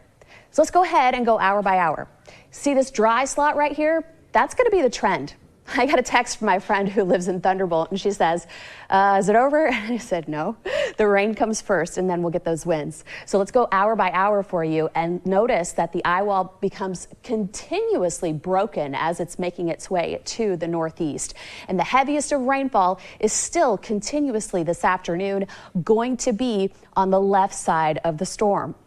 But good thing is that the threat for tornadoes is actually going down. It's not none, but it's going down after a very active morning. So watch as how this continues to move through the low country about midnight. We've actually taken the first alert off the table for our Thursday because this storm is moving so much faster. Normally when storms hit land, they kind of slow down and they sit, but the steering currents with this, it is just moving and grooving. So we're going to get another update from the EMA, and we're waiting for the president to come and talk to us. But for now, I'm going to send it back to the desk. Yeah, Jamie, we are waiting on President Joe Biden. He's expected to have a press briefing any moment now, really, sometime before 2 p.m., I believe, about Idalia and its impacts. And I'm sure there'll be some sort of federal update as well, potentially FEMA, anything like that, what those efforts look like from the national level. And you know, I think it's important. Jamie touched on this. Dave touched on this. Some areas not seeing a lot right now. You've got power right now. You're thinking life's good. Well, this is the time, as we've been saying, get your devices charged up. Start downloading apps you might need. Even saving phone numbers that you might not have or be able to access so you can call your loved ones, you know, emergency personnel to be able to help you out. So this is the time to do that. This isn't the time just to sit back and relax. This is where you prepare and get ready for what's still on the way. No, that's a great point, because I think people forget that you might not have as many phone numbers memorized as you used to, right? Yeah. And that may be a generational thing, but it is good to know to have those printed out if you do need to know that, you know, to call anyone in a time of need. But we do have a crew on the ground in McIntosh County near Darien. That is our Lindsay Stinger. It looks like she is right near the Darien Bridge and joins us now. Lindsay, how's it going out there? You're up. Sam, Haley, we are out here at the waterfront of the Darien River Park, and we were out here earlier around 8 o'clock, and I'll tell you what, it is a complete difference. Not so much rain, but man, there is one heck of a windstorm coming through here. And actually someone who has seen this river up over the years, Mr. Blake Stevens, he's lived here for a while. He says about 5 years he's lived here, but he's been in and around this area for most of his life. So is this the worst that you have seen, you know, this river and just the winds that are coming through here? Yeah, this is the worst I've seen in a long time. The winds are pretty strong. Main thing right now is just concerning of how high this water is really going to get. And the trees around here with the wind, because it's pretty strong right now. Yeah, and but what's funny is he's not fazed by it. You're out here with your family, you guys are walking around, you guys are seeing it. So is there any fear that you have with this wind coming in, or is it just hunker down and let's figure this out? Yeah, I don't have any fear of it. I live more up on this bluff, so I don't really have to worry about the water going up to me. In the city of Darien, we have a lot of old oak trees, so the more water we get and the stronger winds we get, that's a fear. I have a really old tree in my yard. I got a fear of that. But other than that, no, I'm not feared. I worry about the water and to see how, you know, what damage it can cause down here. I mean, we got a local restaurant right here. We got other restaurants along the path. And more so, that's the only thing that I worry about is just how high the water is going to get. So I do ride down here and check it periodically. Yeah, and I know that we spoke to the emergency service manager just recently, and he was saying that you guys haven't had a hurricane in a very, very long time, almost a century. Is this shocking that, you know, you are coming out, you are seeing all of this wind kind of ripping through the area? Yeah, it's pretty rough right now. I think maybe Matthew, or maybe back in 2013, there might have been some, but this is pretty rough. And I'm sure it's going to get a little worse before it gets better. Yeah. All right, well, in McIntosh County, it's Lindsay Stenger, WTOC News. I'm going to send it back to you guys in the studio. You can definitely see the wind whipping that water right under the Darien Bridge there, right where they're standing. I mean, again, that town is right on the riverfront right there, and she was in the riverfront park, which, you know, has that water go up right next to it, almost similar to like a Plant Riverside situation in Savannah. Okay. Yeah, and you know, she pointed it out. It may not look worse rain-wise, but that wind, we saw them out there earlier, has picked up. So a good reminder, it's going to come at us in different ways at different times. We do have our Dow Kennedy joining us now live. He's out in Statesboro, and looks like a little rain out there, Dow. Sam, I am down here on Highway 80, right on the south side, like you're going toward Brooklet. You can see Highway 80 back behind me, and you can see wind has picked up just while Lindsay was talking. The wind has picked up. This rain is starting to come down a little harder. We have seen bands throughout the morning as it would rain sideways, as one of those bands would pass through, and then it would let back up. And so we're going to expect that to intensify through the afternoon. Talking with Bullitt County's public safety folks, they expect these conditions to deteriorate through the afternoon. The rain will remain a constant, the winds will pick up, and then they will just stay sustained throughout the rest of the storm as it comes through the heaviest point through this area. Inland counties are expecting 4 to 8 inches of rain. Talking with the road folks here, Dink Butler and others from the transportation department, they expect several dirt roads will be impassable. They will deteriorate through the afternoon as that rain comes in, not just the standing water, but if that water passes through a culvert or from a branch under the road and those culverts get overwhelmed, The rain will be passing over the dirt road and it'll start washouts through that area. So they're asking people stay off the dirt roads unless you just absolutely have to. If you live there and you've got to get home, take that route and stay put. And that goes for a lot of folks in the county. They're asking people, if you don't have to be out, if it's not an emergency, stay where you are and ride this out. Getting out for, a whole lot of reasons just doesn't make sense at this point. It's getting to the time where the heaviest part of this storm is going to start passing through this afternoon. They're asking folks, get in place, get home, or get to a sturdy structure where you can ride this out safely, because things will get worse. They've got deputies that are out on the road monitoring situations. They've got a few isolated trees down that may be causing a power outage. They are working through those right now, trying to get them done before the worst of this storm comes through. But you can see a little bit behind me, you can see the rain starting to come down diagonal. Not a lot of traffic on the road. Folks are heeding that warning and trying to get in place and get where they're going to go. A lot of businesses have closed for the day, or they announced yesterday they weren't even going to be open, but a lot of them have closed midday or late morning, closed to let those employees get home. East Georgia Regional Hospital closing a lot of their offices for non-emergency care, getting those closed down so folks don't have a reason to be out and they can get home and stay home. Schools have been canceled for today. They did that yesterday. So lots of people are heeding the warning. They are waiting to see what this thing does. And we see the conditions, winds as they pick up, this rain starts coming down diagonal and then it'll start coming sideways. So they are anticipating that. They're just asking people, get in place, stay in place. Don't create an emergency that they've got to deal with during the brunt of this storm. They said they will be out immediately after this storm is over to start dealing with the aftermath, but they cannot be out while it's going on. Ambulances will be parked and waiting. They'll be on standby, but they will be parked. They can't get those emergency vehicles out in the midst of the storm.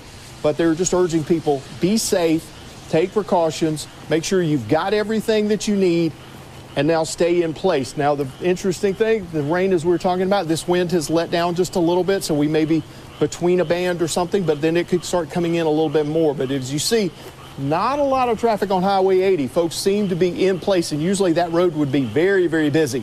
So folks are listening to that. They're heeding the warnings and starting to stay in place, and that's what they're urging folks to do. In Statesboro, Dow Kennedy, WTOC News. Back to you guys. All right, thank you, Dow. We do want to take a live look now from our storm chaser that is on the way to Effingham County. It looks like they might be on 16, Sam, maybe.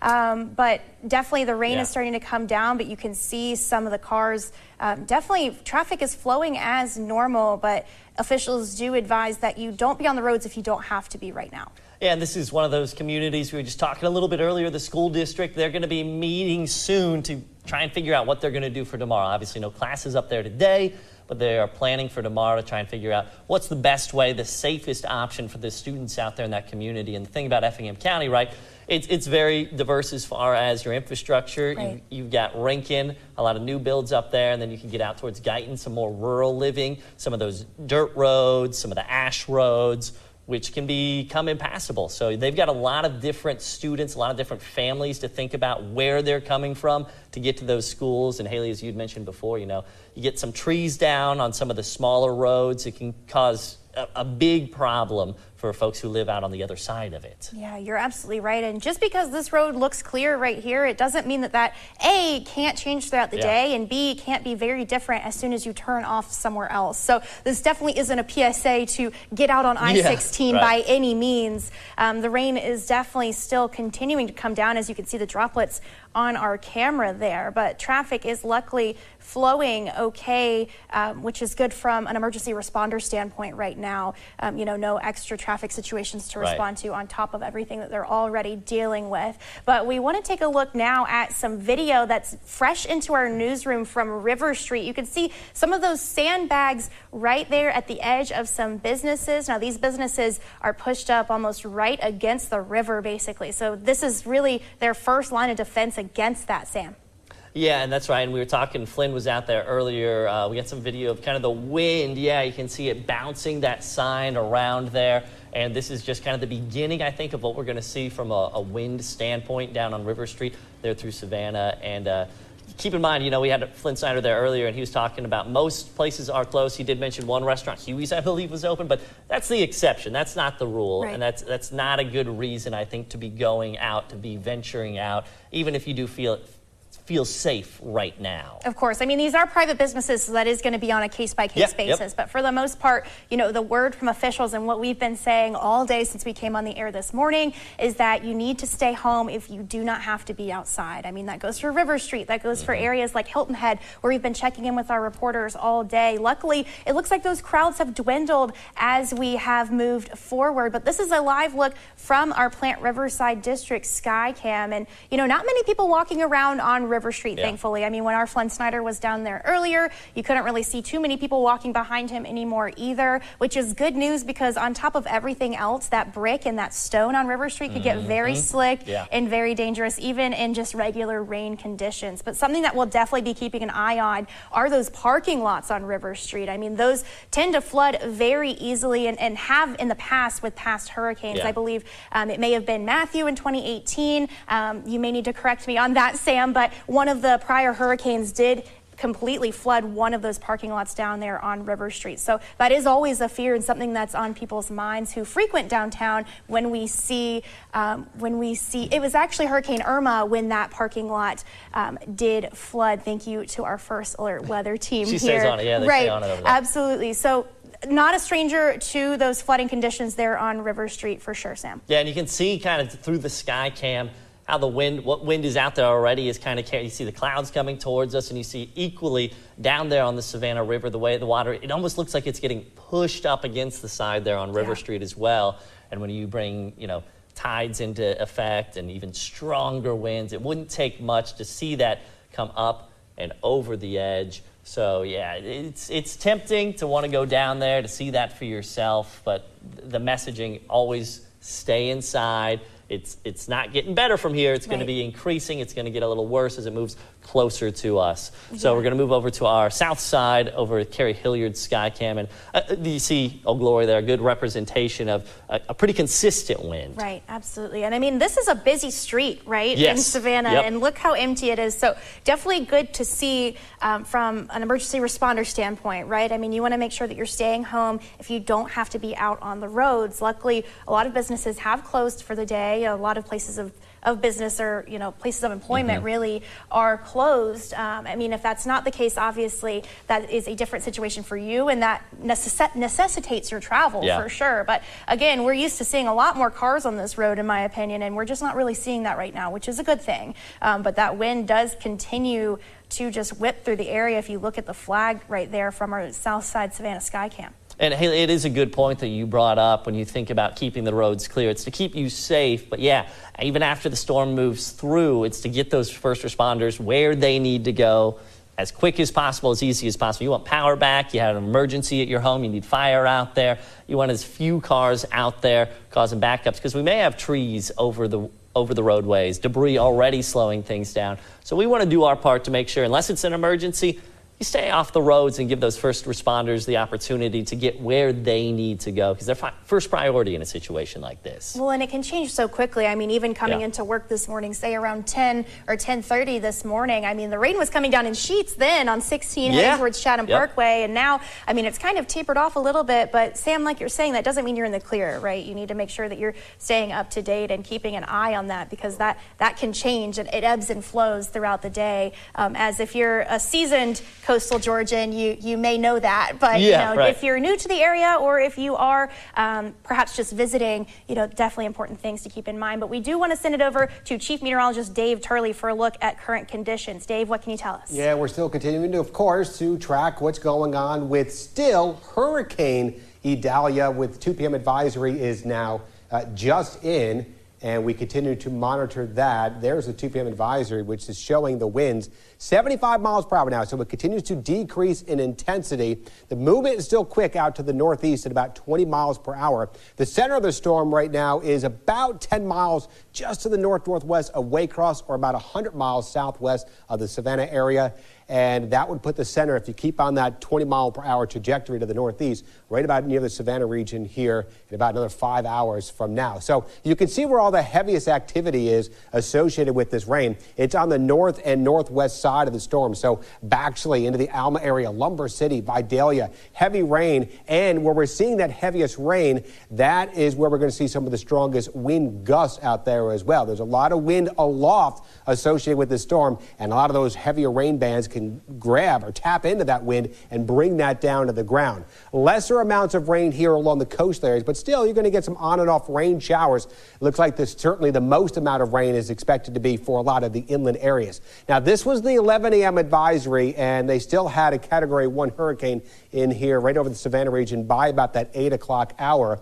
But again, it's already weakening a little bit more than that. So we'll see what that next 5 o'clock advisory, when we get that new track and intensity coming out there to see what happens with that. It's probably going to be decreased a little bit down to a tropical storm. So impacts really haven't changed all that much. We're still looking at a very low-end tornado threat, especially up in the low country areas. That's with the moisture coming in off the Atlantic. There's your winds gusting 60 miles per hour or higher, especially in our southern and western regions where we have that heavier rain. That's going to be able to tap into that upper level wind and transport that down to the ground.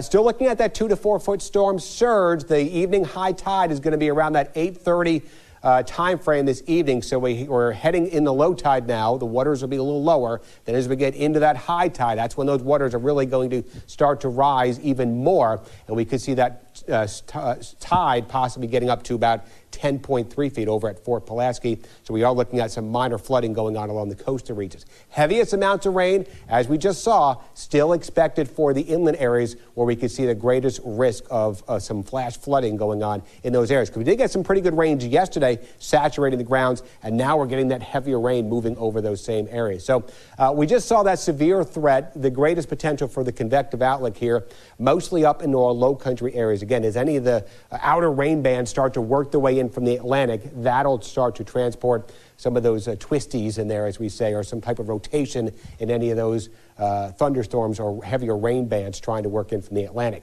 As far as the winds gusting, again, widespread 40 to 60 plus miles per hour. We can get some higher gusts than that, especially in some of those heavier rain bands. Again, it's still a hurricane as it's just south of the Alma area, so we could get some stronger winds in there. And we just heard meteorologist Jamie Ertl talking about the damage we had over in the Hoboken area, the elementary school, with the winds knocking off the roof of that school. So a lot of wind associated with this, and that'll be the main concern in the evening hours for power outages. Trees coming down, unfortunately, will be a big concern later on today. Highest amounts of rain will be for the inland areas, lesser amounts along the coast. And again, there's the tide right now expected to get up to about 10.3 feet. We're going to keep that rain and wind threat going through the evening hours. The low pressure should be moving out of the area. The low pressure we're talking about, which is Idalia, getting out of here this evening. So for the overnight, improving conditions. I think a lot of the rain will be over. It's still breezy, but we are going to be seeing at least a chance for some scattered showers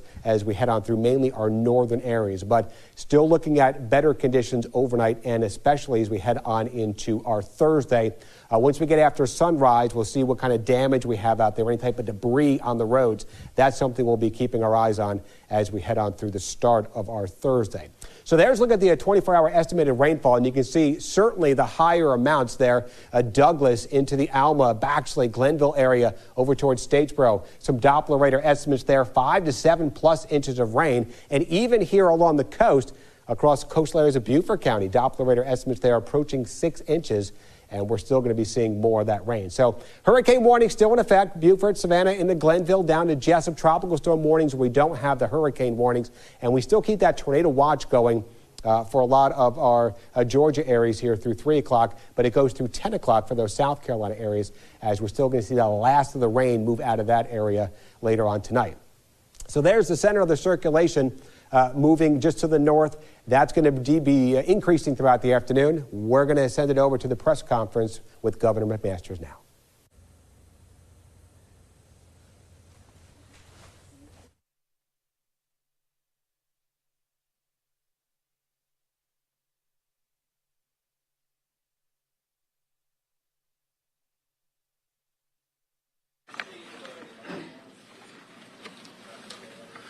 Okay, everybody ready? Everybody turned on? Okay, this is Josie McDaniel. Where's there's Holly? Holly May, glad to have you with us again. Chaplain John Denny. Thanks, sir. Good afternoon. If you're a praying person, please pray with me. Oh Lord, as the storm approaches, we ask that your hand of protection be upon South Carolina. Protect our citizens and watch over those who serve the state during and after the storm. Help people use sound and wise judgment in response to this storm. Help us to not be complacent. We praise you in this storm and ask for your mercy. May our citizens look after each other and keep one another safe. In your name I pray these things. Amen. Amen. Thank you, Chaplain. Well, we have a lot of information for you, and I'll start just briefly. The storm is weakening as we know. It came into Florida. It's about 125 miles an hour. At noon, it was down to 90. Now, right now, as 2 o'clock, it's down to about 80 miles an hour. That's still hurricane strength, but it's not here in South Carolina yet. We don't know exactly when it's going to get here, and of course the winds will get here before the center of the storm gets here, but any time from about 6 o'clock on, everybody needs to really be on their guard, and they need to go ahead and prepare right now. This is not as bad as some that we've seen. We don't think it's going to be as destructive as some, but it is going to be destructive. It's going to cause, be high winds, be a lot of water, particularly, of course, in the low country. Estimates are that up around Myrtle Beach, from say maybe above Georgetown to Myrtle Beach, it might be 1, 2, maybe a few more feet, but down in Beaufort it might be higher than that, maybe up to 3 or more feet. And John Quirello will give us more details on that. Of course, it's changing. It may go up to 5 feet in the Beaufort. We just don't know. But we're hoping that it'll weaken as it goes across ground, which is what they usually do. There's going to be a lot of rain. There'll even be rain in the upstate. We're going to have flash flooding. And we again ask everybody to realize that these storms are dangerous. There'll be water on the roads. There'll be water that does not appear to be deep. Your car could get flooded out. There could be a hole in the road. It could be washed out. If you can't see the road, then don't ride on it. Be very careful. And stay inside. Tonight there'll be winds all over the state, particularly more in the coast up towards the Midlands.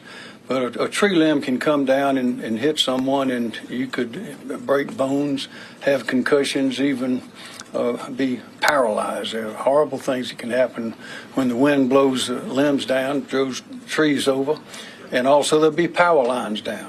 All the power companies are making preparations. They already have vehicles and people and equipment out already pre-staged in order to restore power as quickly as possible, but we know we're going to lose some power. So that is the overview. We had a meeting this morning. We've been in telecommunication with the counties. Everybody's ready. Everybody's prepared. And of course, we're operating under an executive order, which I issued yesterday, that allows us to move people and equipment much more quickly. We are not going to have any evacuations. We're not going to have any closing of state agencies. I repeat again, this does not appear to be one that requires any evacuation orders or closing of state agencies, but some of the schools are closed, some of them are, and we urge them to try to open back up as quickly as possible. The longer the schools are closed and the children can't go to school, then we know those are consequences for that as far as learning. I'd urge everybody, once again, get your information from official sources. There's always a lot of chatter in the social media. A lot of it is right. Most of it is probably wrong. But if you get your information from official sources, you'll be much better informed. So again, this is not something we haven't seen before. There may be newcomers to the state that have never seen a hurricane, never seen a flood.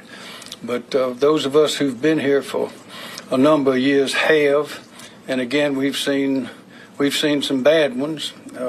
One of the worst was Hurricane Hazel back in the 50s. Another was, of course, was Hugo in 1980-89.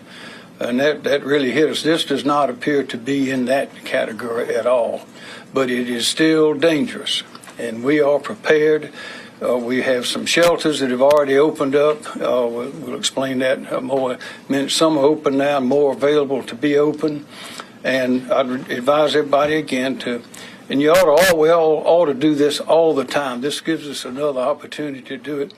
Get all your papers, important papers together that you have to leave the house and can't come back.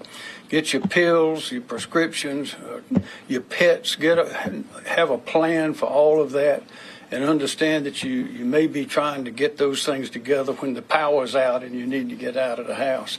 But until you have to get out, stay home. Stay home tonight. Don't go sightseeing to see what's happening. Don't go driving around. There's nothing good going to come from that. So we've been through this before. We've been through a lot worse than this one appears to be. So we are ready. Your team all across the state is ready, and we want everybody to be as ready and prepared. Don't panic, but be prepared and get your information from official sources. Director Stinson, Emergency Management Division. Thank you, sir. Team South Carolina has had a lot of experience with preparing for, responding to, and recovering from hurricanes and tropical storms over the last few years, and that's probably our greatest strength that we have as a team. As the governor mentioned, he issued a state of emergency yesterday, which included activation of the State Emergency Operations Plan. Activation of that plan allows us to coordinate state resources more efficiently and operate under the emergency management framework that has worked well during many disasters, again, in the last several years. The State Emergency Operations Center here has also been activated and will be staffed 24 hours a day for the duration of this event to coordinate state response efforts. And current priorities here at the State Emergency Operations Center include support to counties, that's our primary mission, and contingency planning for possible transportation, additional sheltering, supply, and equipment missions. We started conducting county coordination calls Monday to share information and identify any issues. And we've had a robust logistics system to assist local authorities, and that system has been validated again extensively over the last several years. We've only received a few requests so far for support, and that includes sandbags and shelter management. And those have either been filled or are being filled. As the storm moves through South Carolina, residents should keep in mind a few key points. Some of them the governor's already mentioned. Stay tuned to local television and radio stations for emergency information. Heed warnings from local officials.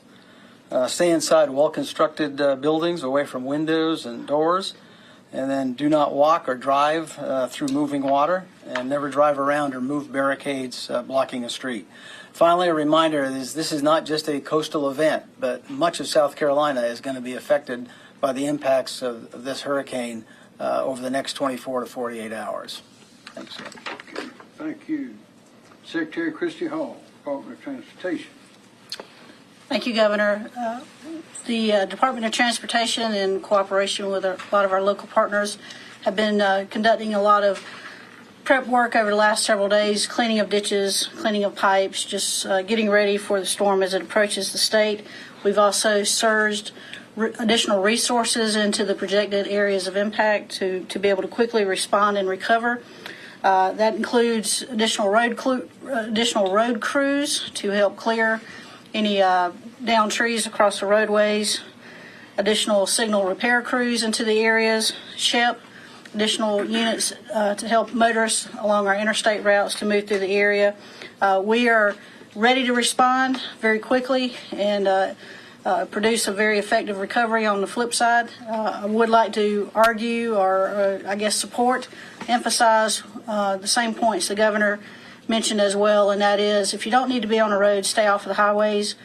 We do expect some flooding of the roads as the storm moves through the state, and then once we get into Thursday and the storm has exited the state, just be on the lookout. Be safe as you travel throughout the state, and watch out for not only the road crews that are working on the recovery, but all the other first responders. Governor, thank you. Thank you, ma'am. Director Edwards. Thank you, Governor. As has been shared by the Governor and Secretary Hall, we are expecting power outages due to the storm. Statewide, we anticipate that number could be around 200,000. Restoration efforts cannot begin until the winds have died down. So restoration efforts would begin once winds are consistently below 35 miles per hour. I would also point, just because of the timing of the storm, obviously the utility crews will be out there in daylight, but they cannot operate at night. Just a few reminders. As has been mentioned, you could encounter down power lines. If you do encounter a down power line, please report it to your utility, but stay away from any down power lines. And also, do as well, if you have an outage, don't just assume that your outage, the utility knows of it. Do report any outages. And if you have the ability to use, our utilities have apps. So if you have the ability to use an app, do report that outage.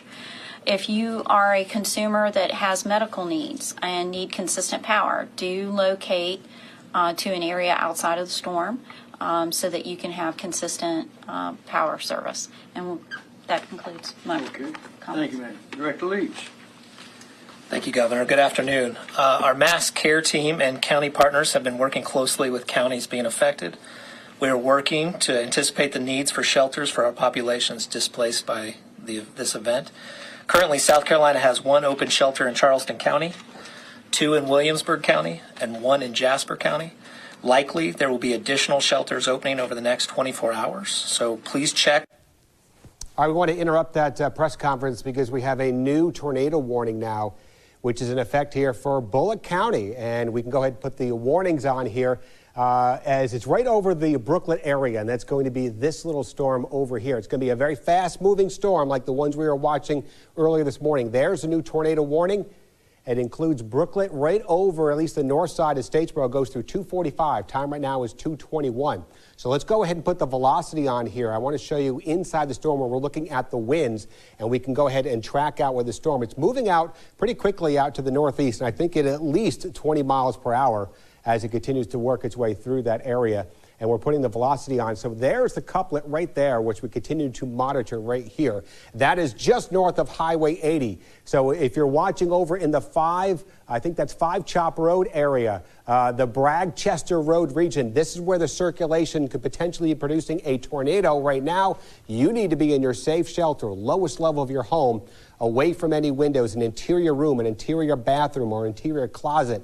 Not a bad idea to go ahead and bring a pillow or some type of helmet to protect your head from any type of flying debris, because we are definitely seeing some rotation associated with this. This is right over into the Brooklet area. Here's Highway 80, just south of Georgia 204. There's the circulation, and these scans which we're watching are generally a minute or two behind. So with these things moving, that circulation is probably up right over the Zetwell Road region, heading up towards Franklin Road. So if you're watching over in this area, this is where the storm is going. Jamie, is it still going? I think it was 20 miles per hour as we took a quick look at that. And we'll put a tracker on there as well if we can time things out for it at 20 miles per hour. But so if you're watching anywhere here just south of Georgia 24 and in between there and into Highway 80, just to the east of the Statesboro area, just north of the Grimshaw region.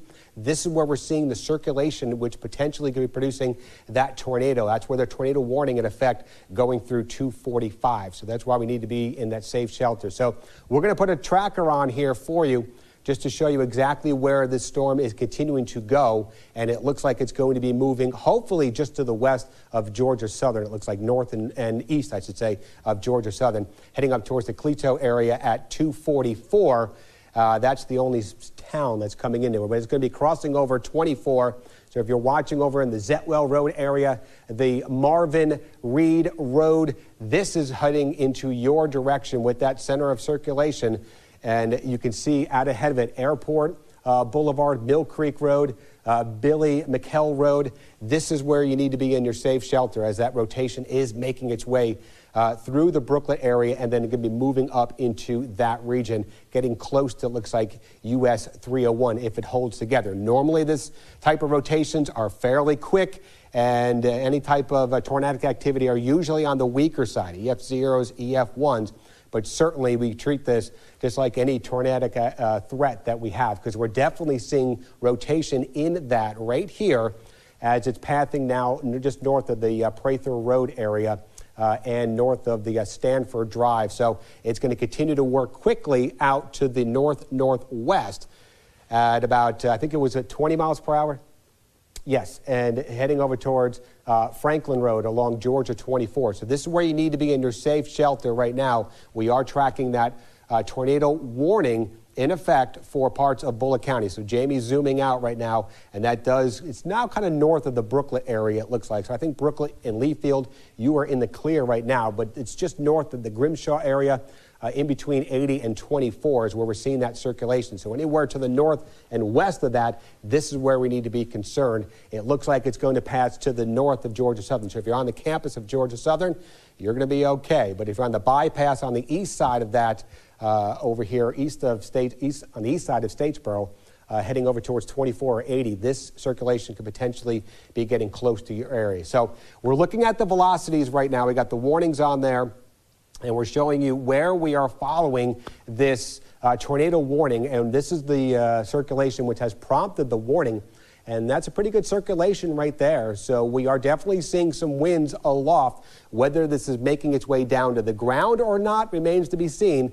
But we are looking at the radar, which is definitely picking up on that circulation signature. So that potentially could be producing a tornado at any time. So we want to make sure you are prepared and aware of that, where the storm is and ahead. So if you're watching anywhere here along Georgia 24, this is where you need to be in your safe shelter here in between 80 and 24. So again, when you talked about the names of the towns and the streets here, we're looking at the Five Chop Road area, Zitwell Road area, Bragg, Chester Road, anywhere along here, those roads, this is where you need to be in your safe shelter. If you know anybody who lives out in that area, maybe they're not paying attention to what's going on, might want to give them a quick call, give them a quick text, let them know that they're going to be under that tornado warning here going through 245, as we're definitely watching rotation trying to make its way through that region.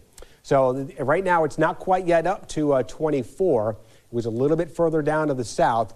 This scan here looks a little bit better. This is the correlation coefficient. So basically the correlation coefficient is what we're looking at right here. That tells us what's into the air, any type of debris signatures. When we look at the correlation, we want to see everything the same. So raindrops will have the same correlation all around them. If you have any type of debris in there, whether it's any type of metal or wood, it'll have a different correlation than the rain, and it will show up here as a debris signature. So there is the velocity again. And this is showing us where we are looking at that rotation here just north of Highway 80, north of Brooklyn, north of the Grimshaw area. This is going to continue to make its way out to the northwest. It's moving at about 20 miles per hour. That's moving pretty quickly. That signature still holding together. We're seeing that right now over in the Stanford Drive area, heading up towards Zetwell Road. We are seeing that in the Burkhalter Road region here, where it looks like it runs into Zetwell Drive. So if you're over in that intersection, this circulation is probably right over your area now. Again, this scan is probably a minute or two old, with it moving about 20 miles per hour. It's continuing to work its way up right over here towards over Zetwell Road region, and then continuing to head over towards Georgia 24. So again, make sure if you're watching this, we want to make sure you are aware that that potential is going to be there for this to actually producing a tornado. We hearing anything in chat, Jamie, about this actually of any type of damage or anything over in that region? Of Statesboro, and that was 2 minutes ago. Yeah, so we're in the National Weather Service chat area, and they're talking about an impressive signature into that region. It's the same one that we are showing you right now. That's why we have that tornado warning, as you can see in that outlined red area, including the east side of Statesboro, especially on the bypass of 301 into the Cleto area, right over, it looks like Georgia 24. that's where we are seeing the thunderstorm, the heavier rain band, the thunderstorm capable of producing that tornado in that region. So this is a look at the reflectivity showing us where we're seeing the heavier rain. And if you look at the velocity, that tells us exactly where we are looking at the winds inside that storm, which could potentially be producing that isolated tornado. And here at 229, you can see that scan really picking up that tornado signature right there. That is the rotation signature. We got the reds here with a little bit of some green embedded in there. Those are the reds, which are the winds which are going away from the radar, and the green is the winds which are going towards the radar, which is located up in northern areas of Jasper County. So that tells us we're definitely seeing rotation in there. It doesn't tell us if it's making its way down to the ground. That's where we need reports on the ground if we hear any reports of any damage.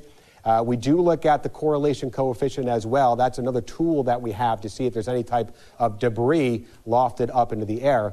But normally these types of tornado warnings are usually very quick. You get a lot of rotation in there pretty quickly, and then it usually dissipates like we saw earlier this morning. So that's the latest scan. That's looking much better than the last scan that we just saw out there.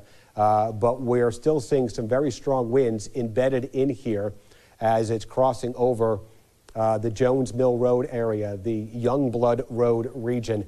The tornadic signature not as impressive as it was during that last scan. So hopefully that trend of a weakening trend in that rotation will continue as the storm moves over there. So let's take a little larger view. Can you put that back into motion too? Take a little larger view. A wider view, just right there, that's good. And then just put that into motion over the last half hour just to show you where we have that debris signature. So you can see the motion of that. There's where it kind of started. Didn't last all that long, and now it looks like it's getting not as impressive, but it's passing here a little bit more out to the northwest, getting over towards 24 and 301, the intersection there on the east side of the Statesboro over in the bypass area. Georgia Southern, again, this rotation is passing out to your north. You're going to be okay with that. We switch, kind of zoom on in a little bit if we could over in that area, seeing a lot of the heavier rain. But it's going to be right over here. Here's a 24-301 intersection. That's where the velocity signature is showing us where we're seeing that potential stronger winds, not as impressive as it was just a couple minutes ago on that last scan. But the Weather Service is going to keep that warning going just to make sure. We'll probably give it another scan or two to make sure they're not seeing any type of redevelopment with this. Sometimes these tornadic signatures can reappear pretty quickly out there. But as of right now, we put that back on. There's a tornado warning, which includes parts of Statesboro, at least on the east and north side, not including Georgia Southern. You're not under this warning as of right now. And we put the back on the velocity, which really shows us where that storm is.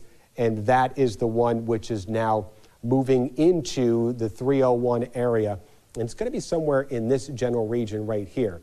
So that, again, it's not looking as impressive as it was earlier. It's probably a little bit further out over here, closer to the Brandon Road, Moss Creek Circle, the Pegwin Boulevard, Eastview Apartments Road. Here's 24, and this is the 301 intersection. That's about where that circulation was trying to move.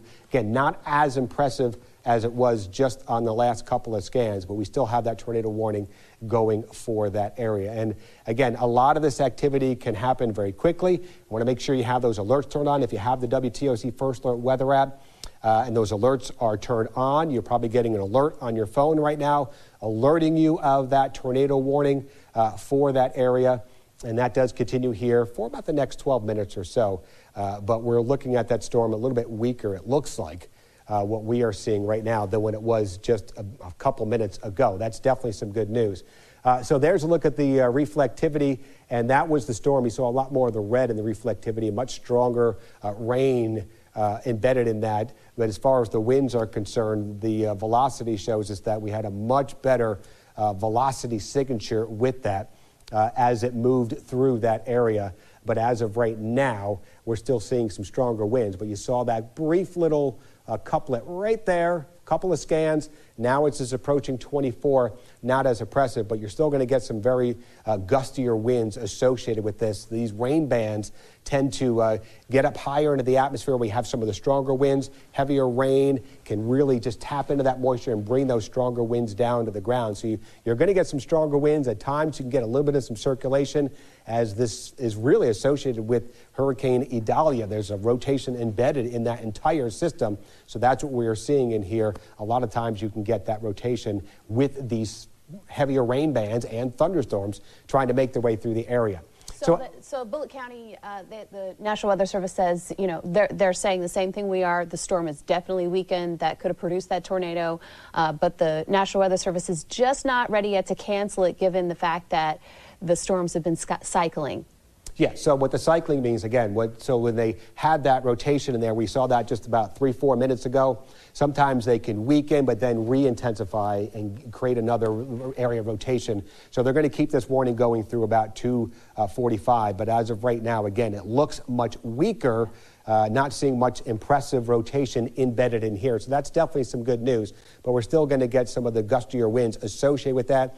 And like the Weather Service was saying in their chat, which we are monitoring here, there's a potential for this to, again, strengthen or cycle back up and get a little tighter rotation in there.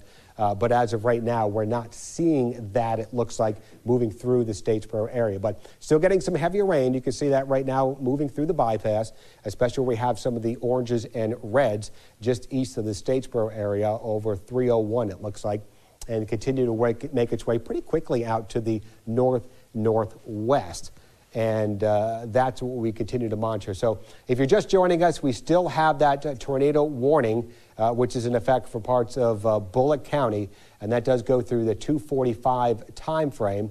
And that is for the area which started kind of just north and west of the Brooklet area, and that is going to continue to produce the potential for, again, a little bit of some cycling going on, a re-intensification of that storm. We also have some very intense rainfall you see down in the Glenville area with some lightning there, but the warning was for the one over there in Bullitt County. So we put the warnings back on just to show you a larger view. That's the only warning which we have out there as of right now, and that is that tornado warning for Bullitt County. Now, we do have other tropical storm and hurricane warnings, but as far as tornadic activity, that's the one that we've been watching here. So you can see they kind of trimmed it back a little bit. So Brooklet, you're no longer under that.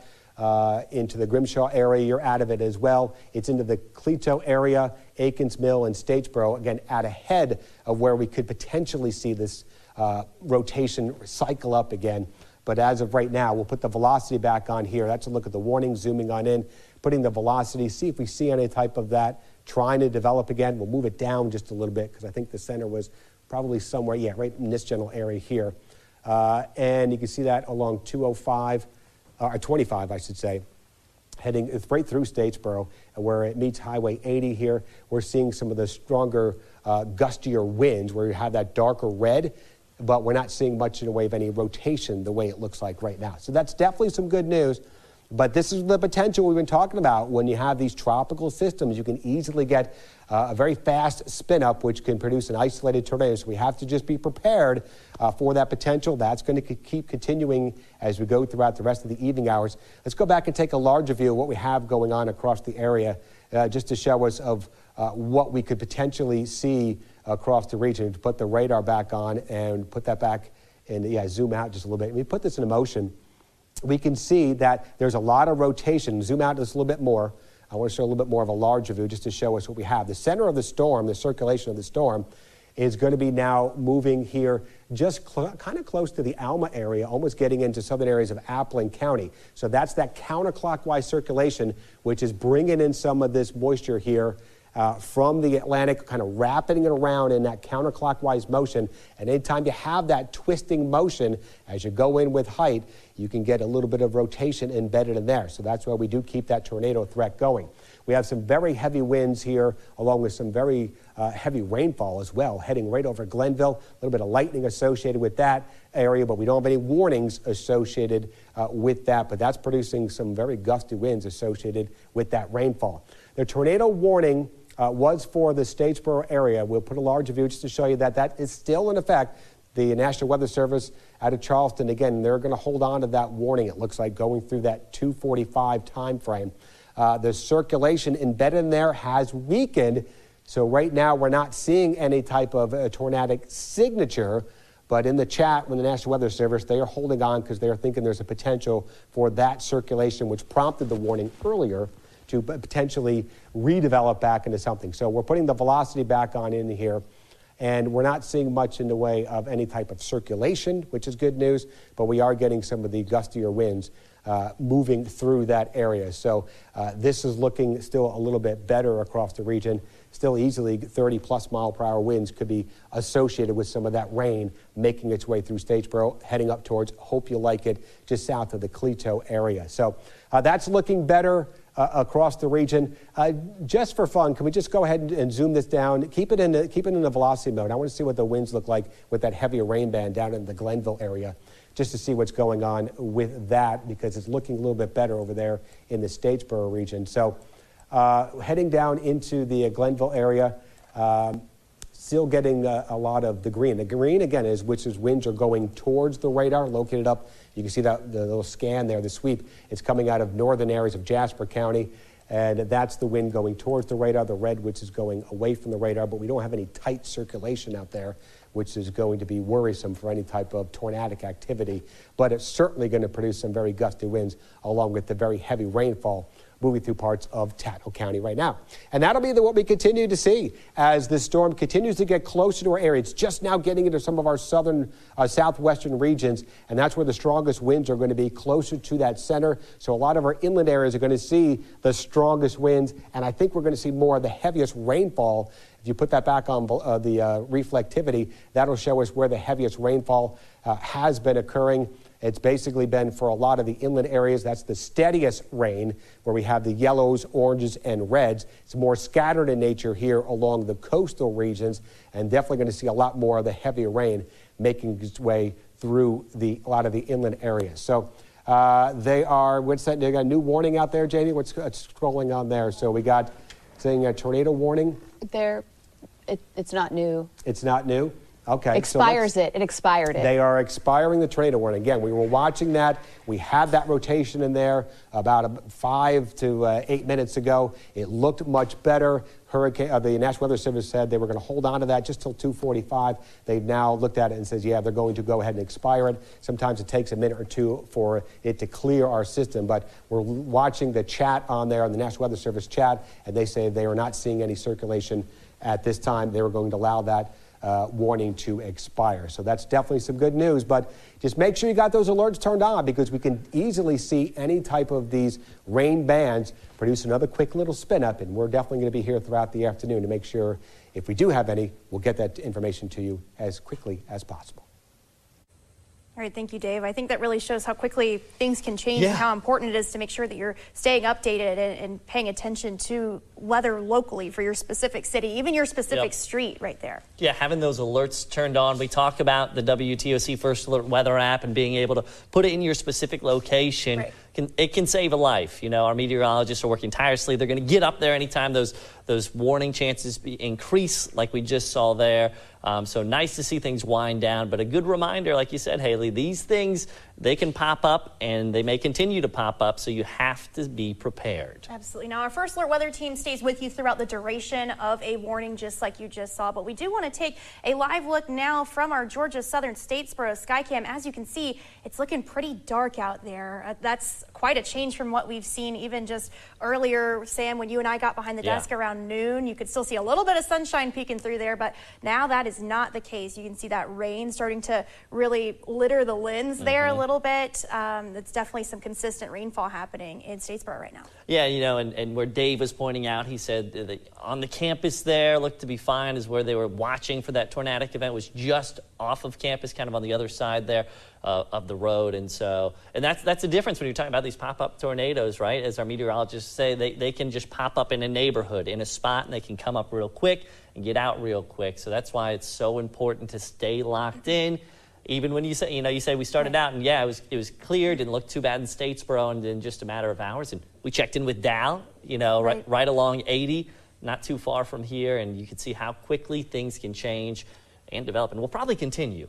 Yeah, for sure. And so students are definitely, having an altered sort of schedule Yeah, today, whether yep. that's online or cancellations in total. That goes for university staff too, much like many other businesses and areas that we've seen here just across our viewing area. But earlier today, before we got into that tornado warning, you also heard from Governor Henry McMaster in South Carolina.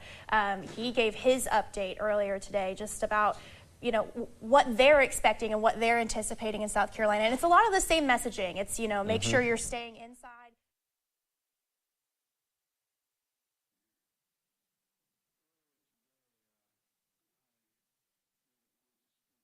I'm Nicole Newman. We are following the latest on Idalia. President Joe Biden delivering remarks on the federal response. Let's go ahead and listen in. Governor Cooper, about the impacts of the storm and that made landfall at 7:45 this morning as a Category 3 hurricane. And it's moved over land and is now shifted to Category 1, but it is still very dangerous with winds up to 75 miles an hour. And the impacts of this storm are being felt throughout the southeast, even as it moves up the eastern coast of the United States, affecting Georgia, South Carolina, North Carolina. And we have to remain vigilant, and there's much more to do. I just came from the Oval Office where I met with the FEMA administrator, who's standing to my left here, and our federal response folks. And early Monday morning, long before the storm made landfall, I spoke with Governor DeSantis and approved an early request for emergency declaration to enable him to have the full support ahead of time to protect the people's lives in the state of Florida. We surged personnel to Florida to help the state move people quickly to safety and out of a danger zone, and to help the governor and his team to the greatest degree possible in advance of the hurricane's arrival. And I directed the FEMA to redeploy resources, including up to 1,500 personnel and 900 Coast Guard personnel throughout the southeast. I directed Administrator Criswell to stay in close touch with the governor. She was with me when I was speaking to him as well. And I guess he's maybe tired of hearing both of us, but he seemed like he welcomed it. As a matter of fact, I've asked that she get on the plane and leave for Florida this afternoon. She'll meet with Governor DeSantis tomorrow and begin conducting the federal assessment at my direction. Federal teams on the ground are going to continue to work with the first responders in Florida, Georgia, South Carolina, North Carolina to get people to safety. You've all been reporting this, you've seen it on television. There are a number of rescues already taking place as I walked out of my office a moment ago to begin to recover from the impacts of this storm. I let each governor I spoke with know if there's anything the states need right now, I'm ready to mobilize that support or what they need. I don't think anybody can deny the impact of the climate crisis anymore. Just look around. Historic floods, more intense droughts, extreme heat, significant wildfires have caused significant damage like we've never seen before, not only throughout the Hawaiian Islands in the United States, but in Canada and other parts of the world. We've never seen this much fire. And while we're dealing with this latest extreme weather event, I remain laser focused on recovering and rebuilding efforts in Maui. We were out there, and many of you were there as well. It's devastating what happened there. When I took office, I directed my team to raise our game in how we lead and coordinate our responses to natural disasters. And because I've been around a while and I've known how these functioned, to ensure we met people where they are, when they need our help the most. Because of the devastation of wildfires from California, New Mexico, Oregon, Washington State, Idaho, Louisiana, we've learned a heck of a lot. A lot of damage in the meantime, but we've learned a heck of a lot. And we're putting the lessons we've learned to work. In a few moments, I'm going to be with my entire cabinet in the next room over, who are leading the federal recovery and rebuilding efforts and report on their progress, providing urgently needed support to the people of Maui. If I can note parenthetically for just a moment, when you have your home washed away, when you are a fire that's taken your home away, when your school has been destroyed and there's no way you can't send your kid to school. These are urgent needs. And no matter how bright, how informed, how wealthy, how poor they are, you just need reassurance. So how in God's name are I going to get through this? Well, Jill and I saw the devastation in Maui firsthand. And I want to thank Governor Josh Green, who's doing one hell of a job. Along with their congressional delegation, there's total unity out there. And for everything they're doing to support the recovery effort. I directed my team to do everything we can for as long as it takes to help Maui recover, rebuild in a way that respects and honors Hawaiian traditions and cultures and the needs of the local community. We're not going to turn this into a new land grab. We're not trying to see multi-million-dollar homes on the beach.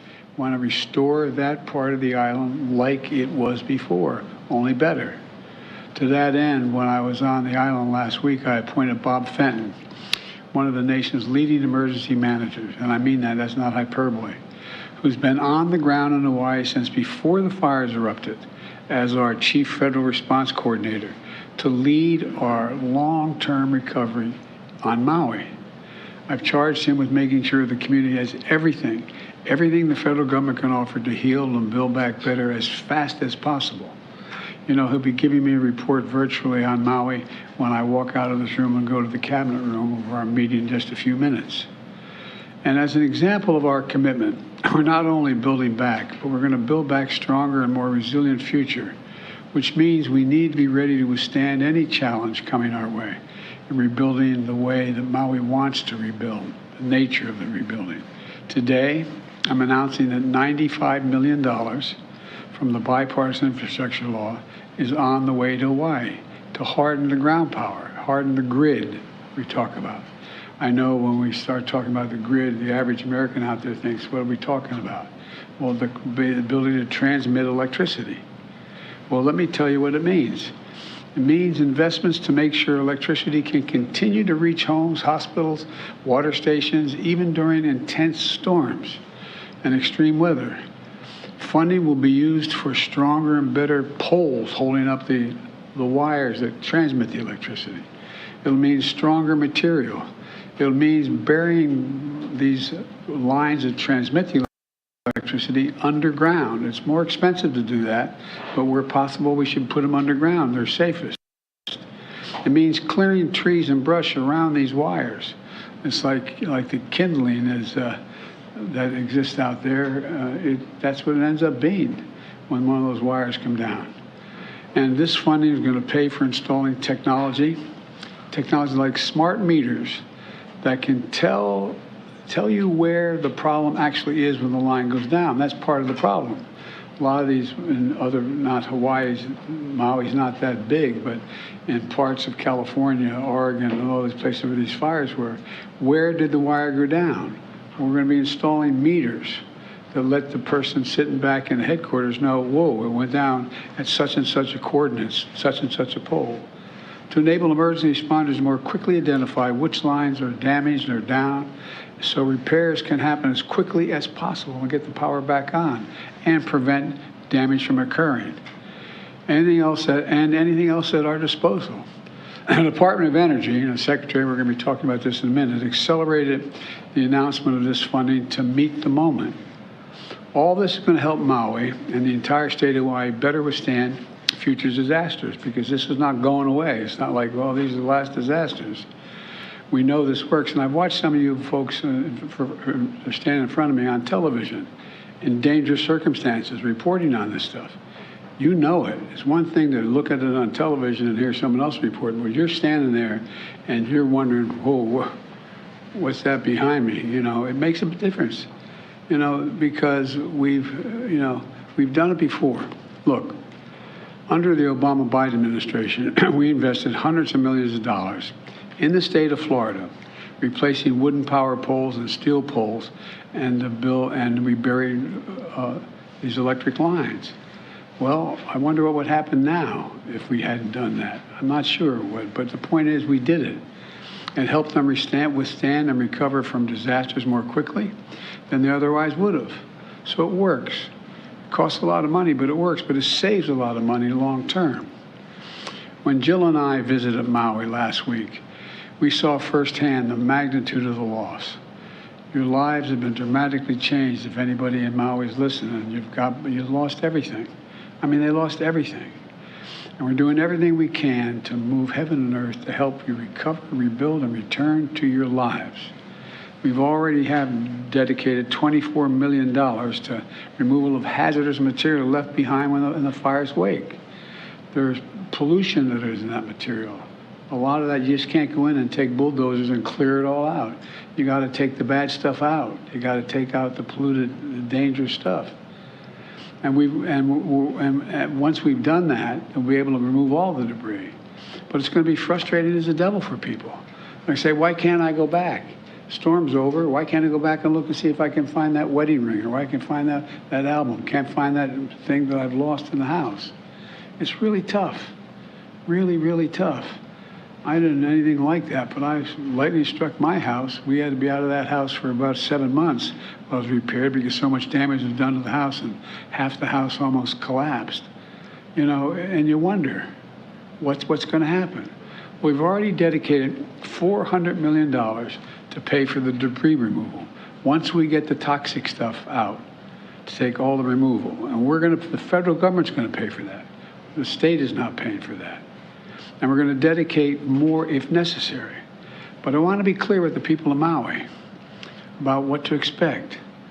The work we're doing is going to take time, in some cases a long time. We're going to do it in a way to make sure we're respectful to the wishes and the traditions of the people of Hawaii as well.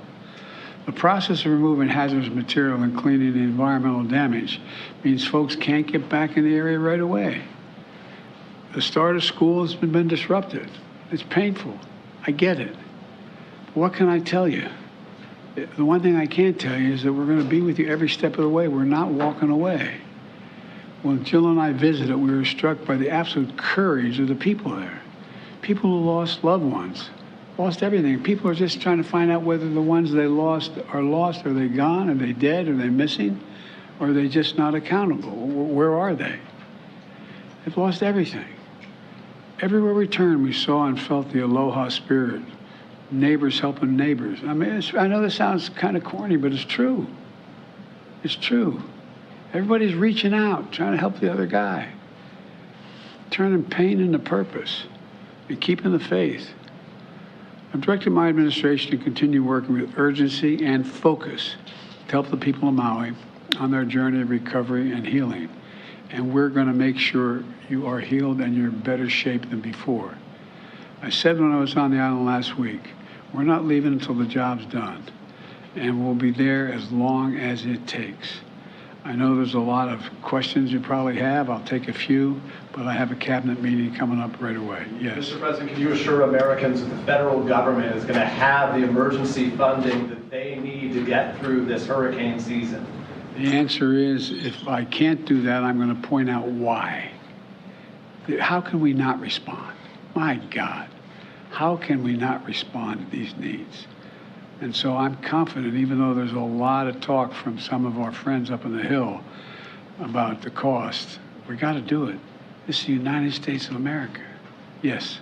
Mr. President, Governor DeSantis is also running for president.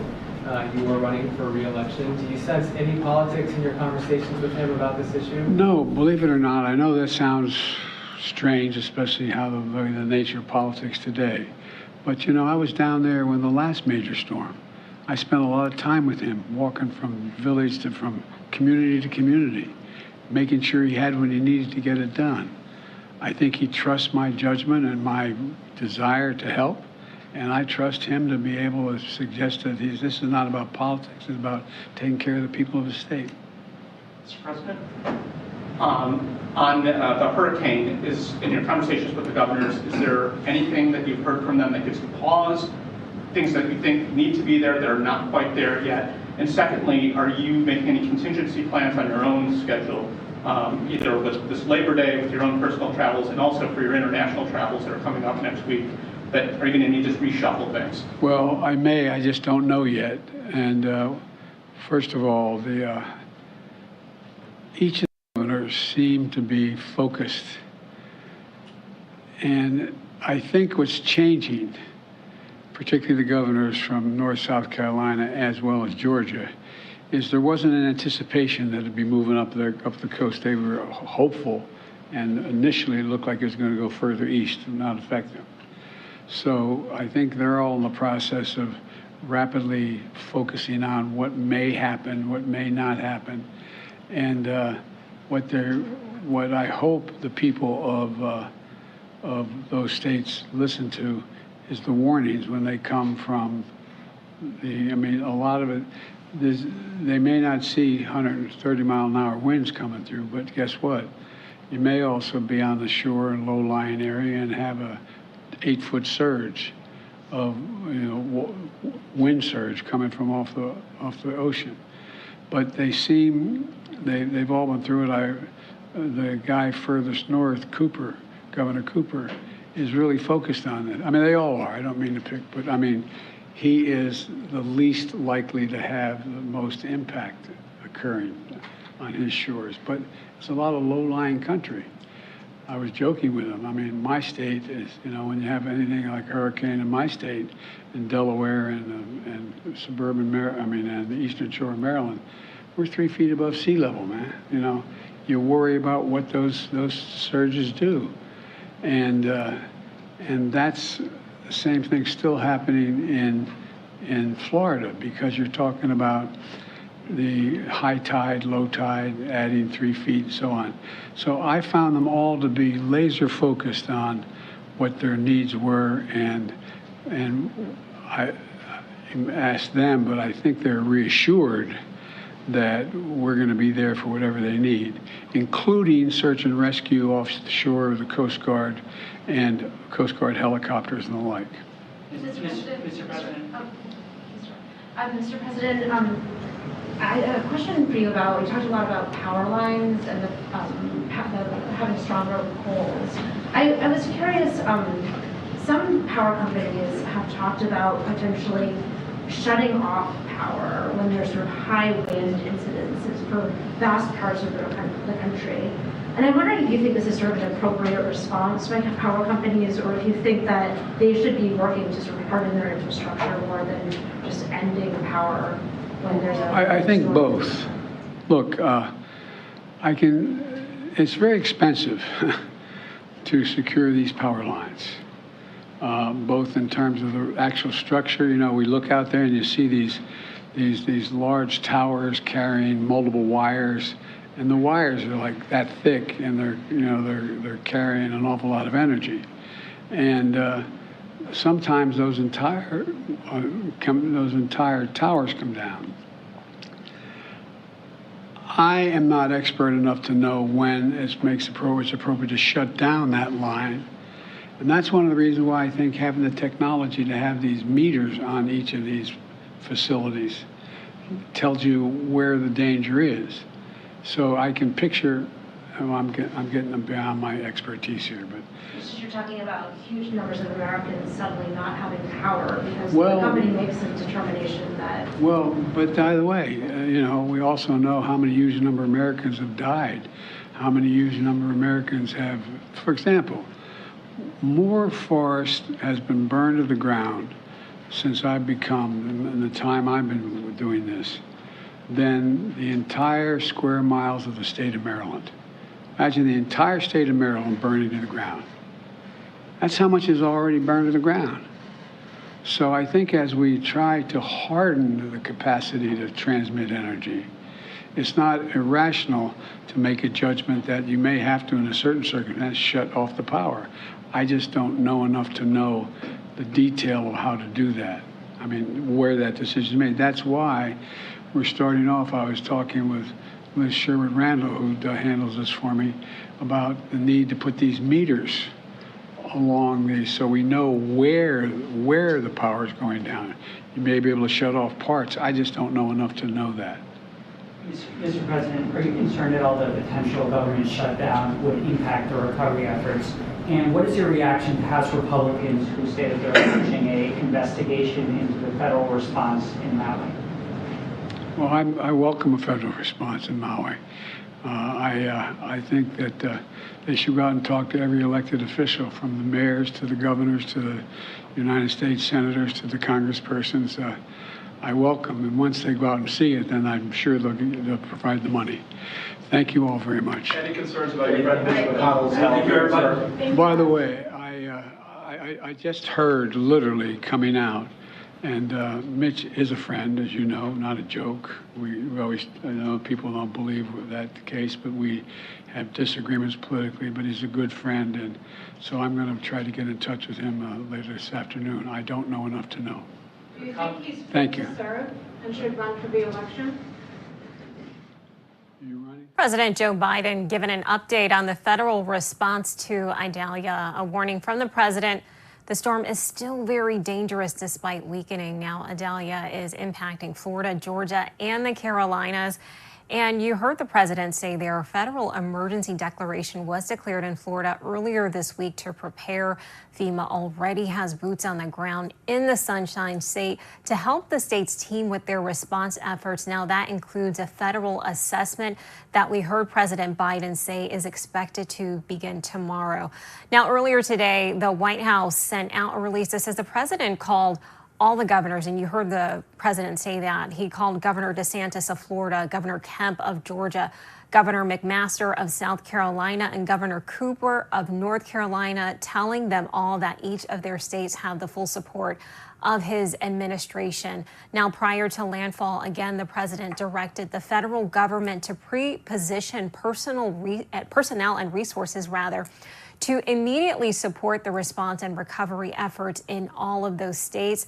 The president told the governors that federal teams will work closely with their local officials and first responders as the need and the response to the storm grows.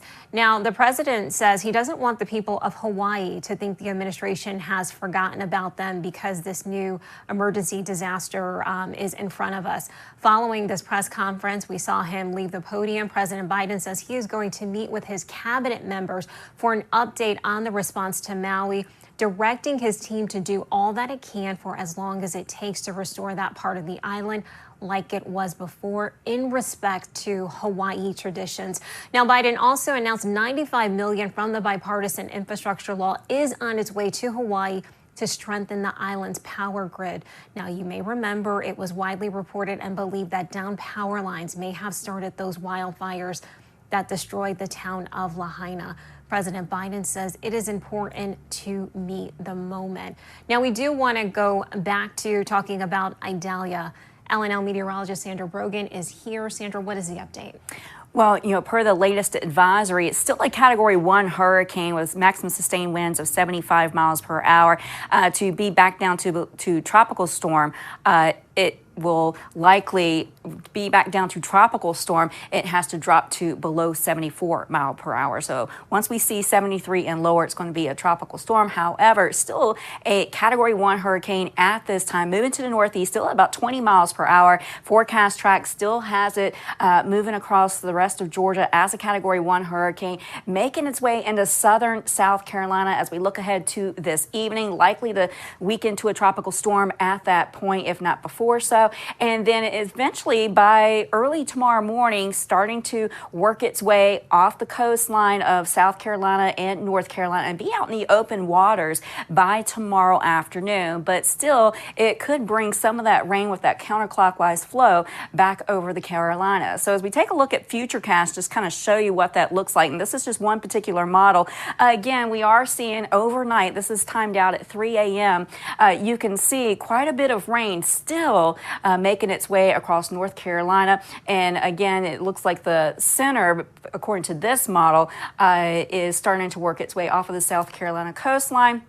But again, it is expected to still bring quite a bit of rainfall to the Carolinas early tomorrow morning through about lunchtime and still just after lunchtime, eastern North Carolina, if not portions of northeastern South Carolina, still could see some rain. Now, as we head to the rest of this Wednesday, this is from the Storm Prediction Center. This is where we could see scattered severe thunderstorms, if not numerous severe thunderstorms, where you see this orange shading. That's a level 3 of a 5-level threat ranking system. And this includes Savannah up towards Wilmington. So again, we could see that potential for tornadoes with that said. So even after sunset, even tonight, we'll still have that potential for a few tornadoes to develop. And when we have these tropical systems, the storms moving in the rain bands, moving off the water onto land, well, that does create some friction. It creates some vertical wind shear, because it does slow down, especially at the surface, when those storms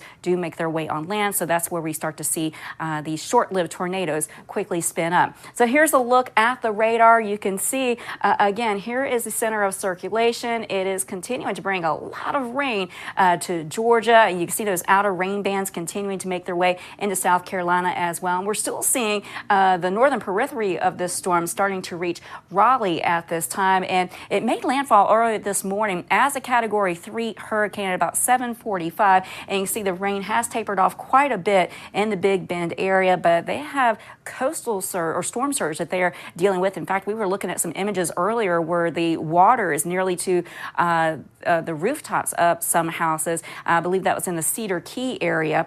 So again, we are seeing these rain bands stretching up towards northern South Carolina, and some lighter rain making its way into portions of North Carolina at this time. So even though it is weakening, we are still seeing that potential for some flash flooding and also some strong winds that could lead to additional power outages. Nicole? Sandra, thank you. Well, as Sandra just mentioned, rain from Idalia is now reaching parts of the Carolinas. WCSC's Anna Harris has a look at the conditions in downtown Charleston, South Carolina. I'm down here at the Battery right now, where we've seen a lot of rain coming and going, and we've already started to see a little bit of flooded roads, nothing too drastic. As you can see, it's right at about my ankle right now. And as the rain is coming and going, it's only going to increase a little bit more. We just heard from Mayor John Tecklenburg just kind of about the procedures that have been going on around the city in the last 24 hours. The big deal is a lot of preparation. He says they're working on draining the most, trying to make sure all the drains have been cleared out to prevent more roads like this from flooding. And he's also working with Charleston Police Department to make sure that the most flood-prone areas are closed at the right time, as we're expecting high tide to hit around a little after 8 o'clock tonight. We're expecting most of the storm to pick up right after that. So we just want to make sure, and the main thing that John Tecklenburg says was, you need to hunker down tonight and stay indoors. It's definitely most important to stay out of these areas and avoid any unsafety. And we want to make sure that our first responders are also safe as well. So reporting in downtown Charleston, I'm Anna Harris. Back to you. Some good advice there, Anna. Thank you. Well, you are watching Local News Live. I'm Nicole Newman. For now, we do want to continue our live hurricane coverage by rejoining WTOC in Savannah, Georgia. The 7-day, nice and quiet, cooler temperatures as we head into Labor Day. All right, thank you, Jamie. We want to let you know that the Talmadge Bridge is closed as Idalia comes through the area. The Georgia Department of Transportation making that decision ahead of the storm. The department closed the bridge at 2 o'clock this afternoon. They'll have to inspect it after the storm passes before reopening. That could mean more bridges also will close as well, so try to avoid those areas. I want to go now to our Bureau Chief Dow Kennedy, who is live at the Bullock County Emergency Management, where we can see some rain is coming down there, and we could also see the wind there. Dow, how's it going? Dawn, things have picked up here in the last hour or so since the last time I talked with Sam a little earlier. But you can see the wind has intensified. Those bands are starting to come through more frequently. The rain is a lot heavier right now. And you may be thinking, okay, well, this is not bad. This is just rain. And if it were to stop right now, things would dry out pretty quickly. But once this accumulates over hours and hours into this evening, you're going to see storm drains could start backing up. You could see drain canals that will start getting higher levels of water. But then get out into the county, dirt roads, those are going to start deteriorating once that water has been there for a while, and especially if that water starts eroding over the top of the road. So they're asking people stay off the dirt roads unless it's absolutely necessary, because those are going to start deteriorating. But you can see back behind me, you can see where sometimes some of the sheets of rain that are coming across this parking lot, those are moving pretty quickly. You give an idea of what that wind is doing. And so right now they're asking people, get to where you're going to be and stay put for a while. Stay where you're going to be safe in a sturdy structure, your home, or wherever you're going to feel comfortable. Get there and stay there. Have everything that you need, or do without it for a little while. Just sit tight and ride this storm out. Talking with 911, they had not, as of a few minutes ago, had not gotten any reports of damage from that tornado warning. There was a sighting, but no damage reported so far. Now, that could change through the afternoon, and of course, we'll stay in touch with them if we hear anything. But for right now, it's just the amount of rain that is coming in and the wind. Another concern will start to be trees falling, because once the ground gets so saturated, when the wind comes along, those trees, it's easy to uproot them. You'll just see the entire root ball come up into the air. So they're watching out for those. Those could start blocking roads. Those could come down on power lines. So lots of potential problems. They are braced for those right now. The road crews are on standby. Sheriff's deputies are still out checking in different parts of the county to make sure things are okay and getting something reported as soon as there's a problem. But as soon as the worst of these winds start coming through, lots of those emergency personnel are going to have to sit tight and wait for it to subside. You may be able to hear that rain hitting my raincoat right now. The wind is picked up. You can definitely hear that. We're getting one of those bands right now. So the conditions are continuing to escalate as we get closer and closer, as the eye starts moving up through this inland area. We're going to continue to follow this. We will keep you abreast of any emergency information that needs to go out. Going to send things back to you, but for right now, live in Statesboro, Dow Kennedy, WTOC News. All right, thank you, Dal. We are seeing the conditions there in Statesboro and Bullock County. We want everybody to be prepared, and as Dal said, the big concern, the wind, the trees coming down on power lines, power going out, things like that. So do be aware of that situation in Bullock County as well. And also just try to get off the roads if you possibly can, because it is a dangerous situation, especially as we get darker and the storms get closer. It gets darker before that 7:30, 8 o'clock time. Want to make sure that you are careful so you can see that water, you can see the debris if you need to go around it. Right now, we want to go to McIntosh County live, where our Simone McKinney is standing by live.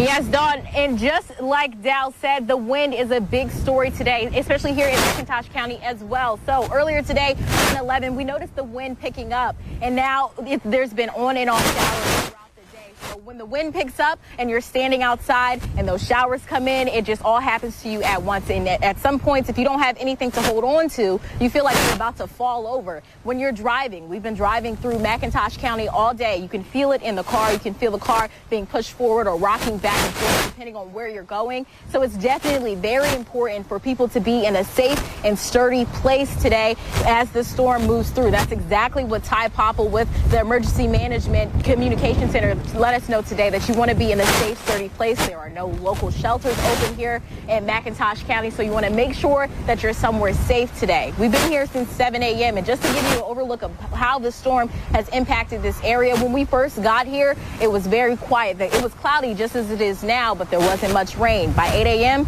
there was heavy downpours, and then the showers started to be on and off from then. Like I said, at 11, then the wind started to pick up, and it's been continuing to pick up. Right now, we are in a parking lot area, and there's just water all through here, and it's moving towards the river with ease because this wind is so strong. So you want to make sure you're in a safe, sturdy place today as the storm continues to move through. We have gotten reports of thousands of power outages. While some of them have been restored, the power outages do continue. So you make sure that you are connected with your power company to know exactly what to do and who to call if you do lose power.